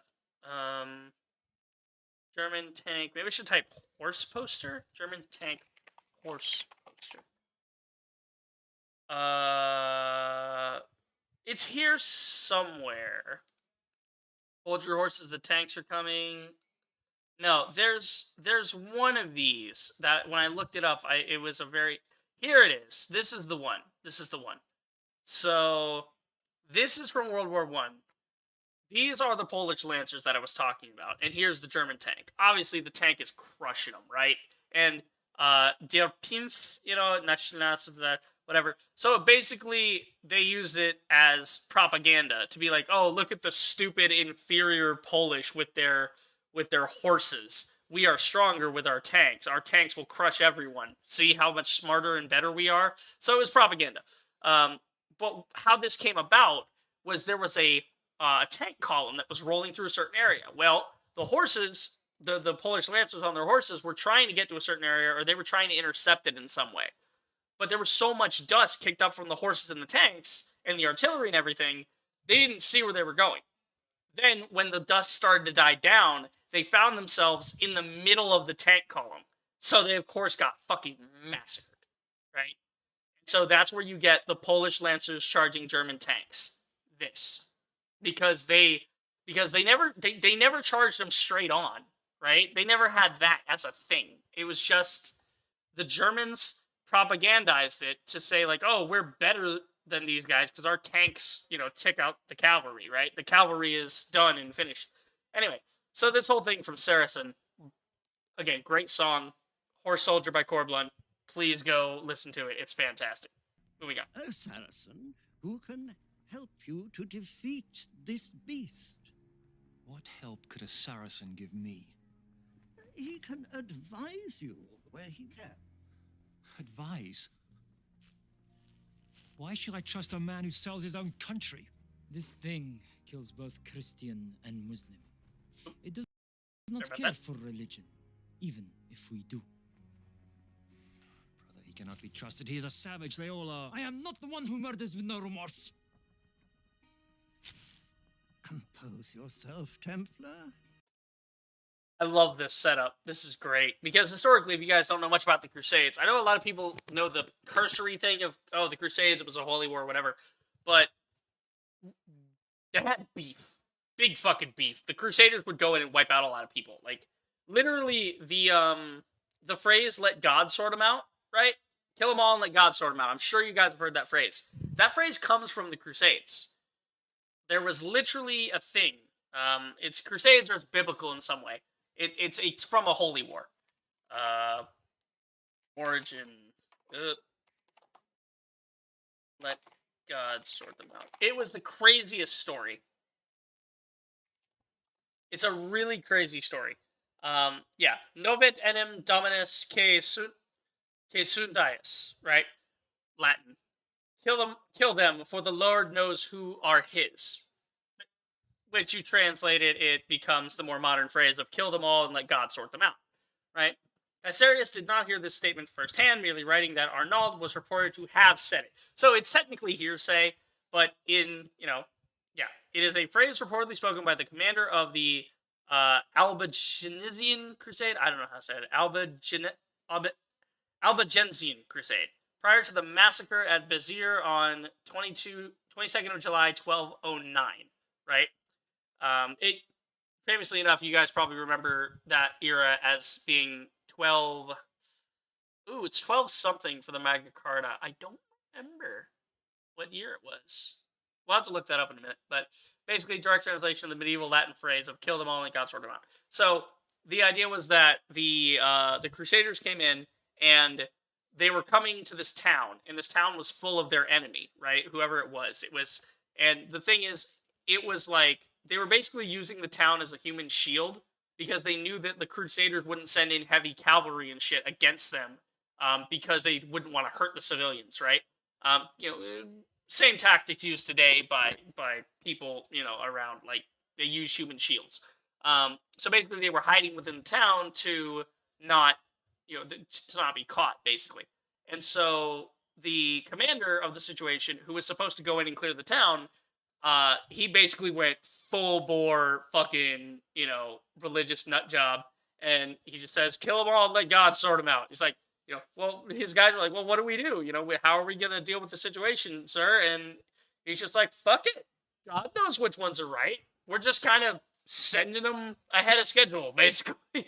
It's a crazy-ass story. It's so weird. It's a crazy story. But the Magna Carta was signed around this time. The Magna Carta was signed in 1215. So Crusades like that are what led to the Magna Carta being signed in the first place. The Magna Carta being the original Bill of Rights, basically. It's the Royal Charter of Rights agreed to by the king. Now, it was the first Bill of Rights ever conceived. That's why it gets so much attention. It's the first time that a monarchy wrote into law that itself could be held accountable by other lords and nobles who, in themselves, were representing their own district. So it was the start. It was the idea of that. And it would take hundreds of more years before we get to the point of actual democracies. But it was the beginning of the end for monarchies. Because everyone said, look, king, whatever the fuck, like, you're a dick. You're wasting all of our money and resources on these crusades and these wars and whatever. And they saw that he had unilateral control of these things, and they didn't want that. It was a power play. So they were like, hey, we need you to sign this thing, or else we're just going to depose you and put in a new king who will sign it. And so there you go. So yeah, a little background on the Crusades. Pretty fun. Moving on. Saeed has experienced this evil. Yeah, so does Saeed. before. Really? I neither need nor want his help. Enough. That's a Thomas. big boy. I will hear no more. You may not want his help, but I say it is God's will. Yeah. So I think something I've noticed so far that I think is contributing to the like indie feel of this is the headspace, right? They're not filming from like a big angle. They're going a lot on the close-ups, which this close-up is fine. But it's like the Saeed rides with you. yeah, like some of this, like their heads are getting cut off, or they're not like framed. The camera's maybe not high enough. Like it's all about headspace, because or headroom rather, right? There's headroom and there's nose room, and like the way like headroom is how tall is the top of the frame. So in my case, the reason I sit like this, the reason I'm at a certain angle with this camera is the 4-finger rule. It's basically when you're on a camera, you want to be able to see 4 fingers. You want to be able to take 4 fingers, put them on the top of your head, and see the frame, right? It should touch the frame or be just under the frame. That way you have enough headspace so it doesn't feel all claustrophobic. Because if I go in like this feels a little weird, doesn't it? It feels a little different, right? And that's why I sit in the center of frame as well. So headroom is how tall it is, right? If I go too tall, my head starts getting cut off. Or even though I touch the top of frame, it feels weird, doesn't it? But if I sit too low, it feels just as weird, doesn't it? Because now I'm here. I look small. It doesn't, you're looking at all of this, you're not looking at me. So that's headroom. And then nose room is the same idea, but horizontally. So that's how much can your character push their face to the edge. So usually you'll want the back of the head if you're doing like reverse shots, you know. This is shot 1, you jump the line. Shot 2, or you don't jump the line, but you rotate the camera around and you're doing this shot now. Right? Can't really see from this angle. Right? But if you do it this way, you know, you have nose room. It's how close does the nose get to the edge of frame? Because here, that feels really bad, doesn't it? If I'm back here, it feels relaxed. It feels like we're in the same space. You know? And then same thing this way. If I go too far this way, I can't see it because it's over here. But you guys can see, if I go too far this way, it feels weird. I'm starting to get cut off, right? That's why you like to center things in frame. You don't always want to center things, but here they're doing a pretty good job of it. They got some decent headroom here, negative headroom. So this is what's interesting. This guy is technically in the center. He should be the focus, but she is. Why? Number 1, color. She has the green shirt. Everyone else is a brown or a tan, and they get less headroom, or they get more headroom, rather. So since they have a negative space, your brain tunes it out. Your brain goes, oh, it's sky, it's background, it's not important to look at. Eye line is contributing to this. He's looking this way, he's looking this way, he's looking this way, she's looking this way. But she's the one right most, right? This is creating an implied line here. The spear, so your tent pole, rather. It's a spear, or a pike, rather. That would be a pike. They use a pike to hold up the tent. But this is creating a line, so when you look over here, you go looking, looking, looking, looking. We're not looking anymore. There's nowhere to go. We're looking here. This is the edge of frame. So we're going to look at her because she's closest to the action. So now we're looking at her, who's looking at him off screen, frame right. Again, this is why I want to do the stream. I love talking about this stuff. But this is a shot that really works. This is good cinematography. Saracen apparently has experience of what we hunt. Frame in frame. This is something I fucking love. Saracen apparently has experience. This is really cool. So we set the stage, right? The previous shot sets exactly what we have, right? You guys saw the previous shot. We went over it. So we had, the guy on the left, the guy here, and then when you switch to this shot, we know where we are in space, even though we jumped the line. We went to the other side, right? And jumping the line is basically the easiest way to understand it. You got an actor here, you got an actor here. Between them is a line, basically. And so, they're facing each other. You put the camera on either. This is the line, right? Your actor is either here. You got one actor, you got one actor here. You either put the camera this way or this way, and that's one side of the line down here. Other side of the line up here, you can put the camera this way to look at this guy, or you put it this way to look at this guy. But you don't want to jump the line a lot, right? Which is why something like this, because every time you jump the line, the brain has to recenter, right? So that's why we established where they were in space with the previous edit. We edit, the cut comes in, we cut to this. But it draws our attention to this, not to the surroundings. Big red plus draws us in, saturation of color, right? And these guys are framing him, right? It's a V formation. We're forced to look in this quadrant because there's nothing here to see, nothing here to see. This has a lot of color. There's 2 things you have to remember and he's doing them both. There's 2 things to remember when doing film. If you ever do a film, 2 rules that are the number 1 in cinematography. 2 rules that are the number 1. You hear me? I'm a fucking idiot. Part 1, part 2 of screen importance. It's always either the thing moving or the brightest thing on screen. So if nothing is moving, the brightest thing on screen is usually going to draw the eye, right? Which is why you may make sure your focus is good and you're focusing on just one thing. Why? Focus, blurred, goes into the peripheral. The human mind doesn't want to look at that because it's not important information. It looks at what's clear. That's why you have to focus on the right thing, which is why we're focusing on this.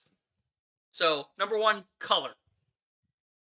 Even in this still image, you can see where it goes. He looks here, this line goes down, it points you to this direction.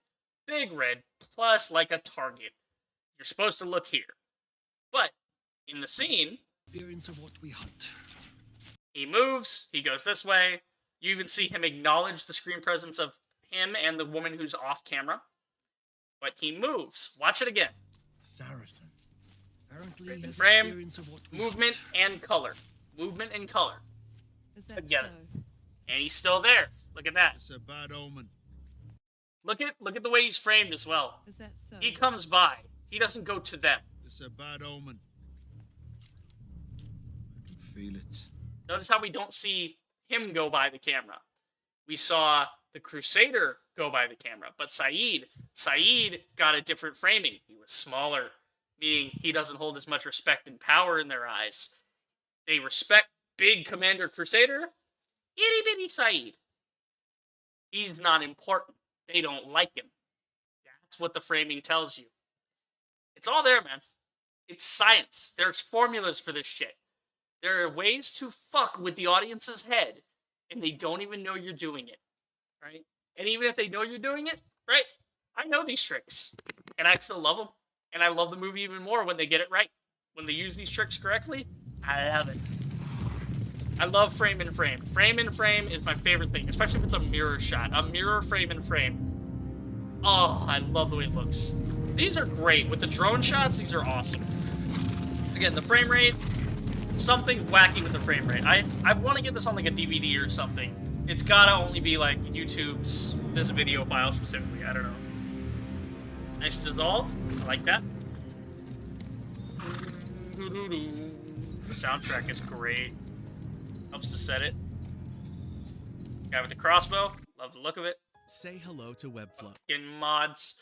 Going advertising some fucking modifying websites. Get out of here.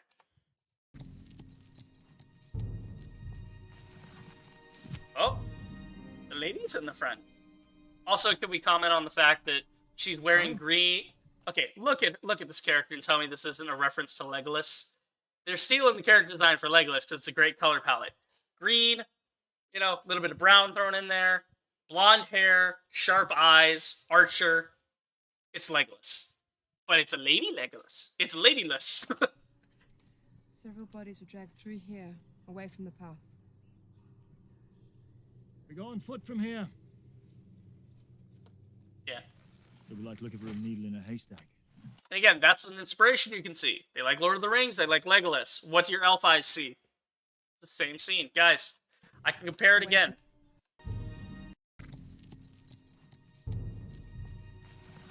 He gets off because she sees something. Checking it. What's the deal? So he's asking. He's asking what's up. Let's go see. Let's go see Lord of the Rings. Lord of the Rings. What do your elf eyes see? So, this thing, I hope this is not a meme edit. A lot of people like to meme this scene. Look at it. Same thing. Same exact concept. Archer, blonde, green outfit. Heading up the pack, right? Forward scout. They're in the front, they stop. They're looking at something. Oh, the soundtrack. Oh, Lord of the Rings. I would watch the extended cuts of Lord of the Rings in a full 12-hour stream. I would do it. I'll do it 24. If YouTube ever lets me do a watch party, I will do a 24-hour live stream watching all of The Hobbit and then watching all of Lord of the Rings in one sitting. Ending on Lord of the Rings because it would be a night. Like, I know a lot of people don't care for The Hobbit. Again, personal pleasure. I will agree. There are better things it could have been done with, but it's not a terrible film, right? It's just that Lord of the Rings was so good that when people saw The Hobbit, they're like, kind of rough there, Jackson. But here we go. There's something strange at work here. So there's more dialogue in this scene, just because it's based on Tolkien's writings.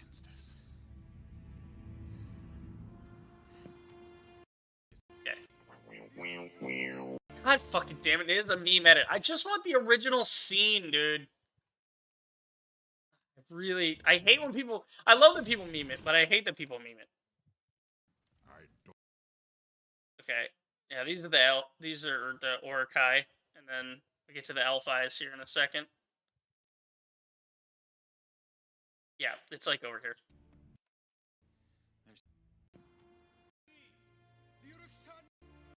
It's a little quiet. I'm gonna crank it a bit. The blonde Archer in green. I mean, guys, look at the fucking flechettes, dude. They're yellow. The flechette is the yeah. What do you call it? It's like arrow. fins. What are they called? What are the fins in there called? Yeah, it's the fletching, right? The fletching. The fletching. It's fucking yellow. Look at it. It's an homage. Light-colored fletching. Light-colored fletching, black tips. I mean, yeah, it's a little different, but guys, it's basically the same thing. Eye inspiration from it. And again, steal, man. Steal. That's how great art is made. You steal art from other people. You steal concepts, right? You don't take their art and claim it to be your own. You don't plagiarize them. You don't trace it. You take something that you like from theirs. You take just one little piece and you say, "I love this. I'm gonna use your toys in my sandbox, right? I'm gonna collect them all. I'm gonna collect a little bit here and a little bit there." If you take all the best parts of something and smush it together, what do you end up with? All the best parts of things that people already like. And then people like it more. They don't know why they like it more unless they're paying attention like me and they have references to other films they've seen. They go, I see what you did. You know, and that's not saying like, oh, I'm amazing and everybody else is stupid. No, I'm saying there's a thing called an active viewer and a passive viewer. A passive viewer is your common moviegoer, right? Your common film watcher, your common TV binger, right? And again, I binge TV. I love it, you know. But there's like, they just kind of throw something on, right? And they don't care what it is. They just kind of throw it on. They watch it. And, you know, if it's entertaining enough, it's like 10 out of 10 for them, right? That's passive watchers will accept a lot of bullshit in a story. They will smooth over, like, it could be a terrible, terrible movie. It has to be the most horrendous movie. It has to be glaring issues that take them out of it to get them to wake up, right? Active viewers, right, which is what I am, is because I went through a bunch of film classes, so we were taught to be active viewers. And it's not to say you have to take a film class to do it. You just have to pay attention when you're watching something and think about what you're watching. Not that you have to, like, be taking notes and analyzing it, right? But that you need to be like, oh, I'm, you know, focusing on the cinematography and the dialogue and the blocking. Where are people standing? What are they doing, right? You know, how are they posturing and you know, how are they throwing around their weight when they're moving around? Stuff like that. You pay attention to stuff like that. There you go. You know? Yeah, guys, I mean, it's the same thing. Archer, blonde, green outfit, a little bit of brown in there. Front of the pack. What do you see? They're going this way. They're taking the hobbits to Isengard. Right. The same scene plays out. What do you see? Several bodies were dragged through here, away from the path. We go on foot from here. It's actually kind of a combination of scenes, because later in Lord of the Rings, fucking Aragorn, Jesus. Well, he said Saruman, so Saruman, Sauron, it goes together. But no, Aragorn, he like later they find a battle, right? They find the remnants of a battle, and they realize that the hobbits are missing, and you know, Merry and Pippin. They're going after Merry and Pippin.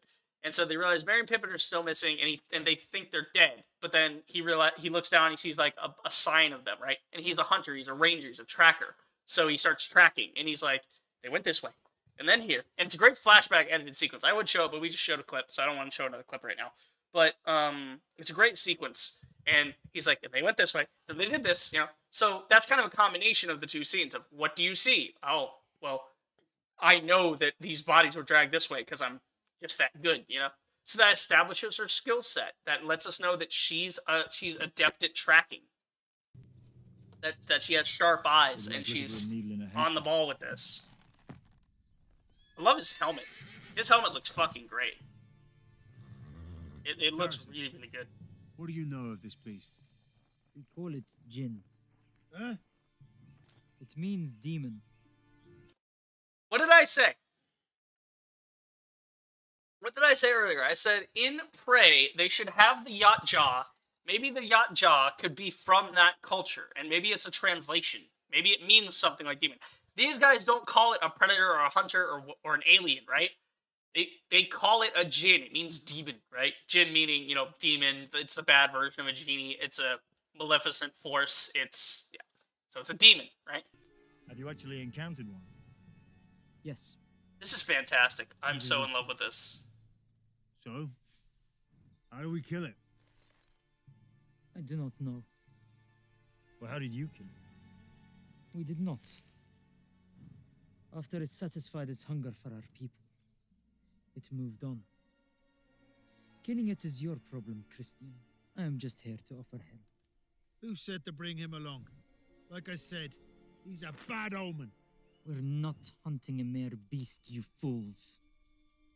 This thing is more powerful than us all. Then you should have stayed in the tent with the priest. Leave the fighting to true knights. You think I want to be here? Okay, notice something else. This is called screen direction. So, this guy is on frame left. He's looking frame right. This is the eye line. This establishes that 180-degree line that I told you about. This helps tell us where in 3D space these guys are. Fighting to true knight. He's looking past camera, but he's looking to frame right. Saeed he's in frame right. He's looking past camera at a more obtuse angle, so his gaze is a little more outward. But he's looking past us. He's looking frame left. He's looking at the other guy. Basic stuff. This is stuff that you guys can Google. This is stuff you guys can see on any video on film. But just little snippets like that. I like to talk about stuff like that. It's kind of fun. Just to see how's the sausage made, you know? How do they do it? Do not care what It's gonna be fun when you get to the special you effects. are with us now, and you will fight with us. But I'm just a scholar. Not anymore. Third time I've caught them stealing from another movie. And again, not stealing in a bad way. Stealing in a great way. I knew what this scene was referencing. I'm gonna show you guys another one. I'm gonna show you guys another one. Oh my god.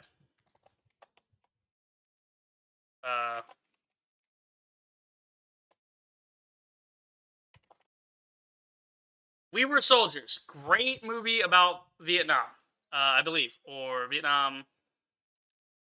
Yeah. Don't remember. I'm pretty sure it was Nam. I'm pretty sure they were talking about Nam, but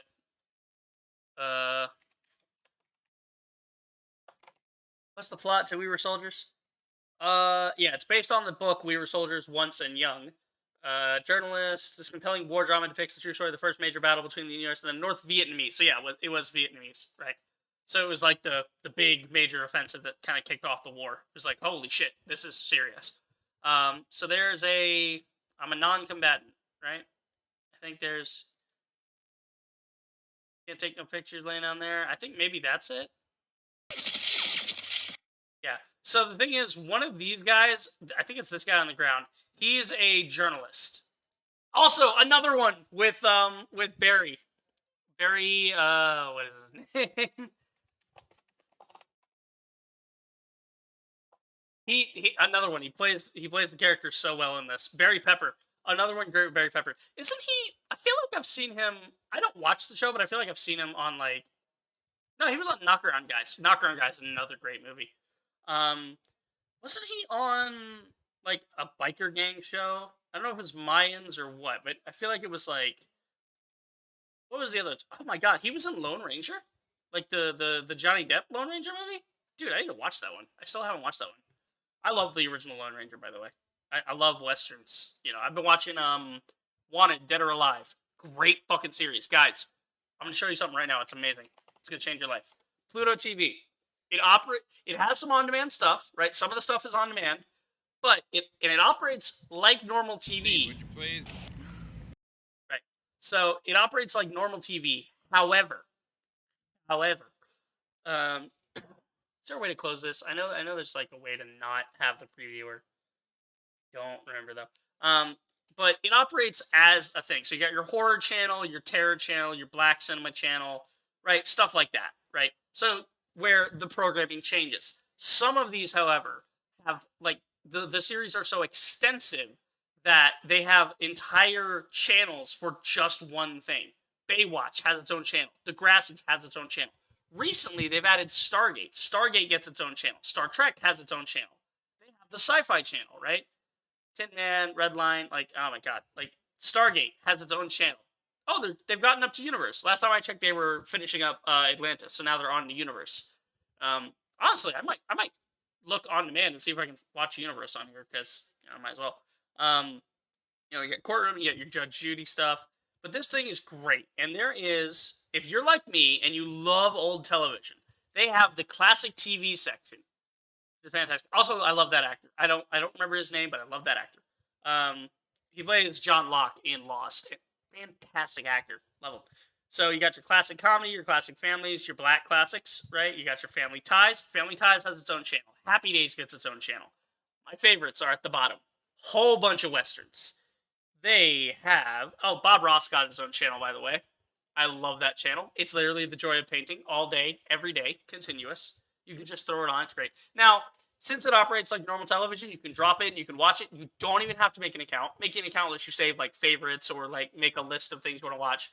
But it's entirely 100% free, and the commercials don't get in the way. Whatever the content is, it plays for a good long while. You get some commercial break. It's maybe 2 minutes at the most I've ever seen it. It felt like maybe it's not 2 minutes, but at least it just feels like 2 minutes. Then you're back at it and you get to watch a whole bunch of TV again. To watch all this shit for free, yeah, I'll take a couple of ads. This is like the perfect mixture of streaming service and it's like streaming service meets cable. I love it. It's great. Because I don't want to have to think about what do I want to watch scrolling through all this crap on Netflix. Sometimes I just go, hey, you know, Outer Limits, classic drama TV. Hey, look, they're playing Outer Limits. I'm going to go watch Outer Limits. Matlock. Matlock has his own channel. Where's all the Westerns? Okay, yeah, we get down to Western. Western is its own category, so you can find all sorts of stuff on Western. Gunsmoke has its own channel, right? Rifleman has its own channel, right? So they have a couple of Westerns that get their own channel. But then they also have them on demand. They have the Lone Ranger on demand that you can watch. It's great. But my favorite recently has been Wanted, Dead or Alive. I forgot how good the show is. My grandpa used to watch a lot of Westerns, so I got introduced to him. Like, look at this. Yeah, it's got a sawed-off barrel. You know something? It's got a sawed-off magazine, too. And that target practice just emptied it. It's a nice try, Mr. Randall. But if you don't move, I'm gonna drop you right there. You win. Look at this shit. We'd love to see it. It's a little loud. No hard feelings. I'm gonna see if we can turn No that hard down. feelings. Just don't come looking for me again. Yeah, the captions are a little small. I'm sorry about that. Like I said to you before, Mr. Randall, get on your horse and get moving. Yes, sir.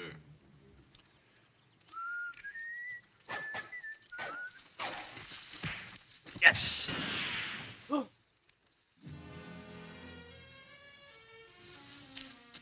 of Clubs. You see, son, Johnny isn't just a card player. He's a card cheat.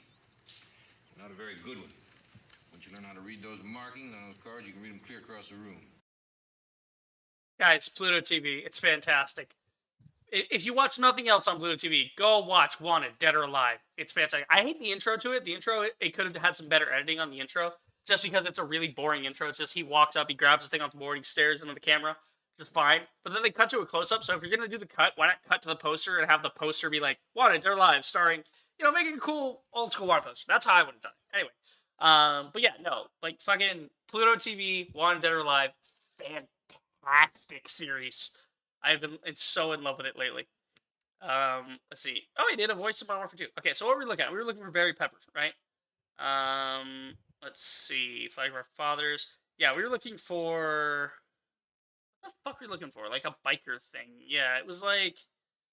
I swear to God. Because I saw him with the facial hair, and I swear I've seen a guy with facial hair like that in one of these biker movies or TV shows or something.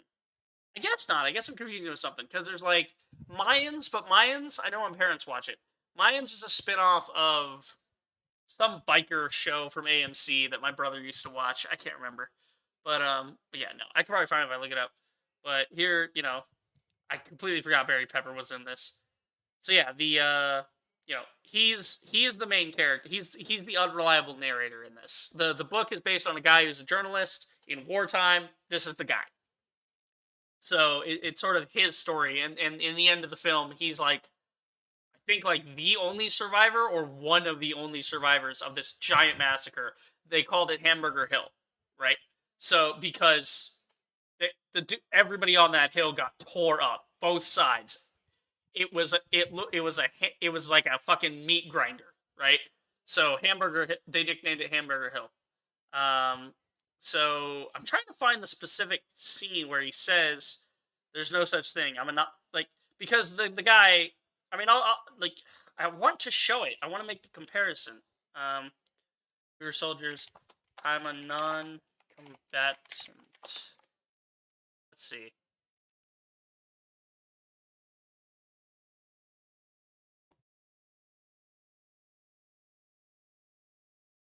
I'm trying to find it. I can't find it. It's pissing me off. There's a bit where he just hands him a gun. Yeah, this is him after he gets the gun in his hands. But before that, he's told, you know, there's no such thing today. I think Broken Arrow. Broken Arrow is an amazing sequence in this, by the way. God damn it, Nickelodeon, go away. Actually, this looks kind of cool. What is this? I mean, not cool, but like for Nickelodeons, it looked cool. What is this? I swear to God, if this is like Bratz or something stupid like that, it looks like. Wait, is it Bratz? Oh, fuck off, Paramount. I hate seeing Paramount Plus. What is this? I have to know now. We have to sit through this. It doesn't look bad for a Nick production. It seems to have some decent quality to it, like visually speaking. But like, what is this? This has to be like it's clearly like some like Monster High type bullshit. I'm sure. Because I have a bunch of nieces, so I'm aware of this kind of crap. Like, I've seen enough of it. I've seen everything. I've been forced to watch everything from Yo Gabba Gabba to fucking Bratz. It's, oh god. Never have family, okay? Never let your never let your siblings have daughters, because then you get to be an uncle and or aunt, whatever. You get to be the uncle and hang out with them, and you get to babysit for a second and watch TV with them, and oh boy, they watch this kind of shit all day long. I mean, except the cartoon version. This is like new kind of like live action stuff they're trying. Which, again, the production quality, it looks like comparable to like Halloween Town. It doesn't look that bad, but I don't know what it is. It's a really long trailer, by the way. You think they would have done like a minute, but this is like a minute and a half, 2 minutes. Like, guys, you're overblowing the trailer. Like, bro, just show me some of the visuals and stuff and fuck off. I just want to know what this is. Hey, they got me to watch till the end, though. You know, and I'm not like, my eyes aren't puking right now. It's got to be some bullshit, right? Like, what is this? Why is it black in the end? Like that? Yeah, it is Monster High. Okay, the movie. It's live action. Yeah, this sequence, I'm gonna speed it up just to see if this is. Ooh, I forgot this was a oneer. I completely forgot this was a oneer. This is how you do a good oneer, by the way. You make it make sense. It looks fantastic. Look at that. Like, the confusion, he's looking around, everything. So he's calling Broken Arrow in this scene. So the code for Broken Arrow, that means danger close, right? So Broken Arrow means that we have lost our position, danger close, fire at will, basically. Like, we need you to clear everything near us because we will die anyway. So we need a chance of living, and our only chance is if you can just demolish everything nearby to keep the enemy off us. So this is the scene. They come in, they bomb the shit out of it. They call Broken Arrow. It's danger close. All these guys are running in on their position.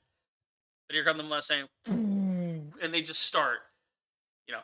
And so you might not be thinking, okay, that's not too like danger close or whatever, but it's pretty fucking close when you think about it, because from the air, all you know is coordinates. You can't fucking see down there for shit. So you have to be like, okay, our guys are here, their guys are there, that's where we're blowing up, so I need to be on that target. And so any of these strafing runs could have been fucked up, and it could hit too close, you know? Because the closer they get, the closer your guys have to come in for the pass. Right? Here it comes. This is why danger close is a problem. Because if your guys drop their bombs at the wrong, if they have the wrong, there's a thing in military terms. I forget it off the top of my head. Again, I come from a military family, so I know some of this stuff. But there's a term in the military for like the way you come in. You're like your attack vector, right? I believe that's the correct term for it. Where it's how you come in. And if you come in at the wrong angle, the first guys were coming in from the side. That's where you're supposed to come in. This other guy, he came in at the wrong attack vector. So when he dropped the bombs, they sailed too far, they got too close, they hurt friendlies. Literally friendly fire. He lit them on fire. Like, you know. And so the radio operator in the middle of this has to relay to it, has to let him know, hey, you hit too close. Don't do that again. Your guy came in wrong. You know. And so they're still in the middle of a firefight during this. Like, oh my god. It's a great movie. It is a heart-wrenching war movie. Like, Saving Private Ryan's more of a somber tale that's really gritty and really real. But We Were Soldiers, this movie, it hurts to watch. Because you just know they're screwed. You know that nothing good's going to come out of this movie. You get to the end, and you are just left with all of this pain and death and destruction. And it's not grandiose or heroic. It's just awful. It's like watching Schindler's List. You just feel bad afterwards. You're like, damn, that's horrendous to think that actually happened to someone. Anyway, I can't find the fucking scene, so I might just have to describe it. But, yeah, there's fixed bayonets, but I don't remember the fixed bayonets. I don't think it was in the fixed bayonets scene. I really don't.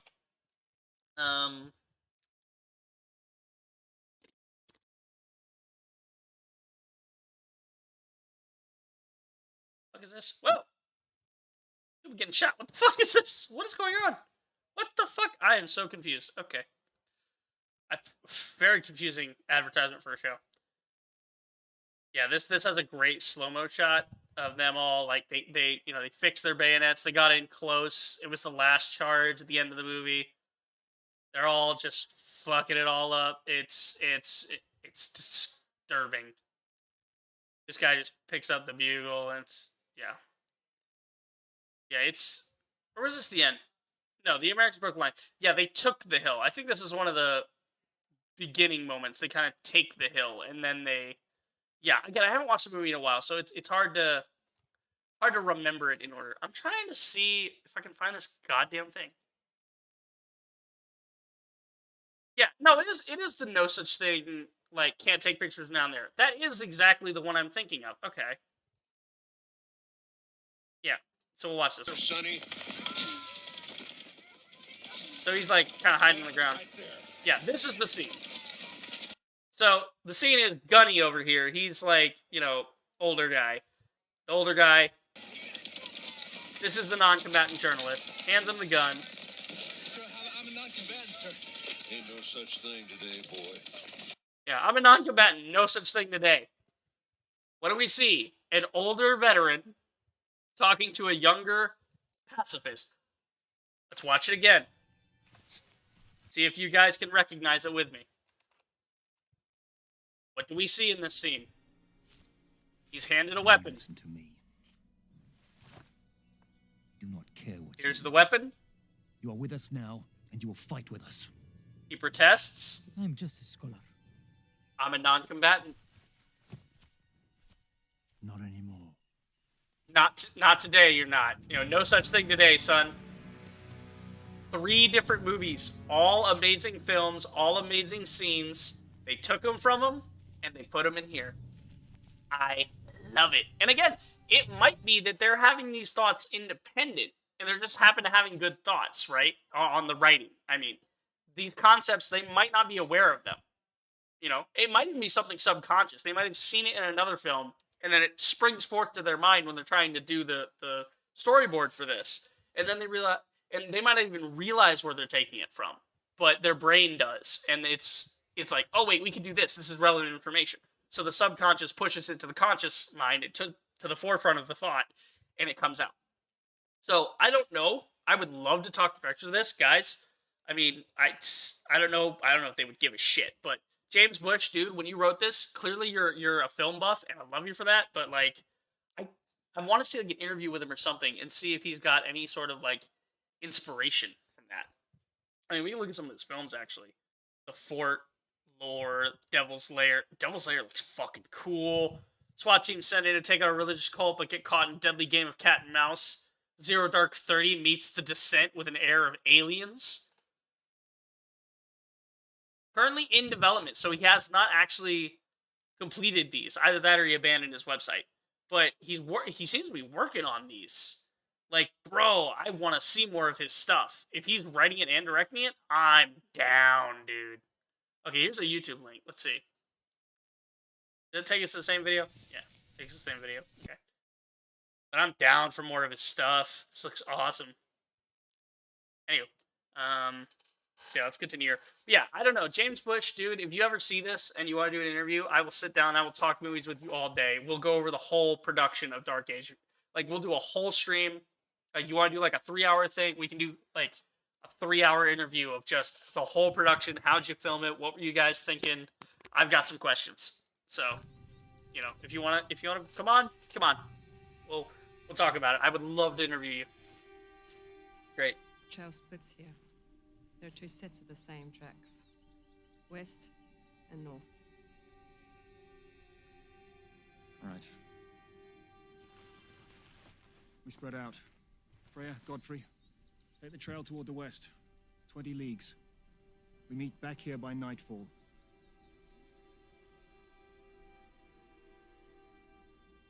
He goes with you.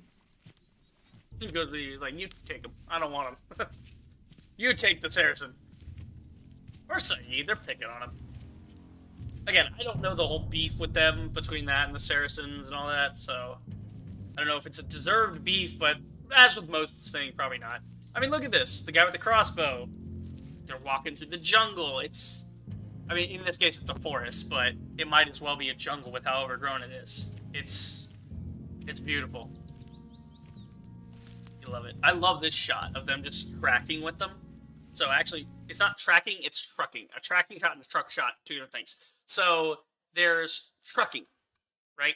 And trucking is when you have a you know, you put it on a rail, right? You put the camera on a rail and you pull it back and forth, right? And either you're, in this case, it's a track left to right, right? You're tracking right with the actors. And, you know, that kind of moves with them. That's cool.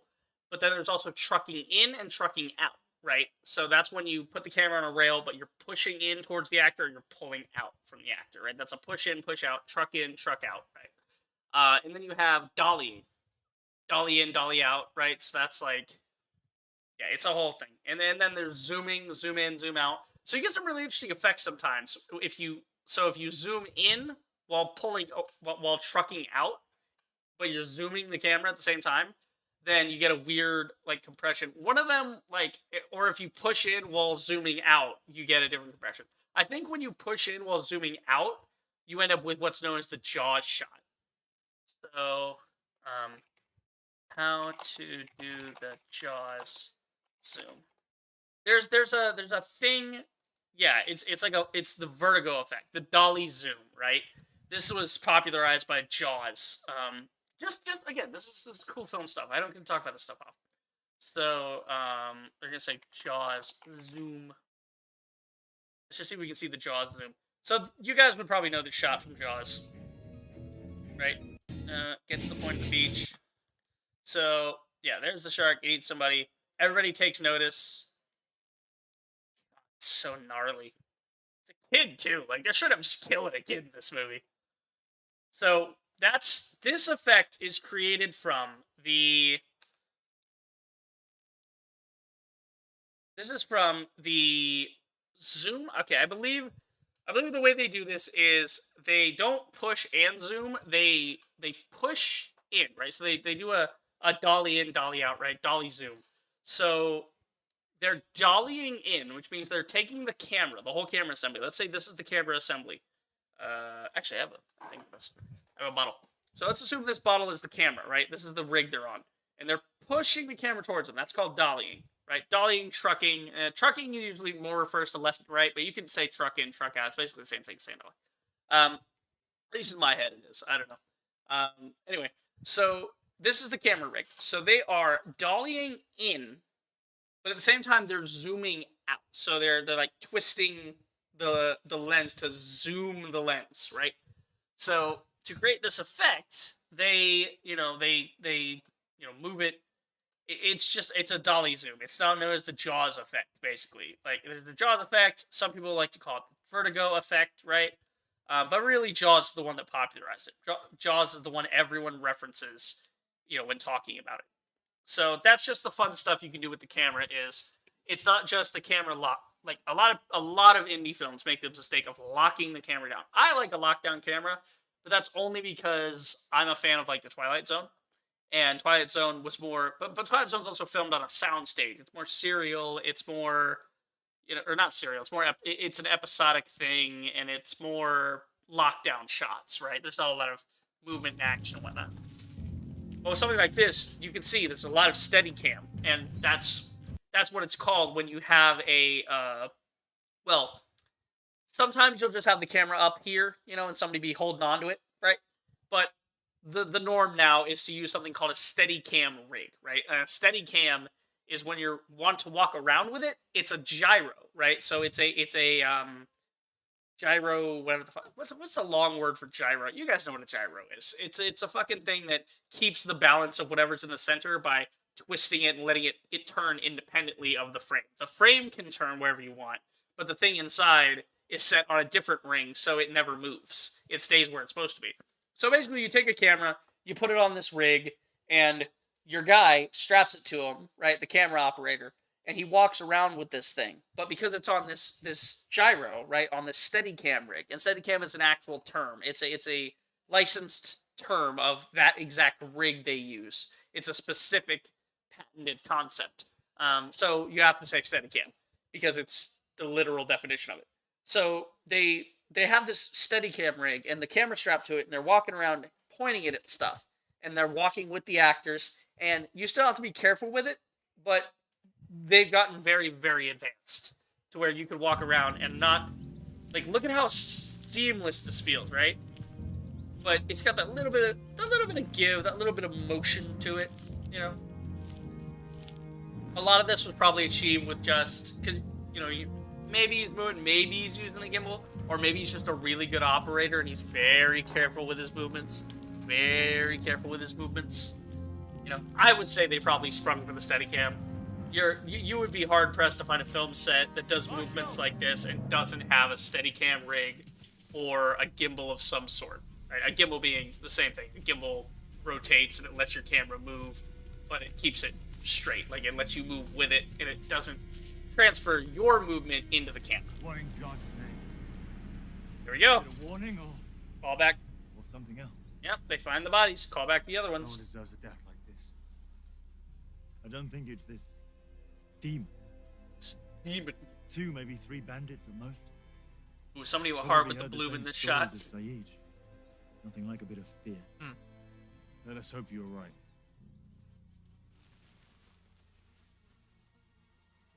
An ad coming up.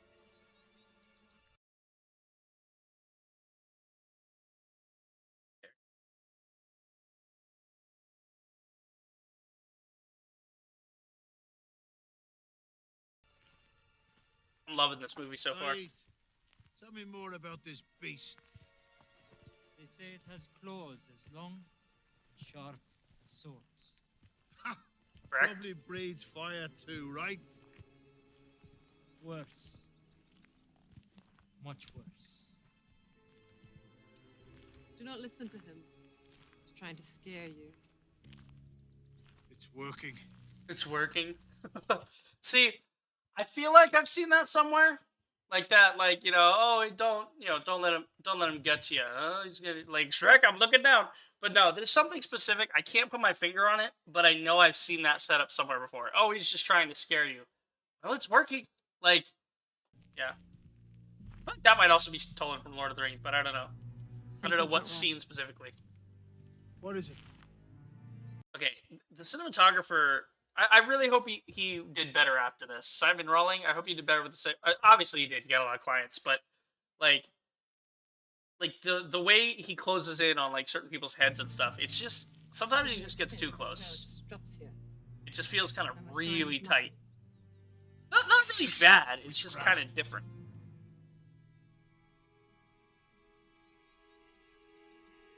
The trees.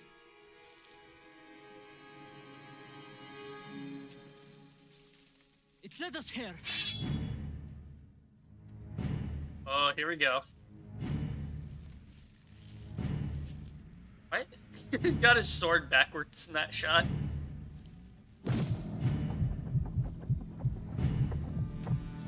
Oh, the thermal shot. You love to see it. Wait a minute. Is that like a guy in a hoodie? Wait, did they just film a guy in a hoodie for this shot? Because, like, look at it. Does it look like anybody? Not really. It looks more like a guy with a hoodie. So, maybe that's just coverage shot they did. They figured out we don't need to get the costumes out. We'll just... Because it looks pretty much the same. Thing on the back, you know, little guy. You can see the movement. Ooh, there it is. So this shot, I would say this is probably wire work. They probably strung some up in the tree and then just kind of yoinked them on some line. Because the way he's... Yeah. But it's unique because, like, they showed him being pulled up, and then that one, he could be up on his tippy toes on a box. Oh, and then he falls over, you know? Because the box would be out of frame, so you wouldn't see him standing on it. I think the eyes were kind of out of place there. Because where the head is. Demon! He just screams demon, they all just come running.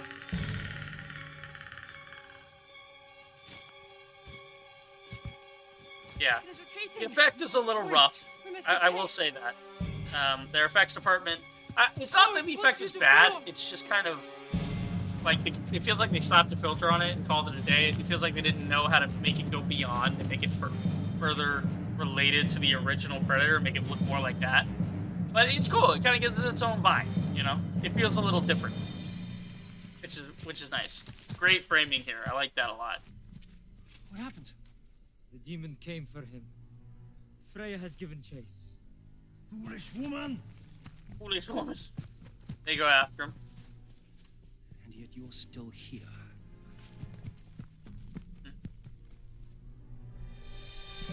Oh, he's gonna come help. That's cool.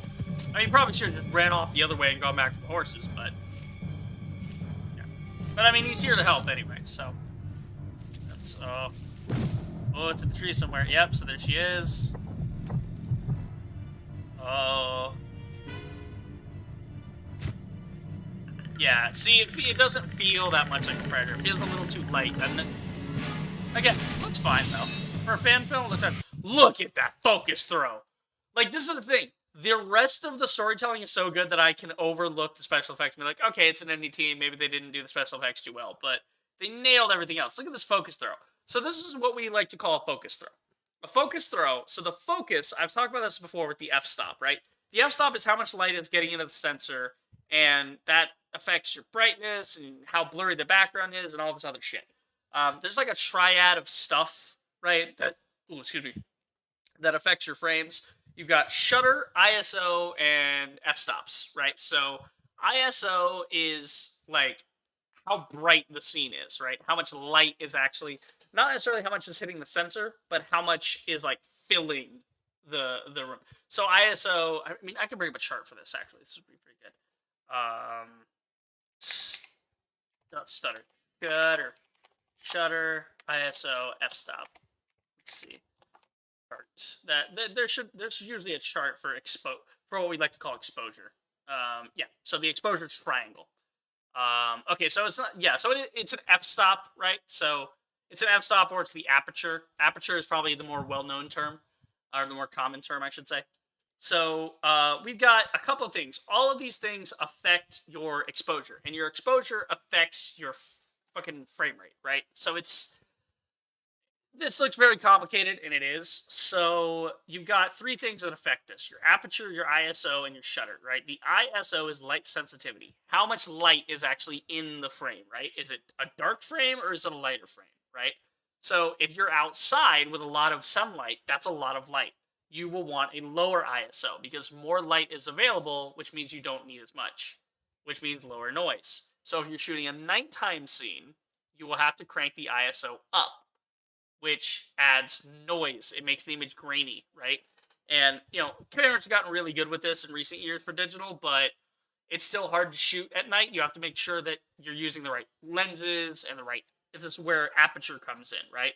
Aperture is size of the lens opening. So if I look at an aperture... actually, oh, this is an even better chart. Okay, I'm actually going to use this one. This is an even better chart. So this is an aperture. This is a camera lens, you can see. So the aperture is in, like, micrometer, millimeter, like very tiny, very, very tiny. So it's how big is this ring, right? This ring, this white circle here is the opening, right? That's what lets the light into the lens, and it used to let it into the film, but now everybody's basically on digital, so it's how much light is let in to hit the sensor. This is your aperture, right? So 2.8. This is why it's called an f-stop as well. F-stop is the number. F for focus or something. I don't know. I just think of F as focus. So that's how much, and then 2.8. So this is as big as it can usually get, right? You basically don't need to go any bigger than this. It depends what kind of lens you're using. But this is why these ranges exist. They're usually it's usually like minimum to maximum, right? And you'll see it keeps getting smaller. The number goes higher, but the diameter of the circle keeps getting smaller and smaller. That white circle keeps getting smaller. The opening keeps getting smaller as the number raises. Why? Well, this means 2.8. That's, how much of an f-stop you have, right?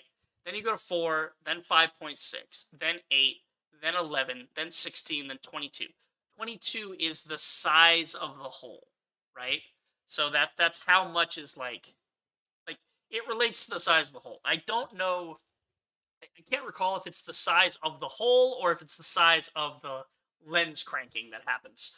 But basically, it's you screw with the lens, and if you twist it one way, the aperture shrinks. You twist it the other way, the aperture opens up, right? I believe it's righty-tighty, lefty-loosey, just like everything else. So if you turn it to the right, you'll get this very small f22. If you turn it to the left, you'll get all the way up to f2.8, basically. So that's your aperture. That's how much light you actually let into the device. So it's like your eye, right? You have the same thing happening with your eye, where your pupil adjusts to let in certain amounts of light.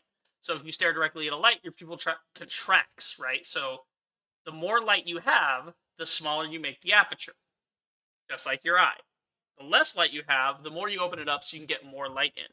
So that's why if you're filming at night and you crank the ISO, you want to also go ahead and open the aperture to let more light in, so you don't have to use like 6400. If you go like 3200 and above, you're basically adding a ton of noise digitally to your shit, and it just doesn't work. So basically, you make sure you have the right lighting, you make sure you use right filters, and you make sure your aperture is as open as possible. That's the first thing. Open that bitch up. And then from there, you play with the ISO, and you also play with shutter speed. Shutter speed's another fun one. That's the shutter inside of the camera rotating, and that affects your frames per second, right? So your shutter speed, again, I'm not going to get into shutter speed because we'll be here all night, but basically these three things affect your thing. But the main thing is what we call a focus throw, right? Now, it doesn't actually deal with the aperture. It deals with the motion inside of the camera. So if I look up focus throw chart. So a focus throw, right? So focus throws are basically, that's not the chart I want. I'm trying to explain this with camera, sizes, or lenses. How do I explain this? I'm trying to throw. Okay, so this is what you'd find on a Canon D, right? In Canon, they make great cameras. I need to get one.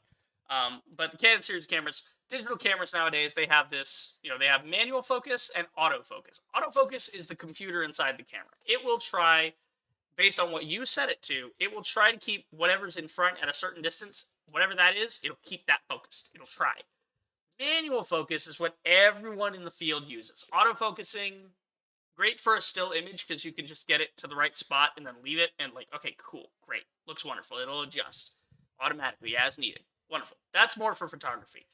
Cinema uses manual focus. This is where you have your camera operator. There's actually two people on the camera, by the way, because the camera operator is busy keeping the camera in the right spot. He's keeping everything framed. He cannot be worried about the focus throw. Now, on a smaller crew, you probably do one and the same. But anything that's a decent production, you're probably going to have a guy working the camera and then another guy working the focus throw, right? So he'll be next to the camera, holding it, ready to twist it, ready to focus throw. But a lot of the things nowadays, they'll put an automatic thing on with a remote so he can twist it on the remote so he doesn't have to be right next to the camera guy. So So that's just kind of focus throw. You play with the ring, and there's basically like you twist the ring, it makes it screws with the aperture in the lens, and it causes the focus to change from one thing to another thing because it's moving the lens. So when it moves the lens, it's moving where it is in space. So the light being refracted into the lens. It's all this scientific nonsense right here. This is how focus works in lighting. This is your subject. This is what you're focusing on. Here's your stage floor, distance, beaming, like all of this stuff. It's very technical. Camera operation, very technical. But basically, I can show you on the lens itself what it is. So here's these numbers again, right? We got 2, 2, 4, whatever. So I would think on this one, it looks like these are going to be your f-stops. These are t-stops. T-stops are a similar thing, but this is just on a big monstrous lens with all kinds of options. This is your focus throw. FT, right? Focus throw. So this controls how much light's going in. The t-stop 2.84, f-stop, t-stop, same fucking thing, basically. So it's over here, but it's also over here. So, interchangeable lenses, I guess. I'm not sure what I'm looking at. But I know this is focus throw. So this is FT. You can't see it very well, but it means FT. Focus throws. This is focus to infinity, right? And then down here, it goes to 0, then it goes to the other side, right? So you basically would take this big-ass ring here, right? Not this one, right? You don't want this one. You want... Actually, I think it might be this ring back here, because that's connected to this, which is connected to that. Yeah. Because these rubber grips are for manual gripping. These ones are hard plastic and toothy, so you can put an automatic, like I said, you can put an automatic wheel on the outside of it, and you'll be able to rig that up to where you don't have to touch the camera in order to change it. You can do it remotely, which is what a lot of people do nowadays. But this is a focus throw. So this is infinity. That's all the way out to the horizon, right? Everything is going to be in focus when you're at infinity. Everything is on the same level, right? Mine's kind of, there is really no focus, right? So everything's clear in the background, everything's clear here. It's just a matter of distance and lighting at that point. Because if I go all the way back here, I don't get blurry, right? But if I come all the way in here, I'm not blurry. So it's everything. The foreground, the middle ground, and the background. All of it is in focus. That's focus thrown at infinity, right? Then you crank it. The closer you get to 0, this is in feet, right? So in feet, and then on the other side, it's like meters, I guess. But these are usually in feet. 60 feet, 30 feet, 20, 15, 12, 10. And the point is, this is why you hear things like hitting your mark, right? Because there's, out of frame, on the ground, there's little spots where they'll put down a piece of tape, they'll put down a little flag, they'll put down something to indicate to the actor in their rehearsal, where are you going to go to, right? Where's your mark, right? And most of the time, you're not looking at people's feet, so you don't have to worry about if they're stopping at the right thing. But if you do look at their feet, then you just tell them, like, hey, go till somebody puts up a hand, or go till, you come up on this one thing and your foot touches this. Like, all right, cool. You do rehearsal for those. But basically, they have these little X's, these little markers that they put on the ground. And then when they're done putting, you go through the motions. So there's a guy operating the camera, and he's making sure everything is lit correctly and the camera's pointing where it should be. Then there's another guy who is the focus thrower, right? His one job, his only job, is to make sure that the talent is in focus. That where they move, because if your talent starts 8 feet away from the camera, then 8 feet away is where it's going to be focused. But if they move towards the camera, then they get less than 8 feet. So you have to slowly adjust it. 8 feet, 7 feet, 6 feet, 5 feet, 4 feet, stop. That's the mark. Now we hold. And then he goes back 5 feet, 6 feet, 7 feet, 8 feet. You go back the other way. So you have to keep them in this sweet spot of focus if you want things to be clear. Why did I explain all this to you guys instead of just showing you? Because you need to understand what focus throwing is in order to understand this shot and why I was so impressed with it. Because even a simple focus throw is difficult to do, and it takes practice. And this is so fucking clean, and I love it. So watch. She's away from camera. This is the focus. Her and the background. So it's basically not too far, so I wouldn't say it's to infinity. It's probably focus throwed to, like, it's probably somewhere around, I don't know, like, fucking 15 feet. Everything in this pathway here, and then everything back behind there is not important, so it gets blurry. Look at this throw. Did you see it? Might slow this one down for you guys. Actually, we'll just go frame by frame here to show you.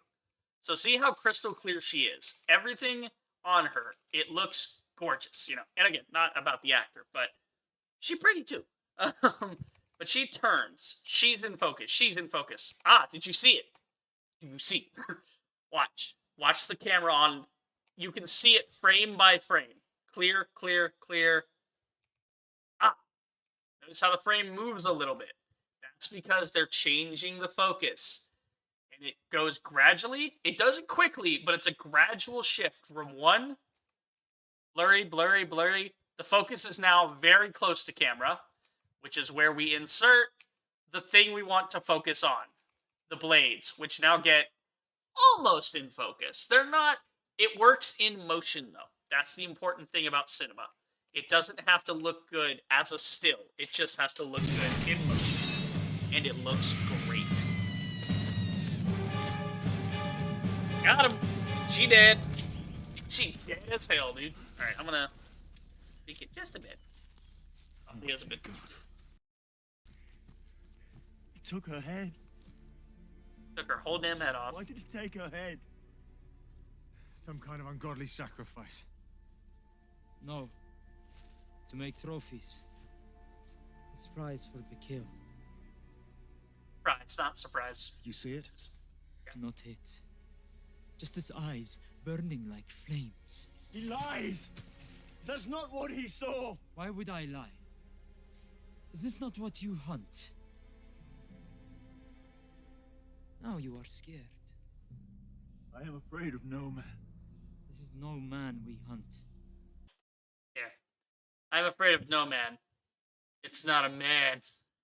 They ripped it off from the original. Guys, it comes from the original. And again, not rip off in a bad way. They stole it in the best way possible. It's paying homage. Predator. No man. Of this scene. I'll probably just go with the 53 win. That's probably more focused. Once I did. Oh, it's the basketball grandmas again. Hell yeah, we love this ad. Where are they? Where are they? Basketball grandma squad. Let's go. It's so dumb. Oh my god, I can't believe I've been streaming this 5.5 hours. I was gonna do just a little stream talking about stuff. So She says the same fucking thing. The jungle that came alive and took him. Billy, you know something. What is it? I'm scared, Pancho. Bullshit. You ain't afraid of no man. There's something out there waiting for us. And it ain't no man. and it ain't no man. Come on, man. Oh, it's a perfect homage. We are Exactly all what going you to want. die. I'll hear no more of your poison! That's enough! Ooh, okay. So this is a fun shot. This is what we call a canted shot, right? Or a Dutch angle, right?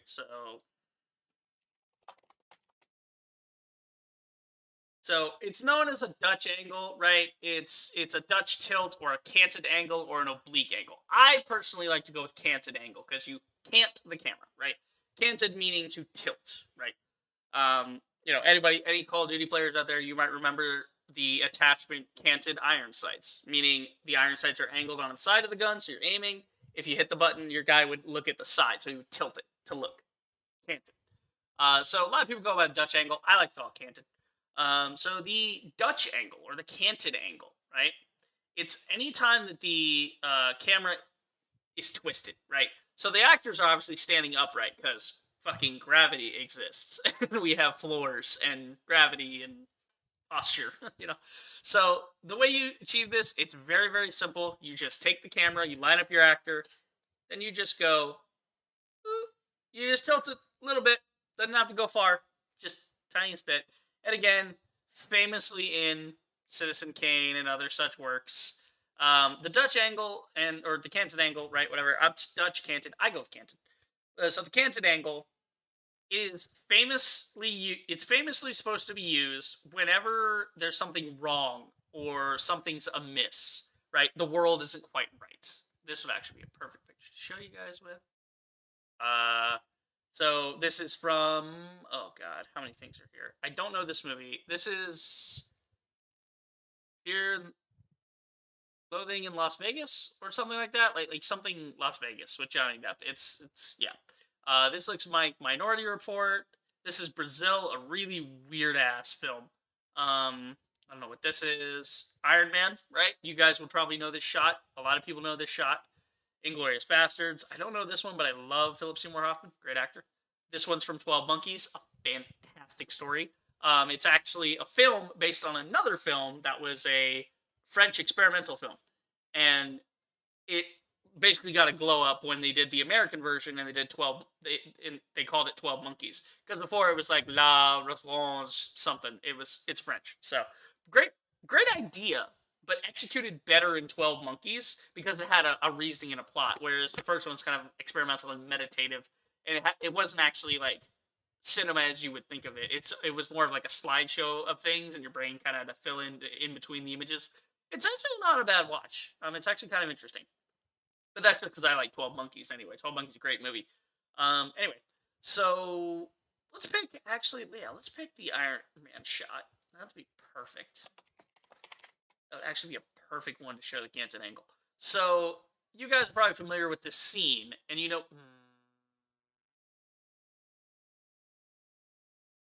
Fucking humming Amazing Grace, I'm pissed off.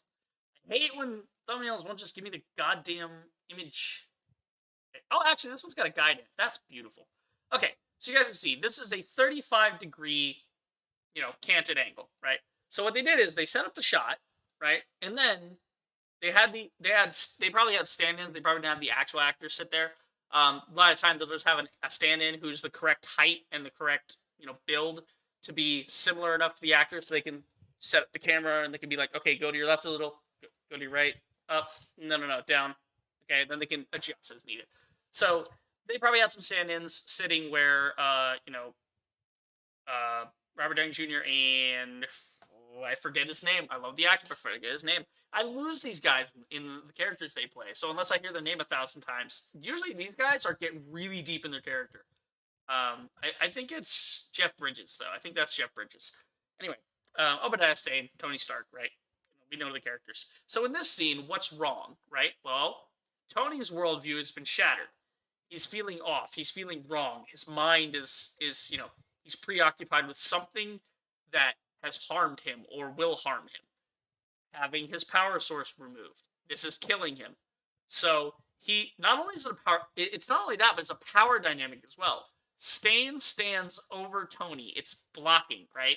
We haven't talked about blocking. The blocking is this, where you have two things hanging over. Anyway, so the Canton angle here tells us, it informs us, and it gives us empathy to the character that something is wrong and the world is gonna miss. It's kind of like when you stand up too fast and you get lightheaded. It's basically the camera equivalent of that. You're trying to capture that feeling.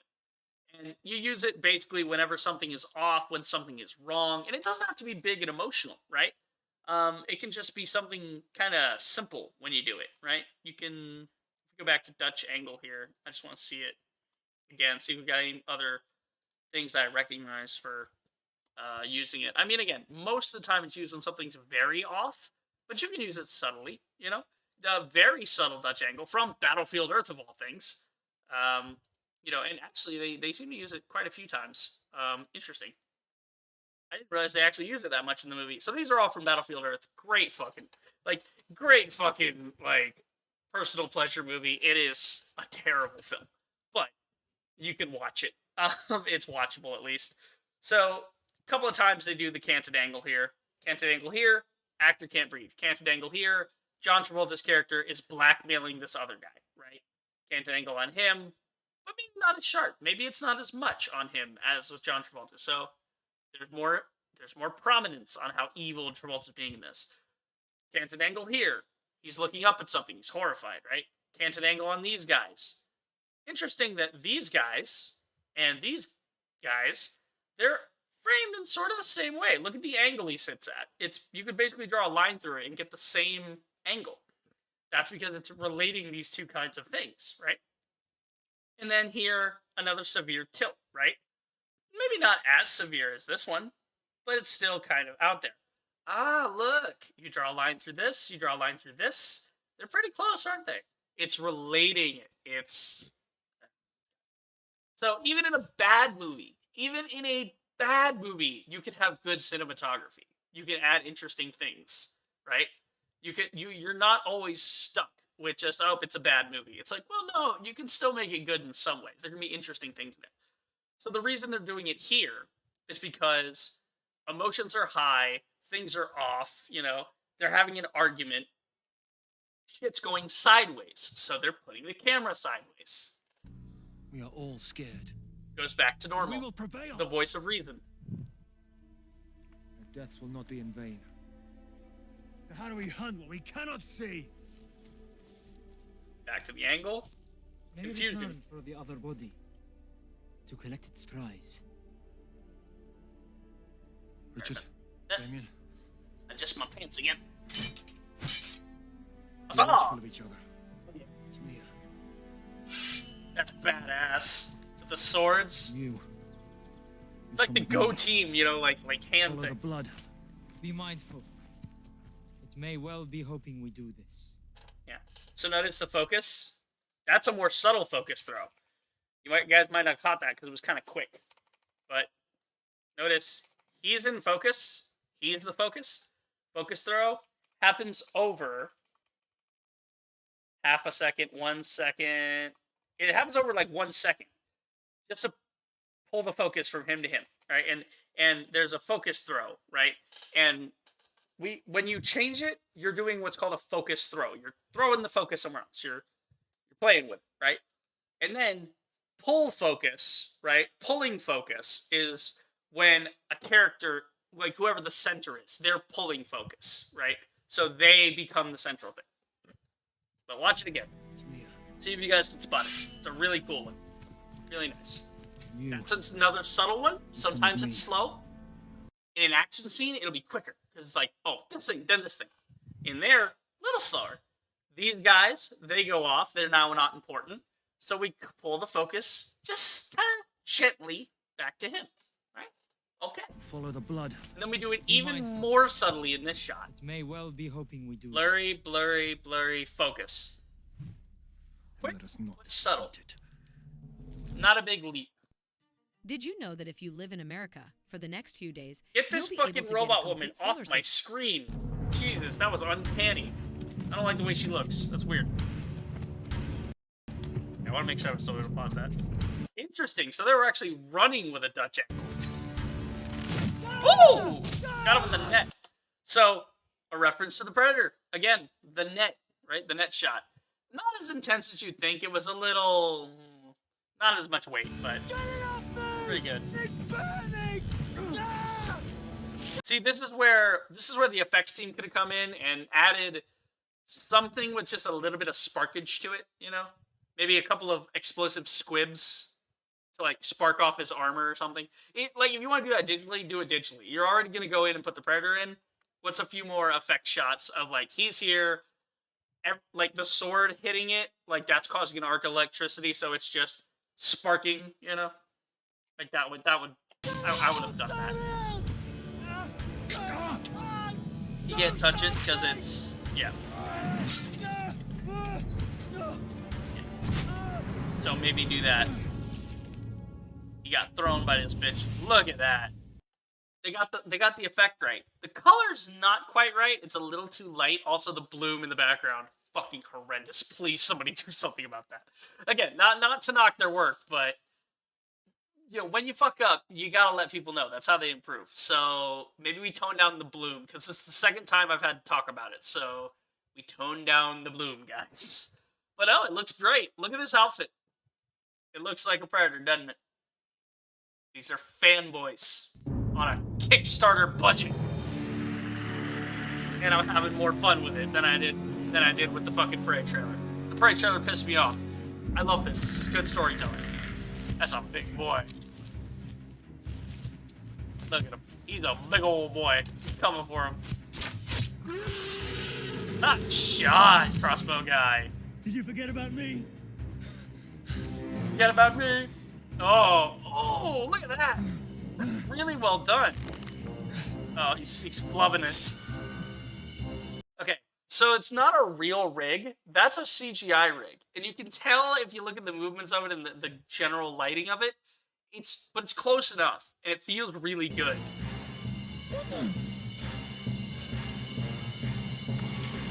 Look at it. The little robotic.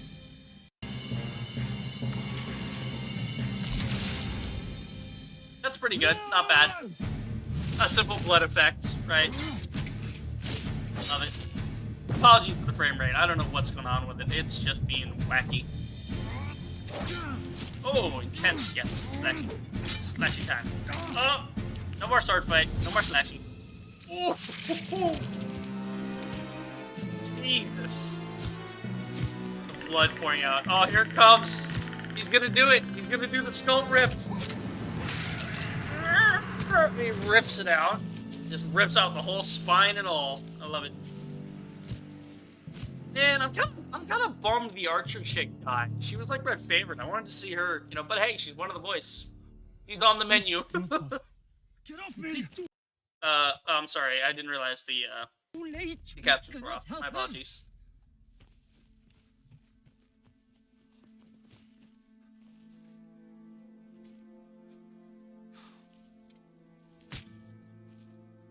I feel like that cut there was a little unnecessary. Probably didn't need that. This is what sells the shot. So before you could tell it was just like a blood effect, right? It was CG compositing, After Effects type stuff. That's practical. And if it's not practical, they've got me fooled because that looks fucking fantastic. Darken the tree, you know, you put some goo on it, right? Put some crap on it. There you go. Sells it like, hey, this is his blood and he got his brain obliterated. Body, that's a sack of fertilizer. That's a sack of concrete. Something. I'd probably go fertilizer, probably be lighter. But a sack of something, you cover it, you know, the arms are missing, but, you know, maybe they didn't have a full mannequin. But again, you're not looking there. You're looking at his head being gone. You're not noticing his arms are gone. You know, I'm pointing it out. Yes. So I wonder if we're gonna have a 2v1 because we've never really seen that except for Predators. When it returns for the bodies. It has taken what it wants. There is nothing we can do. We can fight it. Kill it. Please. You must leave while we still have our lives. If we leave now, their deaths will be for nothing. We could not defeat it in Jerusalem. It is no different now. Yes, it is. We can fight it together. No. I cannot die. Not like men. You will stand fast! If you must fight it, know this. It is not invincible. It bleeds. Reference to the first movie, if it bleeds, we can kill it. Nice reference. But no, are we going to have like a Saeed comes in at the 11th hour type deal? He's going to go, so Harrison's going to go and fight the Predator 1v1 and taunt it. And then maybe Saeed's going to come in and be like, you know, I had a change of heart and I'm here to help. And then Saeed probably dies in the process and then Harrison's the only one left. So, you know, maybe. Because this guy's been established as a scholar, as a pacifist, a coward. Canted angle again. I love this. This is gorgeous. Damn you, Saracen. Damn you, Saracen. God damn it, these stupid ads. It's so stupid. It's like this bitch just got a whole ass 9mm under her bed, ready to go. I mean, she's strapped though. I'll take it. You know, it works.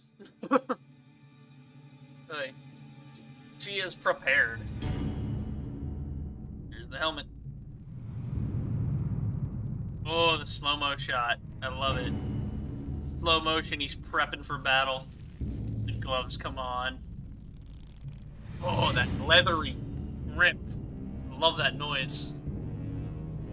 Helmet. Look at the eyes in the helmet.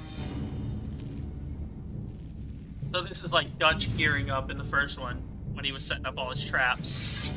Except I don't think he was slow motion with it. But I mean, come on, it's cool. Slow motion knight getting ready for battle, lit entirely by torch and moonlight. I would honestly like this. So clearly they're in some sort of orchard. Where did they get the moonlight from? That's my question. This feels a lot like the orchard they filmed. There was an episode of X-Files I watched where there was some teenager that was like able to control plants, or like, not plants, but like the ground. He could make the ground like swallow people. No, he can control plants too. Because I remember there was a part where somebody was up in their house and I'm thinking, oh, okay, you can't get them. They're in their house. No. Tree branch comes in the window, grabs him, and snatched him outside and swallowed him under the ground. Great episode of X-Files. But this looks a lot like the same location, so maybe they had actually filmed in a similar location. You know, might be the same sort of backlot type of orchard. Because you don't really see into the darkness there, but you see something specific here with the lighting. I love it! He's like, come on! You can hear it in the distance as we get the drone shot over the forest. Ooh, the prosthetic doesn't look too bad. Not for indie work. That looks pretty nice. He's ringing the dinner bell.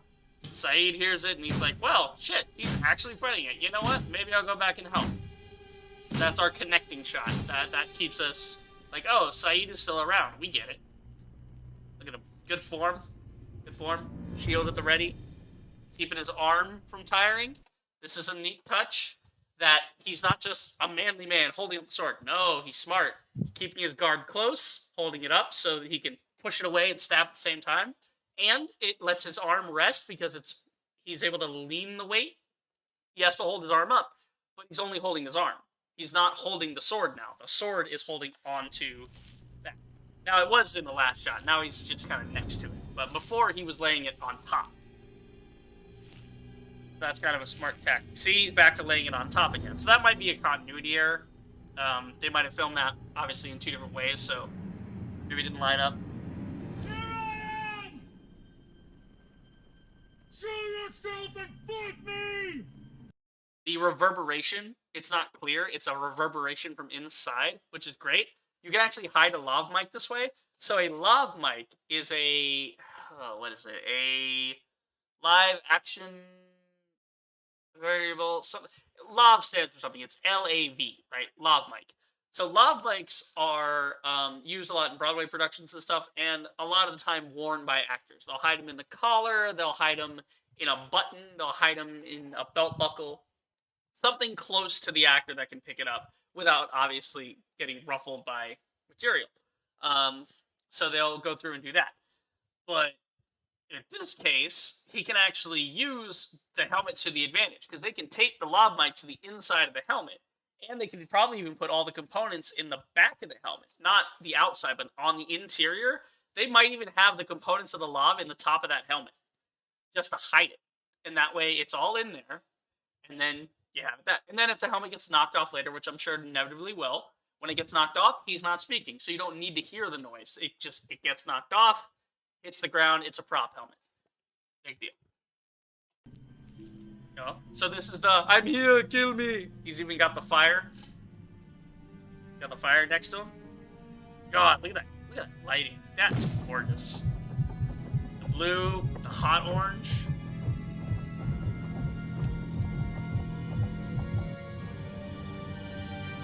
Here he comes. Ooh, nice spin. That's a big boy. Whoever they got to play this guy, fan-fucking-tastic. And the helmet comes off. What did I say? The helmet gets knocked off?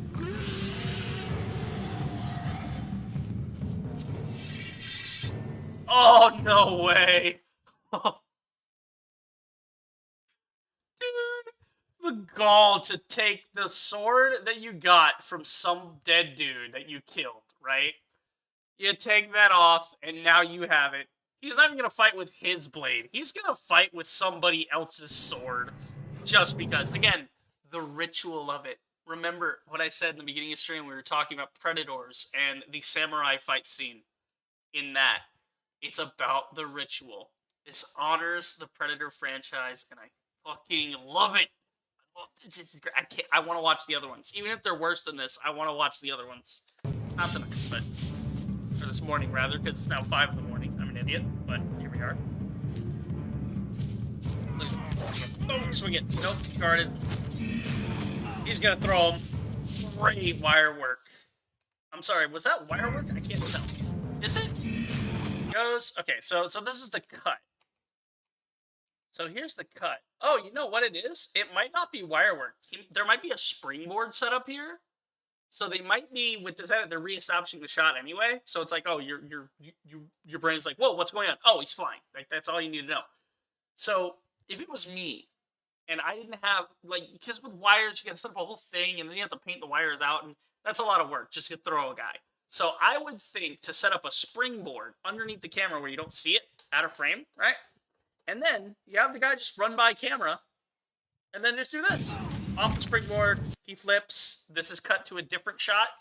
So this is just him landing shot. And again, this editing is economical. It's done for a reason. So these two connecting, feet in air, feet in air. We know because we just saw the feet in air, our brain connects the shot. And then this one is him off the springboard. And then this one, obviously, you have to set up a different shot. But this one's easier. You can just kind of have him, like, thrown from a certain height or pushed by someone. And, you know, basically, you can set up, like, something high for him to fall from.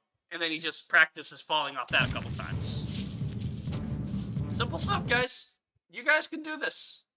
This is all filmmaking is. It's simple decisions. Now, if you want to do a big fucking Marvel production, obviously, you got to have a lot more stuff for that. But, simple stuff. They went to a rent fair. They found a guy that can do some costumes. They got some costumes. They understand some lighting. They put an orange light over here. They put a blue light over there. They have a little nighttime shoot. If that's even that might be a sound stage. We don't know. That might even be just like an empty warehouse and they put in a bunch of trees. But, you know, that shot alone, very simple. Actor 1 grabs actor 2. Cut 2, actor 1 hits springboard, does a flip in the air. Cut 3, actor 1 is flying down from a point, so you just put up a box, you have him stand up above it so he can get the right height. You have him flip forward and roll. And now you're into this shot. 3 shots that you can do in your backyard and do this exact... You can mimic this exact cinematography. It is not difficult. Which is why it baffles me that some fucking movies are such a... Some popular movies nowadays are such a clusterfuck of nonsense on the screen. Keep it simple. And then you can add the cool stuff, right? Here, the cool thing is the texture in the dirt, you know? And that lighting, that light coming off the torch.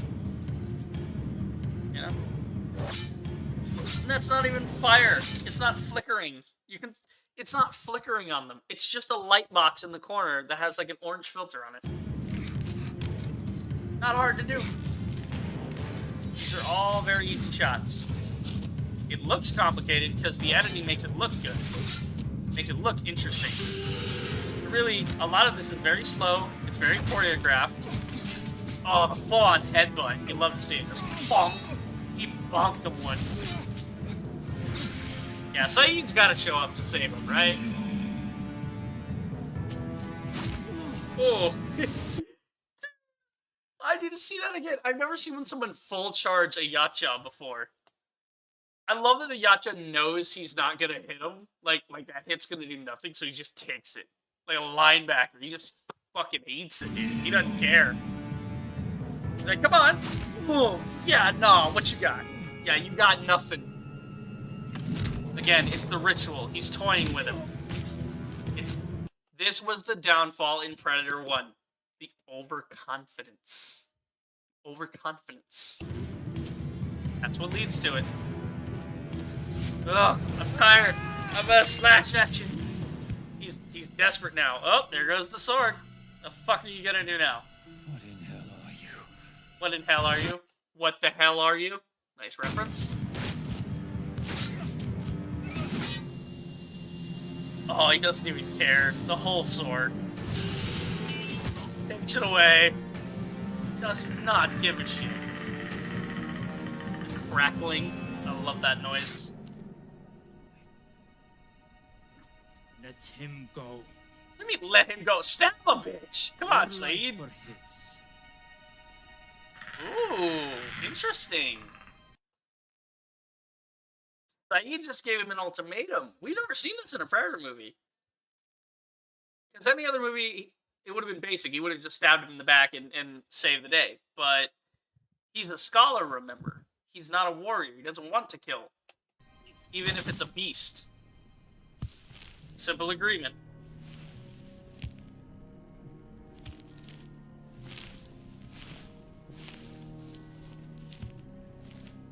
And the Yaktja honors that agreement. He realizes he was caught.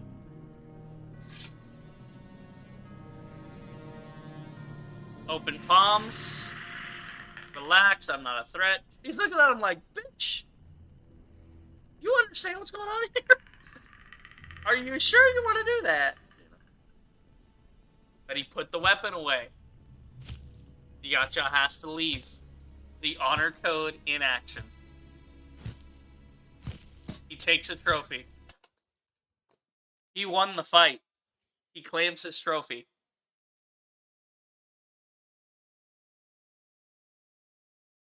He lost to Saeed, so he doesn't get Saeed's trophy. He must leave because Saeed had him. He spared his life. You know? He spared his life. He let him go. He let him live. He could have easily killed him. Saeed bested him. So he must leave. It's fair combat. Now, again, it's...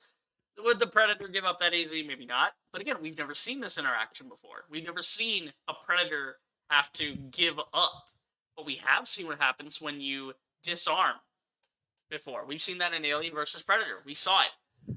She disarmed. She gave the weapons back. She pled for mercy, right? She wanted peace. Same thing. Saeed just did the same thing. It honors the previous films. And it makes sense with everything we understand about the Predator. This is a good ending. Please just go invisible. Please just go invisible as you walk away. Ah, I want to see the effect. I want to see him go invisible as he walks off into the distance. Oh, never mind. He's going back in his ship. Okay. Because they do that in Predator 2. When the Predators, they all surround Danny Glover's character. He's like, all right, who's next? And then they hand him the pistol and to basically tell him, here, take this and fuck off. You won the fight. You get a trophy. Fuck off. And then they all back up and they they back up and they all go cloaked again and then they're gone, right? And then the ship starts taking off the whole thing. But he's going back into his ship. That's interesting that his ship was there. Or it's a teleporter beam. I don't know. Predators do it, man. Predators be crazy. So that's even better than what I wanted. I was expecting, oh, they'll just have him go invisible, and I thought it would have looked cool. But that's even cooler, because it's something we've never seen. We've never seen an alien go into a hidden ship like that. Well, a Predator specifically. And now we get to see the ship. It's cloaked, it's leaving, a very simple shot. For now. For now. What was it? I do not know. Not a demon. Something else. This makes them question their worldview. Thank you. It makes them question their worldview. They have to understand this now. Because this demon they have to fight. They've seen it and they've lived. They have to explain what they've seen. It bleeds like a man. So it's not supernatural. It left, and it seems to have flown into the sky. They're trying to rationalize the concept of an alien. They don't understand the idea that creatures with the intelligence of man could be from another planet. Look at the look on his face. Look at the look on Saeed's face. He's so confused. He's a scholar. He's interested by this. He's intrigued. He thinks, what is it? Where does it come from? Why was it here? What did it want? You know? Why did it want what it wanted? Look at that. All of that with that simple expression looking at the sky. Where would be my honor if I did not? Honor. Although I already half expected you to be dead. Not yet, Saracen. Not yet. Not yet, Saracen. Nice. They look at the sky. It's beautiful. Roll credits. So it's actually akin to the ending of the first movie, where there were two survivors.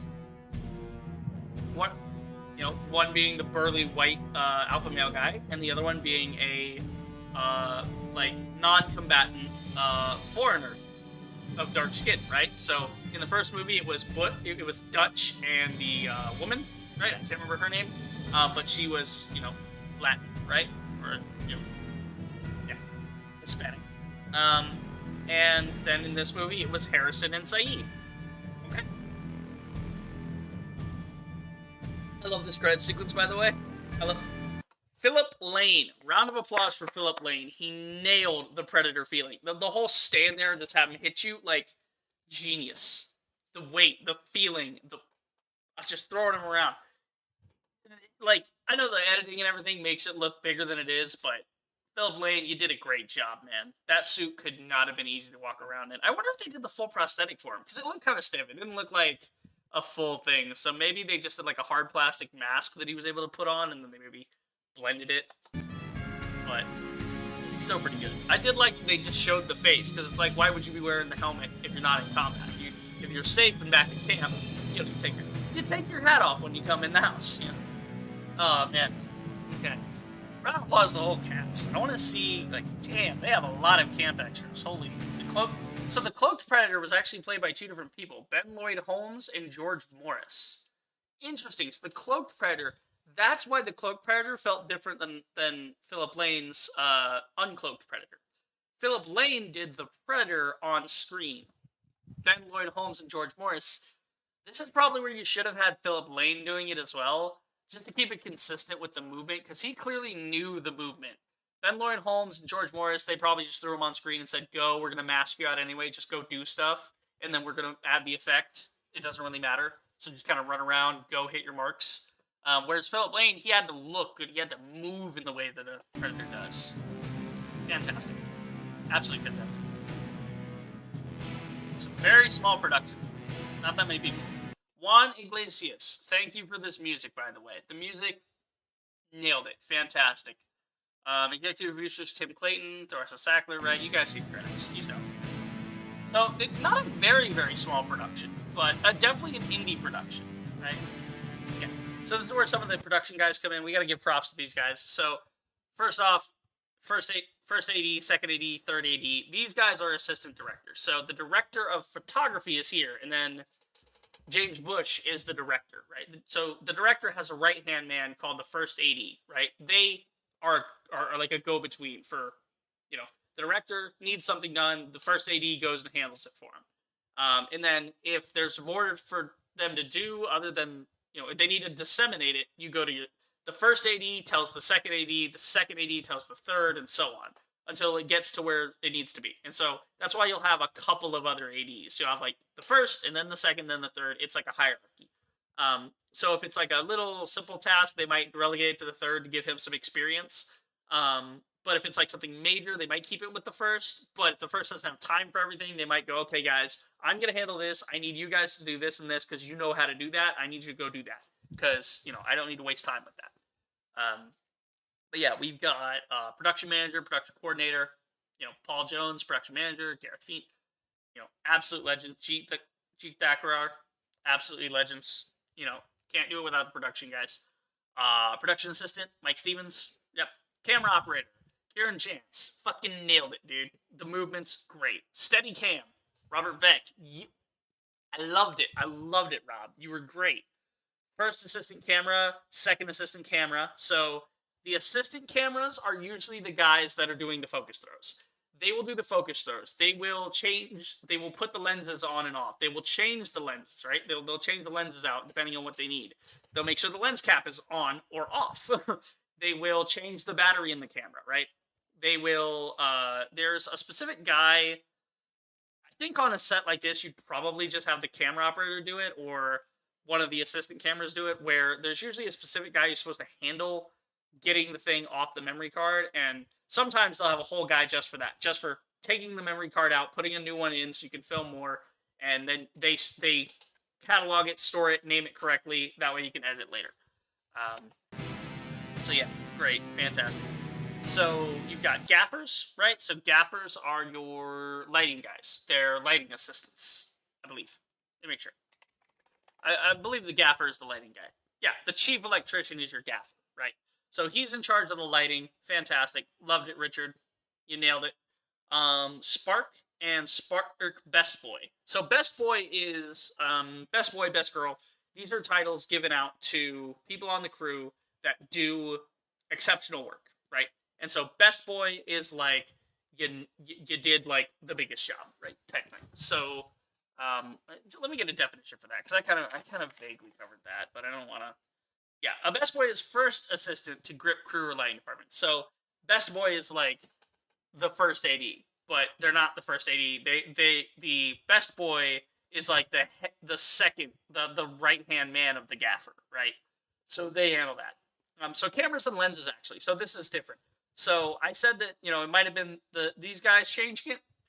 Probably not. This is why films are big productions, even indie films. You can see you gotta have like a guy for every specific job, because there's too much to do and somebody's gonna forget something. So if you give everybody like one thing to do, handle just that, they stick with just that. Cameras and lenses, right? Those, changing them out, making sure that they're on set, making sure you write down like what lenses you're using for what shots. That's what the camera and lens guy does. You know, and camera limited. I guess that's saying where the cameras are from. So probably first AD, second AD doing it then, like I said before. But you would probably want somebody specific for that if you're going to have a bigger production.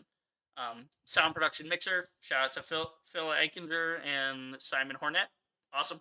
Boom operator. Very important. Got to hold the boom. You got to keep it out of the shop. You got to keep it close enough. You got to make sure it's recording and everything. You got to make sure the levels are good. Absolutely. Assistant sound. Makeup special effects, Mike Peel. You nailed it, dude. Looks great. I think special effects, probably a little weaker, but that's fine. Additional makeup, Megan, looking good. Costume supervisor and costume assistant, Elizabeth Reel and Rachel Ray and Sophia Audi. Fantastic. So the costumes and weapons were supplied by 3 other individuals, probably collectors or people that attend Ren fairs. Ren fair being short for Renaissance Fair. Probably people that have these things on hand and knew the production guys, and they were probably friends with them. And they were like, "Hey, yeah, we can give you some of our costume because it's not that time of year. We got nothing to do with like maybe they worked at a Ren fair and they were able to rent these things out because they weren't doing anything at the moment, possibly." The Predator costume was supplied by Sentient Creatures. So the Predator costume was actually custom built. That's pretty cool.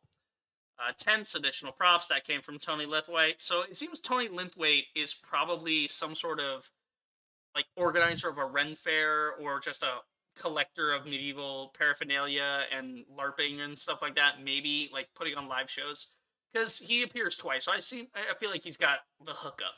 So good on him. Second unit, also important, right? Aerial photography. That was our drone shots. Very important. Fight choreographer, Raph Aldis. Absolutely. The Predator stunts and so this is interesting. They have a fight choreographer, and then they have a Predator stunts and additional choreography. So they've stratified, right? Fantastic. So this is specifically for the fighting.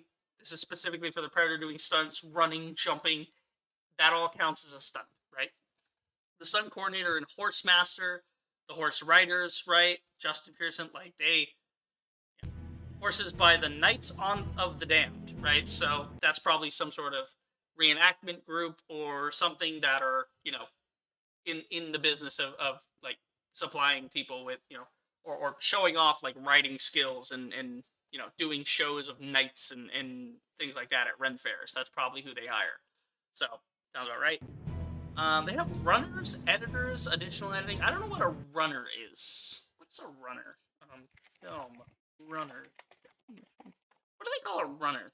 Because that might be a UK term. As a runner, you're like a general assistant working under the direction of the production of others. We call it a gopher. So in the UK, they call it a runner. You're running around doing things for people. You know, somebody Now, you're not Crafts. Crafts is different, right? Crafts handles the food. So if somebody needs a coffee or something, Crafts handles that. Craft services, right? So a runner is more like, hey, go get me this thing, or hey, we need a resupply on this thing, or hey, go check on Dave in, because his scene's coming up, so go let him know, So they're usually the guys you'll see that have like a headset on, like this. No, but they'll have like a headset on. They'll have like one ear on, and then it's over, and then they have like the big fluffy mic type thing. They'd be running around with that, and they'll have like maybe like a fucking clipboard and like a little vest with like pockets, like shit they can carry around with them that you need. Like, you guys need tape, you guys need marks, flags, you need you guys need fucking, I don't know, extra sugar for your coffee because we're running late. Here, I'll have a packet full of it. Here, there you go, stuff like that. So they call it a runner because you run around doing stuff for people. Makes sense. We call it a gopher. And by we, I mean me. I don't know if the industry calls it a gopher, but I call it a gopher. It's basically, it's a gopher. Because you go for this, you go for that. It's a gopher. So that kind of stuff. So editors, fantastic editing, really good. There were actually one or two in the editing. James, buddy, work on that. There was one or two shots that I was like, like when he sees the bodies and he like kneels down with a sword. You really didn't need the connecting shot of showing the bodies with the foot, right? You didn't really need that shot because that was so quick and it didn't really add anything. It would have felt better if we just held on the shot and watched him drop down and he just, and then maybe you could show that after, right? As sort of a reaction shot of like, what's he looking at? Oh, this is why he's upset. Like, okay. But again, it's your editing. You edit it the way you want. I mean, if you were happy with it, great. I just know I would have edited it differently. And I think that it would have played better. Sound designer, Dean Koval, fantastic. Foley artist. So Foley is the guys doing the sound effects, right? Footsteps and swords clanging and all that stuff. That's different though. There's different from audio effects, right? There's Foley artists. They handle like making sure the footsteps sound right, whatever. They match it to the on-screen action. Then there's sound like editors that are specifically adding sound effects. They're like sound effects engineers. They'll add things like the eye flash noise. That's done in post. That's not like oh, let's look at the screen and plug it in. No, they make that noise specifically for that. They plug that file in. Or, the lightning bubbly, those are special effects. Those are sound effects, right? So that's done by a separate guy. Titles, artwork, Mike Lee Graham. You nailed it. The visual effects team, pretty good. Work on the cloaking. The cloaking was a little rough. Additional artwork, teaser titles, all y'all nailed it. Love it, everybody. Another Robert Price this time. Different guy. Special thanks to everybody here. Look at that. Awesome. That's a lot of people. So I think this is probably a lot of their Kickstarter backers. Nonprofit, here's illegal stuff again. Hell of a film. I am so excited to see his next work. Keep an eye on James Bush. He's an up-and-comer, definitely. I would not be surprised if in a couple years we hear like, oh, James Bush is the next Michael Bay or some shit. And again, not to be like, oh no, Michael Bay, like it's all spectacle. No, I feel like James Bush. I mean, let's look at his website again. This guy, because he wrote it and directed it, so you got the 2-for-1 package here. Director, director, producer, fantastic. Got the artsy shot of him looking into a camera, very very professional. So this is like his reel, I guess, of. Yeah, so this is more like modern stuff. This is interesting. Yeah, there's Predator. Look at that. So this is his reel. If you're an artist, you'll have a portfolio. If you're an animator or a cinema guy moving things, you'll have a reel, right? Reels show off how does your camera work go? What are you putting together? Right? Everything on screen he's responsible for. He's writing it, he's directing it, therefore, he made it happen. It happened this way because of him. That's what this reel is showing. This is what I can do for you. This is what I produce. Give me funding. Give me a role. Give me a job with your company. Give me yada yada yada. Excuse me. Oh shit, that dude for a row. Yeah, Bloom very hard on that shot. God, now the reel looks great though. A lot of the other movies, and a lot of them aren't even out yet. That's the thing. Some of them are like not even ready. They're in production. Like, he's currently developing The Fort, a psychological horror feature set during the Second Wars of Scottish Independence in the mid-40s. He loves his period pieces, this guy. I love it. It's great. The film plays on the isolation and paranoia of a group of soldiers as they battle something they cannot see whilst fighting to keep their own sanity. If you believe in evil, the devil will find you. So that's written. So it's co-written by Ali McLeod as well as Bush. Okay, the first in a slate of exciting genre features. I am so fucking here for it. The Fort. The description here reminds me of 13th Warrior. Right? If you guys don't know 13th Warrior, 13th Warrior, fantastic movie. Let me get a drink real quick. Oh, throat is dry. I'm not taking a sip. I'm so enthralled. So the 13th Warrior, the idea is that a Muslim ambassador exiled from his homeland finds himself in the company of Vikings. While the behavior of the Norsemen initially offends him, the more cultured outsider grows to respect the tough, if uncouth warriors. It's like a meeting in the minds, right? Cultural differences. During their travels together, I can't say that name, Fadlan, we'll just say Fadlan, and the Vikings get word of an evil presence closing in, and they must fight the frightening and formidable force which was previously thought to exist only in legend. So you can tell that kind of sounds like the same thing. It's guys, it's at a fort, they're fighting off something, isolation, paranoia, they don't know what they're fighting. The 13th Warrior, it's like, are these people or are these not people? Like, the Vikings think they are, but they're not, but they are, but they are, but they're not. It's a great movie. But The Fort sounds a lot like that. Another one he's working on. So this one's currently in development. So this is being filmed right now. This is post-production. So post-production meaning the filming is done and they are cutting it together. They're getting it edited and adding the music and all the background nitty-gritty stuff. That's, after filming has wrapped, after they're done getting all their footage. Let's see. So this is Lore, a horror anthology that follow 4 friends on a ghostly excursion where their guide asks them each to tell the scariest story they've ever heard. Okay. But little do they know those stories would have major consequences for them and others. So they tell the story probably comes true, and, then they're in the middle of the story. So that sounds kind of fun. That's like, it sounds like, what's the one? Trick or Treat. Trick or Treat. Right, Trick or Treat. There's a movie called Trick or Treat. I'll just show you guys. I don't know what I'm saying. Trick or Treat. Great movie. It's a little anthology. It's kind of the same thing. Again, you can see where he's getting inspiration for these things from. And again, not stealing, not theft, not plagiarism, not copying somebody's idea. It's the same concept, though. It's tales of terror reveal the consequences of extinguishing a jack-o'-lantern before midnight and a grumpy hermit's encounter with this has a couple of different horror stories. I think it's like 3 or 4. I think it's 3. There's like 3 different plots happening in Trick or Treat to different people at different times throughout the night. And it's all centered around Halloween. So, Lore, the same thing. That sounds very much similar to that. Devil's Lair, we read the description of this earlier. Fucking Zero Dark 30 meets The Descent. For anybody that doesn't understand, Zero Dark 30 is a military movie, right? So it's like a super spec ops, fucking hard-hitting, that kind of shit. Like, it's like the, it's basically like all about Navy SEALs and shit, right? This is like the movie dramatizing the, like, finally, like, when they finally catch up to Bin Laden, they're like killing Bin Laden in his compound, in Pakistan. So these are the guys. Zero Dark 30 is like the movie about that. Okay, so Spec Ops, Navy SEAL, military movie, cool. And then The Descent is another one. Which is, this one's really fucking weird.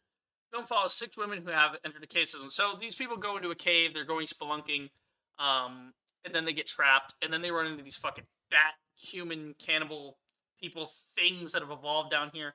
It's a weird found footage type movie. So you combine those 2 things, you get The Devil's Lair. I mean, look at the artwork for these. Like, these covers are fantastic. They look so interesting. Even here, any other amateur would have just put the sword in the middle. No, it's slightly off. It's just off.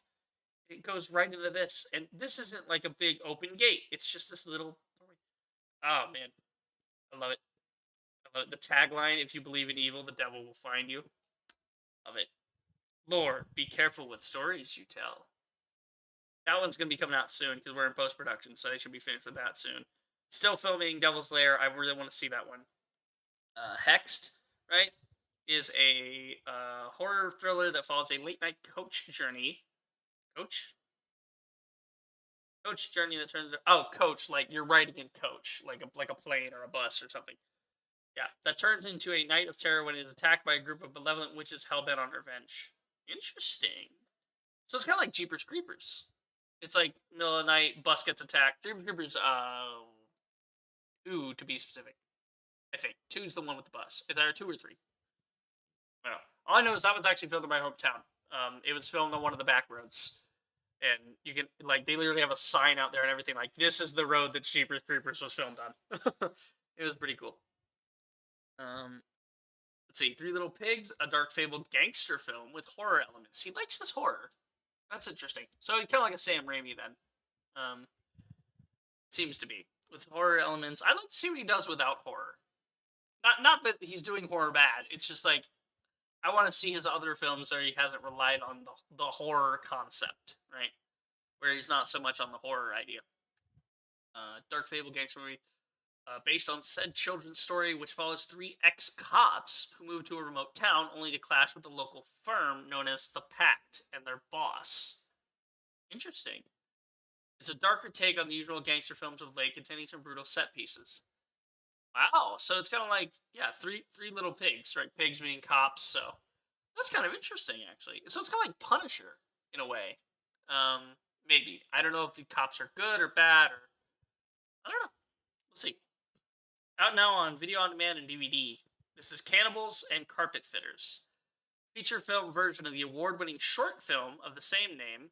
It had its US release in December 2018 on DVD and video on demand, with the UK release following May 2019, along with several other countries.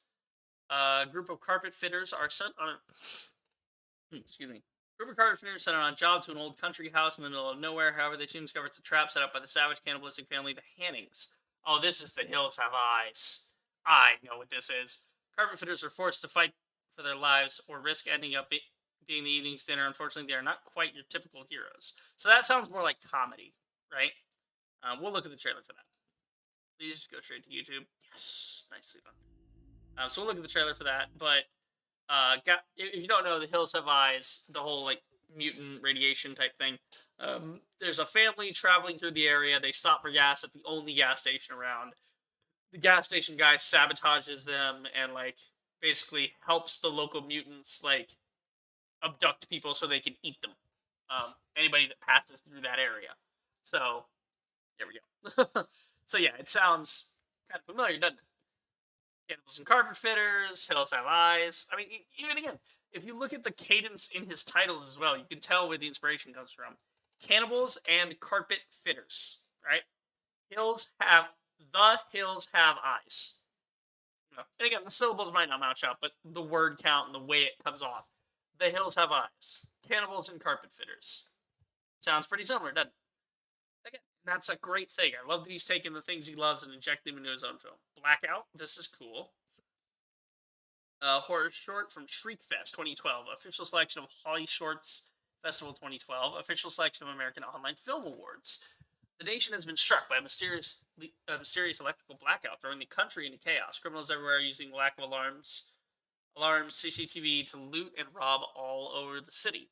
One group of opportunistic robbers move forward a planned job and break into an antiques warehouse, taking the security guard hostage along the way. As the job nears completion, they realize that something else is also making use of the blackout. Something evil. The alliances must be formed there. Excuse me. It's the tea. The sugars, yeah. Alliances must be formed if they are to escape whatever is hunting them from the darkness. To survive the night, they must stay in the light. Oh, that's a great line. To survive the night, they must stay in the light. That's a good... I would have probably just said to survive the night, stay in the light. Just stay in the light, not they must, but, you know, to survive the night, stay in the light, you know. Stay in the light to survive the night. That sounds like a better one. Anyway, I mean, I'm not knocking it, it works, but, you know, I have my own things that I think sound good, so. Blackout is a short film based on several ideas taken from a feature-length script I am developing and looking to raise awareness. It was made to show the potential of the feature film, while also creating a standalone film.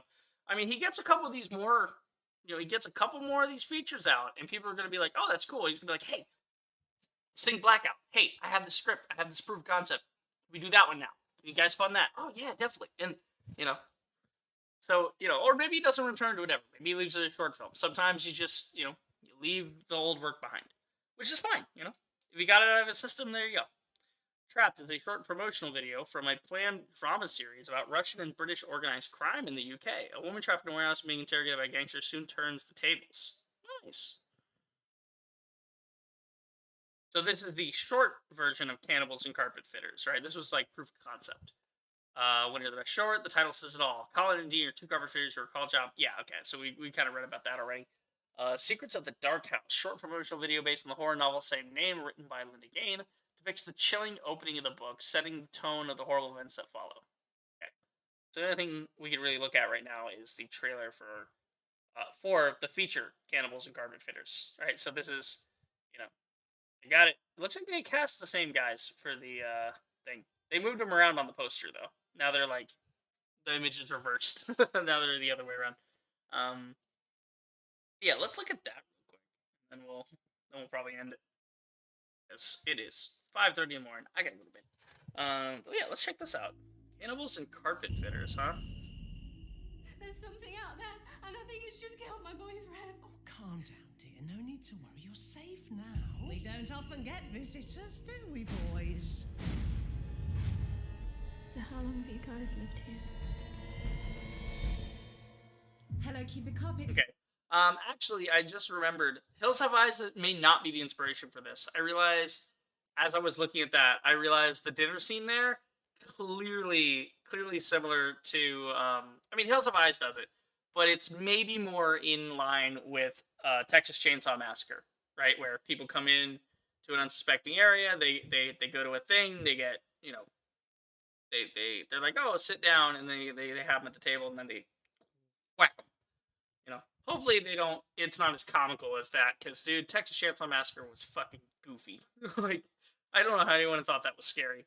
But they have, like, this hammer scene, and, like, they keep trying to get the like, old man to be the one to hold the hammer and brain this woman in the head with it, and they keep handing him the hammer, and he keeps dropping it, so they have to keep handing him a hammer, and it's literally part of the script. It goes on for, like, a solid 2 minutes of them just with this hammer, and they're all giggling, and they're all excited, like, oh my god. It is the most obnoxious scene. Jade speaking. It's a good job for us, this one. I know, big house. The lighting, I really love how he does the lighting. Like, he makes sure that his lighting is, like, genuine quality. I can tell you what he's doing in this shot, by the way. I've done this before. This is called an NV filter. So you want to use this when you're outdoors. An NV filter, meaning, or ND, sorry, ND. I always call it an NV. Doesn't really matter. NV, ND, people know what you're talking about. So an ND filter. It is sunglasses for your camera. So the cool thing is that this reduces bloom and just general oversaturation of the filter. So a couple of examples. So this is what the camera should be seeing. If you put the filter on, this is what it will appear to be. Same thing here, right? Smaller image, but you get the idea. So you get the idea. Big bloom, blown out lighting. Put the ND on. Now you can see the clouds, right? You can't see this cloud. You can kind of see some definition in the clouds because it's damping down that lighting for you. It's literally sunglasses for the camera. Now the cool thing about an ND is that once you slap it on the end of the lens, right, you can take it on and off very easily. So if you don't want it, you can throw it out. If you do need it, you can get it on easy. Not a big deal. You don't have to replace the whole lens. You just put it on like you would a lens cap right on the front. Just screw it on. And the best part is that depending on what kind of ND you have, you might have something called, you might be able to play with the ND to get certain effects to where maybe the ND, let's see, ND filter gradient. There's something called a gradient ND. I got to play with this.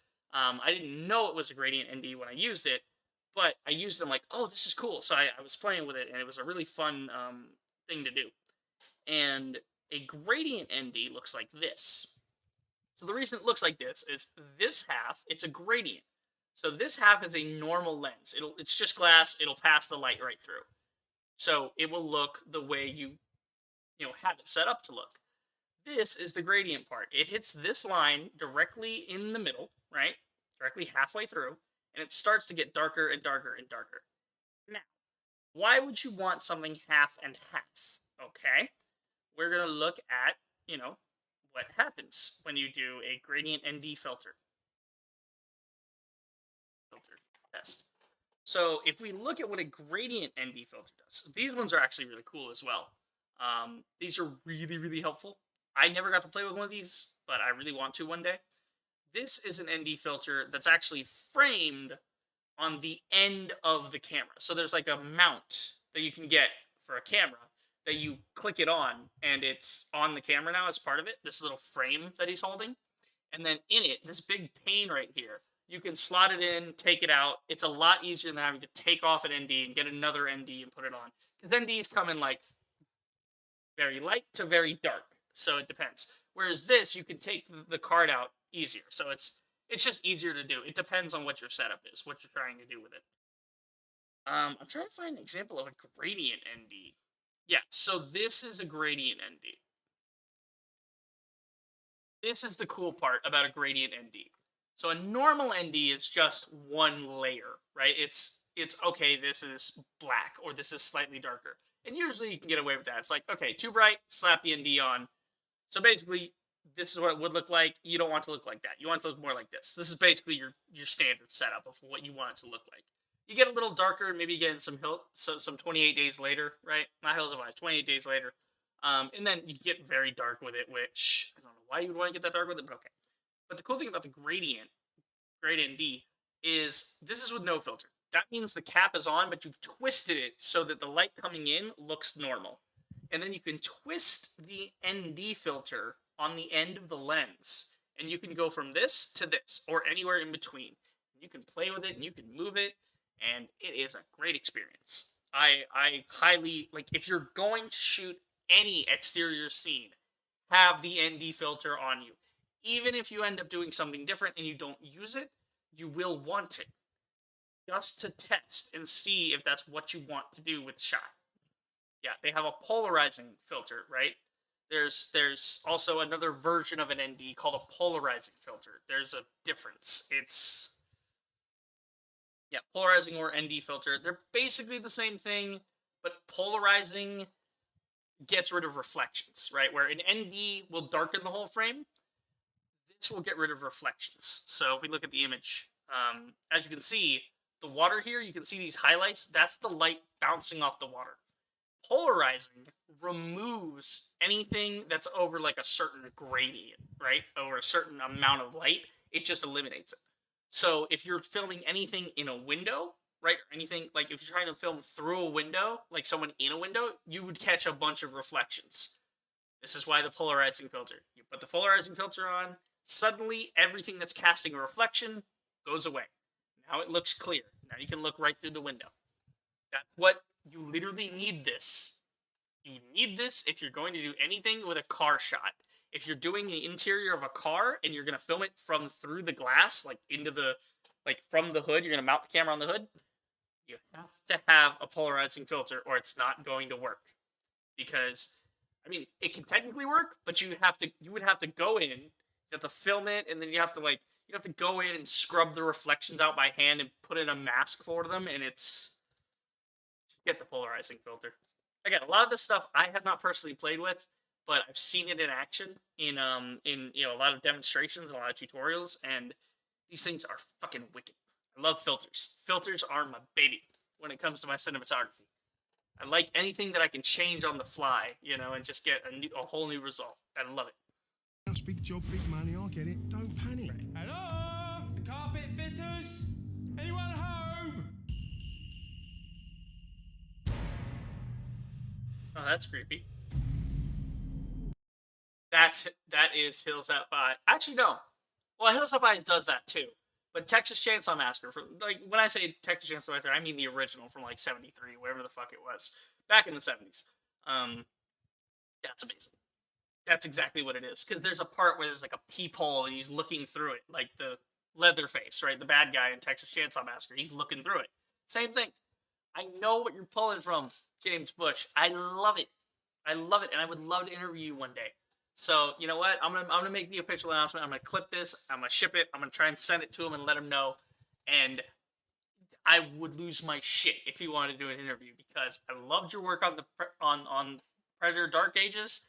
I can't wait to watch the rest of this stuff and just appreciate it. But yeah, let me make the official thing. So I got like a minute for this. Yeah. Okay, I'm gonna wait till 6:34 so I know how much time I have in the bottom to get this message out. It'll probably be like 30 seconds, but I get up to a minute with these clips, so we'll clip this. 3. Hi, James Bush. I go by Reap the Rager. I did a stream. I watched through your Predator Dark Ages video, and it was amazing. Great film. I loved your work in it, and I've been going over your filmography and just talking about all this stuff, and your work's incredible. If you ever want to do an interview, I am very down. An hour, 3 hours, you want to do an 8-hour thing, I would love to talk shop with you all day about your process and your whole thing, right? So, you know, I'm going to clip this. I'm going to try and send it to you so you can see it. You know, I'm making the offer, reaching out. I know you probably don't know who I am or give a shit, but reach out to me. We'll set something up. I would be honored to interview you. Your work is fantastic. So, you know, I'll send this out. You can reach me on Twitter. You can reach me in my comments section on my YouTube channel. Thank you. Okay. So I'll clip that. So we'll clip that. And, you know, maybe you'll respond. That would be cool. I'd be so down for that. I probably look like a slob on camera with this collar. It's all over the place tonight. But no, that would be amazing to see, to have James Bush on to talk about some stuff. That would be great.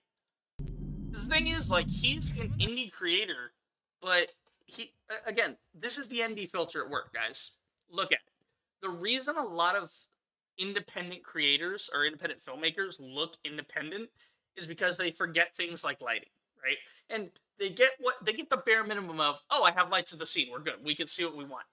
But it's not enough to do that. You have to put on things like the ND filter to damp down that lighting, to make it not look like a home movie, not make it look like amateur hour.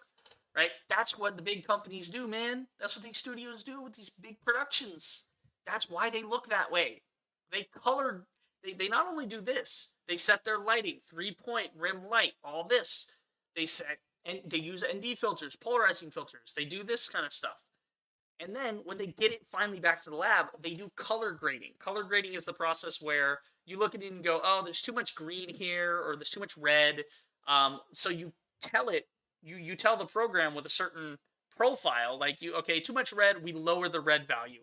Oh, but that screwed it up and made something look purple, so we're going to play with this. We're going to add maybe some yellow or whatever. I haven't done color grading that much, so I can't speak on it, but the concept is there, and that's why you do it, is because you want to, you want that to go through. And so you want it to look good, and that's what's happening here. ND filter applied, color grading applied in editing to make it look the way it looks. This does not naturally look like this. Now, if you can do it in camera, do it in camera and get it on the day. Otherwise, you either do it in camera meaning you just film it straight on and you get it to look like that manually using your lenses and your filters and everything else. Or you have to go into post, and in post, that's become a popular thing in the last, like 20 years is, we'll get it in post, because the rise of digital, the rise of computers, studios just think you can do everything in post. And they're kind of right with this whole CG Marvel thing that's been happening. But it also makes the film feel really cheap when you're not doing things for real. Not cheap in the sense that it feels like an indie film or anything. Cheap in it just feels bad to look at. You just look at it and it goes, yeah, it technically looks good, but you don't feel the weight, you don't feel the grit and it's just no real to it, But this doesn't happen in camera, right? I would bet this isn't an in-camera effect. Maybe an ND filter to make it look like this, but it's definitely been color graded. You can tell, because these greens are not as green, right? This red is not as red. They've definitely used a certain color profile to kind of tamp it down a little bit more to make it fit. And the important thing with color grading, actually, is that you need to color grade every one of your scenes to look like your other scenes. Or else you might have an interior scene that looks more orange because of the lighting, right? And then you have an exterior scene that looks more, beige because of the lighting. You've got two different colors. The brain doesn't understand that. You cut from going outside, inside, and your brain goes, whoa, whole different lighting scheme. And again, that's not a problem. But the overall film, it needs to be a gradual change to that. It can't, you jump from one to the other, brain goes, whoa, stop. You want that color grading. It's important. I can't seem to open this door! Ooh, focus throw. Look at this boy. I love the jacket. Ooh, big machete. He did. You know that guy did. Slice of this pie. Oh no. Chicken, I think. Is there gonna be a finger in the pie? Please, James Bush, please put a finger in the pie. What?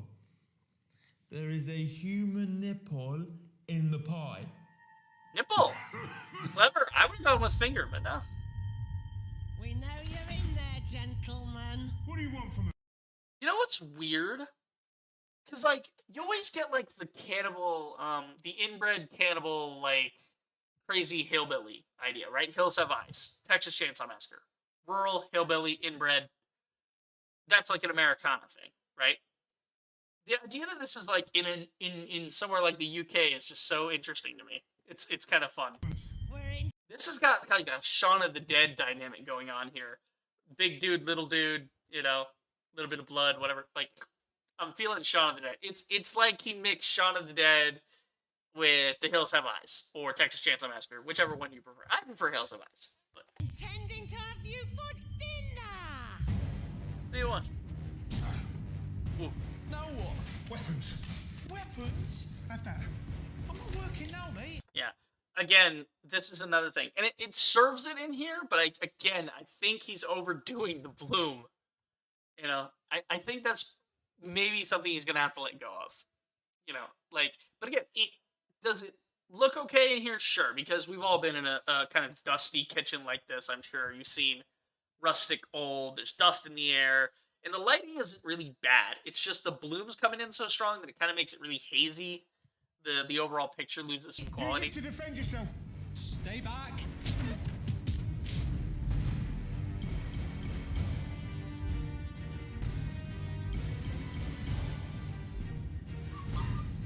This is awesome. I want to watch this so badly.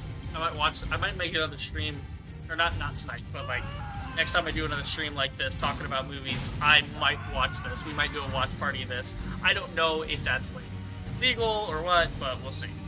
I just want to make sure it's not ripping him off. That's not cool. That's why you don't watch people's stuff. Get these doors open now! Ooh, fucked him in the head. Nope, didn't work. I'd like to see you make a pie out of me. I'd like to see you make a pie out of me. I love it.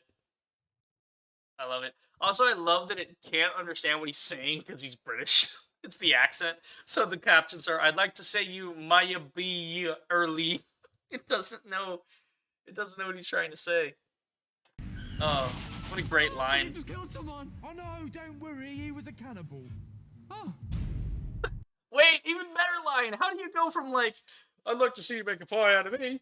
How do you go from that to you've killed someone. Oh, don't worry, he was a cannibal. Oh, that's amazing. Oh my god, you got two banger lines back to back. Great editing on that trailer.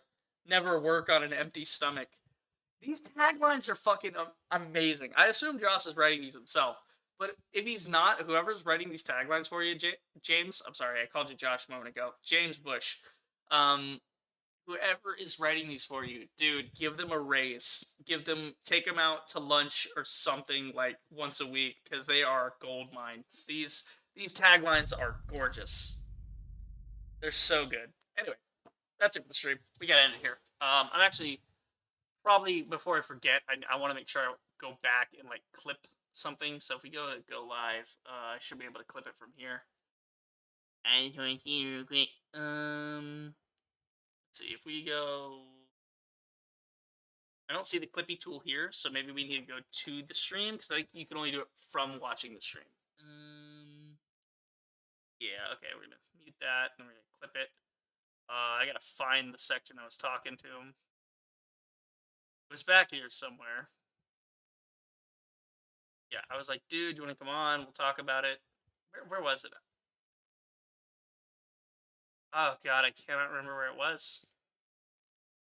Out by hand and put in a mask tutorials, and these things are fucking wicked. I love. Big job, big money, I get it. Don't pay.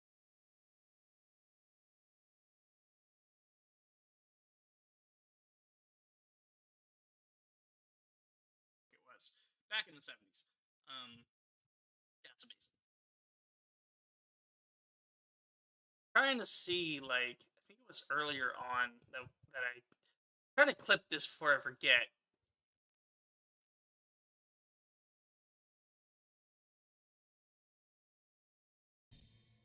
Hello, Cubic Carpets. Okay.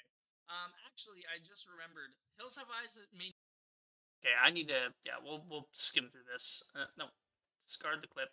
Okay, I'm gonna skim through this until I see myself talking straight into the camera.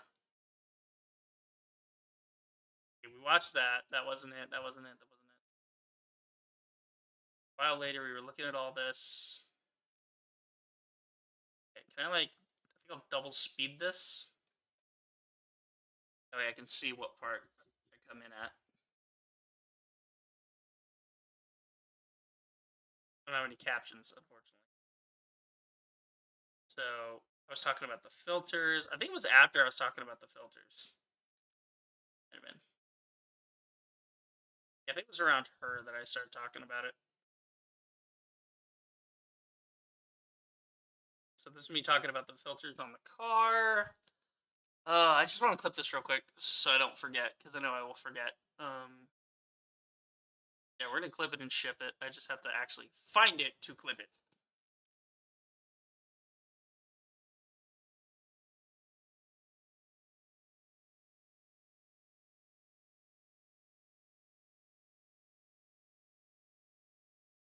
Well, Hills Have Eyes does that too. But Texas Chainsaw Massacre, like when I say Texas Chainsaw Massacre, I mean the original from like 73, whatever the fuck it was, back in the 70s. That's amazing. That's exactly what it is. Because there's a part where there's like a peephole, he's looking through it, like the Leatherface, right? The bad guy in Texas Chainsaw Massacre, he's looking through it. Same thing. I know what you're pulling from, James Bush. I love it. I love it. I would love to interview you one day. So you know what? I'm gonna make the official announcement. I'm gonna click. Okay, here we go. So this is the one. Back to normal speed. So it was around her face. I had a feeling. I'm gonna ship it. I'm gonna try and send it to him and let him know. And I would lose my shit if he wanted to do an interview. Because the rest of this stuff. So I got like a minute for this. Okay, I'm gonna wait till 6:34 so I know how much time I have in the bottom to get this message out. It'll probably be like 30 seconds, but I get up to a minute with these clips, so we'll clip. Okay, so it's around here. So I got like a minute for this. Okay, I'm gonna wait till 6:30. Get up to a minute with these clips, so. Yeah. Hi, James Bush. Hi, James Bush. I go by Reap the Rager. I did the I would be honored to shit, but I would be your filmography and just talking about.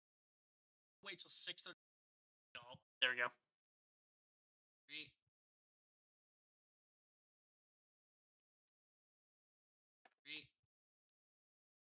There we go. Hi, James Bush. I go by Reap the Rager. I did a stream. I watched through your Predator Dark Ages video, and it was amazing. Great film. I loved your work in it, and I've been going over your filmography and just talking about all this stuff, and your work's incredible. If you ever want to do an interview, I am very down. An hour, 3 hours, you want to do an 8-hour thing, I would love to talk shop with you all day about your process and your whole thing, right? So, I'm going to clip this. I'm going to try and send it to you so you can see it. I'm making the offer, reaching out. I know you probably don't know who I am or give a shit, but reach out to me. We'll set something up. I would be honored to interview you. Your work is fantastic. So, I'll send this out. You can reach me on Twitter. You can reach me in my comments section on my YouTube channel. Thank you. Okay. So I'll clip that. Perfect. Hi, James Bush. I go by Reap the Rager. I did a stream. I watched through your Predator Dark Ages. I'll just clip the whole minute. That works. Amazing. Great film. Yeah, so I think that works. We'll just clip the whole minute. So we're going to say James Bush interview. There we go. So we will share clip. Share it to Twitter. I don't know if he has a Twitter. That's what I'm trying to figure out is how can I send this. I'm going to copy it, first off. We gotta find James Bush. James Bush. See if he's got, like, a Twitter or something. James Bush film editor. Yeah. Yeah, Facebook. He does have Twitter, it would seem. Is this him? Yeah, this has gotta be him. Rare Director Award winner. His DMs are not open, but I'll probably just tag him. You know, again, you gotta do some following, so maybe he sees it, maybe he doesn't. Try messaging him directly on Facebook. Director James Bush. Let's see, does he update this often? I mean, yeah, no. The last post he made, well, that's pin post. I mean, June 30th, so he's a little bit active, it would seem. Oh, he's going to another film festival, actually, in July. They got Dark Ages in the film festival. Look at that. Whoa, I didn't even notice that. Hold on. For the cover? That's a great fucking cover. Hold on. Hold on. Hold on. Dude, I hate that. IMDb, you suck. Yeah, better. Better. Oh my god, I hate the way IMDb does images. Just give me the fucking image. You suck, IMDb. Okay, but you guys see it. We got the Predator here. He's like masked out in white. Predator Dark Ages. Inside is the night with the fire and oh, it looks so cool. I love it. Your cinematographer did a great job. Love it. Fantastic. So yeah, he's a little active on here. So we'll send it both. Just to make sure it goes somewhere. I'm actually not gonna show you guys my Facebook because, you know, that's got my name on it. So, we'll see. But I will send it to @Tally something. What's his name? Tallynator?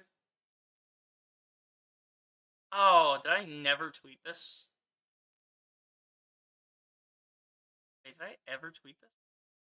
Pretty sure I tweeted that. Hold on, let me get on my profile here. Pretty sure I tweeted that earlier. Yeah.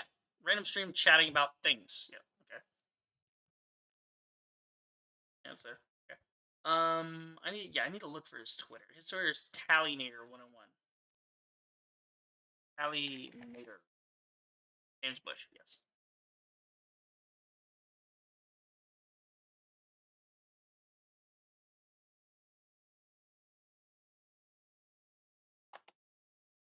Yeah.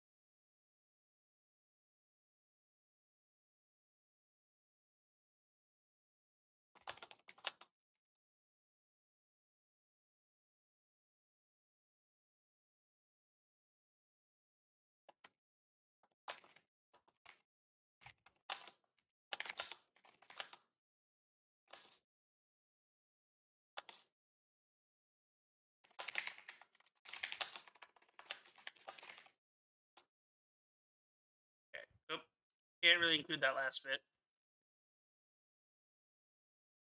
Okay. He'll see it. You know, he'll see it.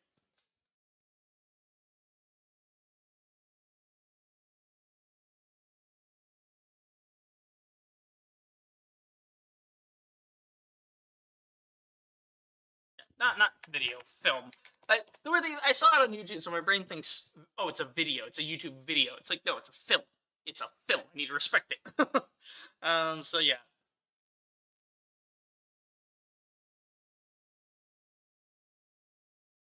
I'll put a little exclamation point.